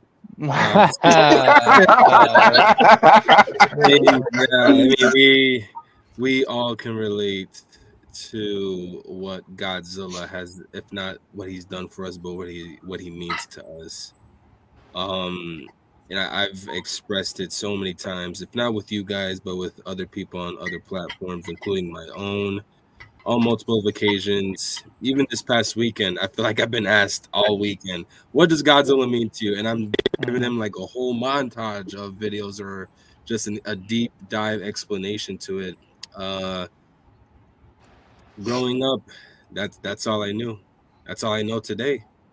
Every sport that I've competed in, I was always inspired through that of Godzilla. Or if not that, every sport that I've played in that consists of a team sport. I could name a few, but I was not too fond of everybody on my team. And they had the same feelings towards me, and I didn't care. And it was to them, it's he's the coach's oldest son who they would quote to be who's assumed to be the best player on the team, since that is the coach's son. What he really isn't. All he ever worries about is Godzilla. And I'm like, yeah, you're damn right. I'm having fun playing these sports. I'm having fun doing whatever it is I gotta do every weekend, but you're damn right. And I had to learn, to not so much to accept that, not that it was in a bad way, but I learned to express myself and not be shy away from me being a Godzilla fan. Specifically because they were a group of kids I used to hang out with, who are either no longer here or behind bars. And there were activities that I had partaken in that I am not proud of whatsoever, especially in my adulthood. Um, and it would all be because at one point I would hide that I was a Godzilla fan. And then I guess when I got out of the I'm a Godzilla fan closet, that's when I really started to find enjoyment in life.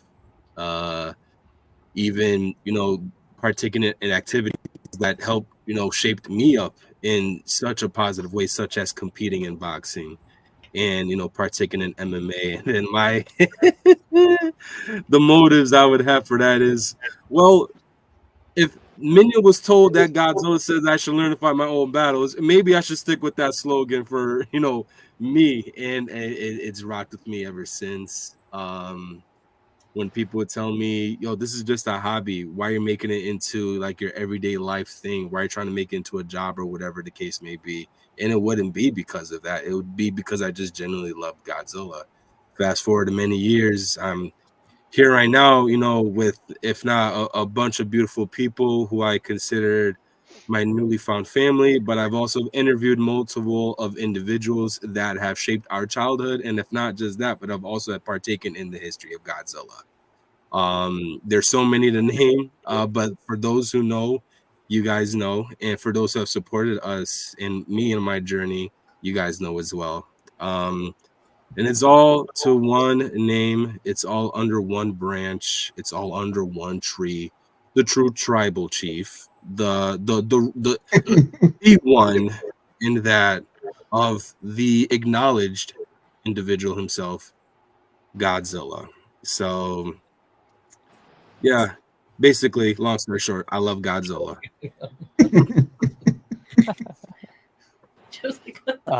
That's awesome. Thank you all for sharing very personal, I think, feelings. And I think that's kind of what it's all about. I think that's what this character has done for us. I mean, I could piggyback off of every single one of you's explanations and stuff like that, because I think we've all felt the same way, experienced the same thing.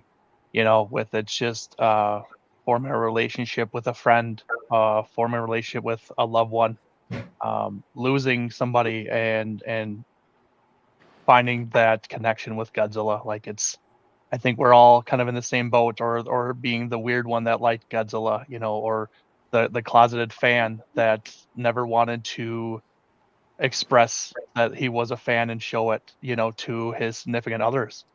I think a lot of us have been there, have done that. I definitely have. I can relate to every single one of your guys' stories, honestly, in some way. I think it's just he's an escape. He's an Mhm. escape for just everything in life, and it's just for me, he's this constant that's always kind of been in my life, and I know that he'll always be there. It's not like he's going away. You're not going to lose him. It's something that you can connect with and really lean on to really just kind of embrace it and love it, and it's gonna love you back. It's not gonna turn on you. It's not gonna betray you. It's just he's just there for you to love, honestly. And it's just I can just put on a movie and just be relaxed. That's what it does for me. It just relaxes me to a point where it's just I just lose it. I lose myself into it, and I don't even know what's going on and stuff. And I can just, I mean, I've watched it so much that I know it all by heart and everything. But it's so calming and soothing to me that like just even having it on the background is a big deal, because it's comforting, you know, Mhm. and it means everything to me, because like I said, it has shaped me into the person that I am. No one has in my family around me have ever liked Godzilla in any way, shape, or form. I've always been alone, and this has also brought me to you guys. Like we've all kind of said, it's formed very strong bonds and relationships with you guys and people like you on line and stuff like that, where I mean I have bonded with people online and you guys more than I ever did with people that were in my same neighborhood, in my same household. I've I've never bonded. I have brothers, I have sisters, never had that strong bond, and not like I do now with people like you.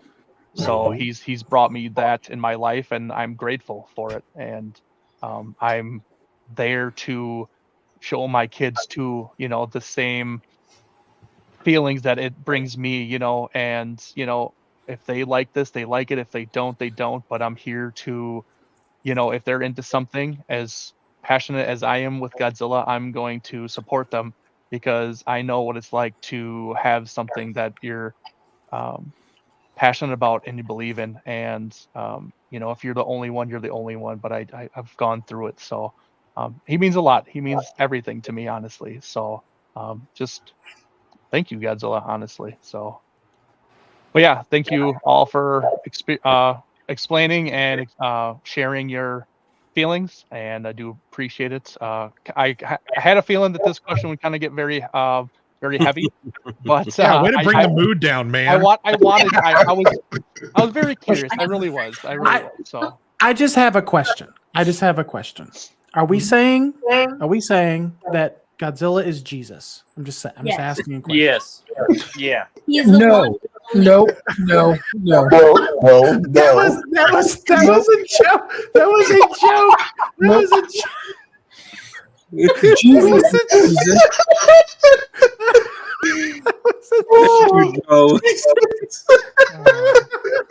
He's my savior. I had to lighten the mood. Jesus Christ! Everybody was just like, oh, my parents, oh, my childhood. I'm like, holy shit! It was heartfelt. Holy fuck! I just got goddamn. I need a drink after all. But you know what? I would say this, cheers to Godzilla. Cheers. 70 Cheers. years and many more to come for the franchise. Cheers. Damn it. Cheers. Yeah, Nostrovia. Cheers. cheers. Lancha. All right, with that, we will turn the mood around and we'll give away our last giveaway of the night here, and see who wins the Ichiban and the Kaiju Bayou stuff. We have 8 entries, and here we go. Good luck to everybody. And I'm sure they're all like, it's about fucking time. I know. I'm sorry. Oh! Hey! Jesus. We should put a cap on these people. Stop him. So yeah, that will conclude our Super Godzilla Day show. Thank you, everyone. Honestly, from all of us here at Monsters with Attitudes, thank you all for tuning in live. For anybody who watches this later, it means the world to us that you guys watch our content and are interested in the stuff that we are too. Like we just discussed, we are all fans here. We all love the same thing, and we're here to make relationships and friendships and stuff like that too with the same-minded people as we are, honestly. So Also, two, if you are not subscribed to any of our social medias, you can scan this QR code and you can be jumped right into our social medias and everything like that. So if you want to do that instead of individually going to all the social medias, scan this code and you will have access to all of our stuff. So, and follow us on everything so you are in the loop on all Godzilla news, kaiju news, Ultraman news, our shows, our interviews, everything in between. We just have a lot of fun here. Like I said, big fans, and it's great. It's yeah, I'm heaven. Well, I'm glad you think it's heaven, honestly. I really do. But with that, we'll say our parting words and everything. Does anybody have any last comments or anything that they would like to share with everybody before we get out of here? I would go really quick. Yeah, go ahead. First and foremost, Luke, thanks for tuning in despite it being extremely late, my friend. It was an amazing show.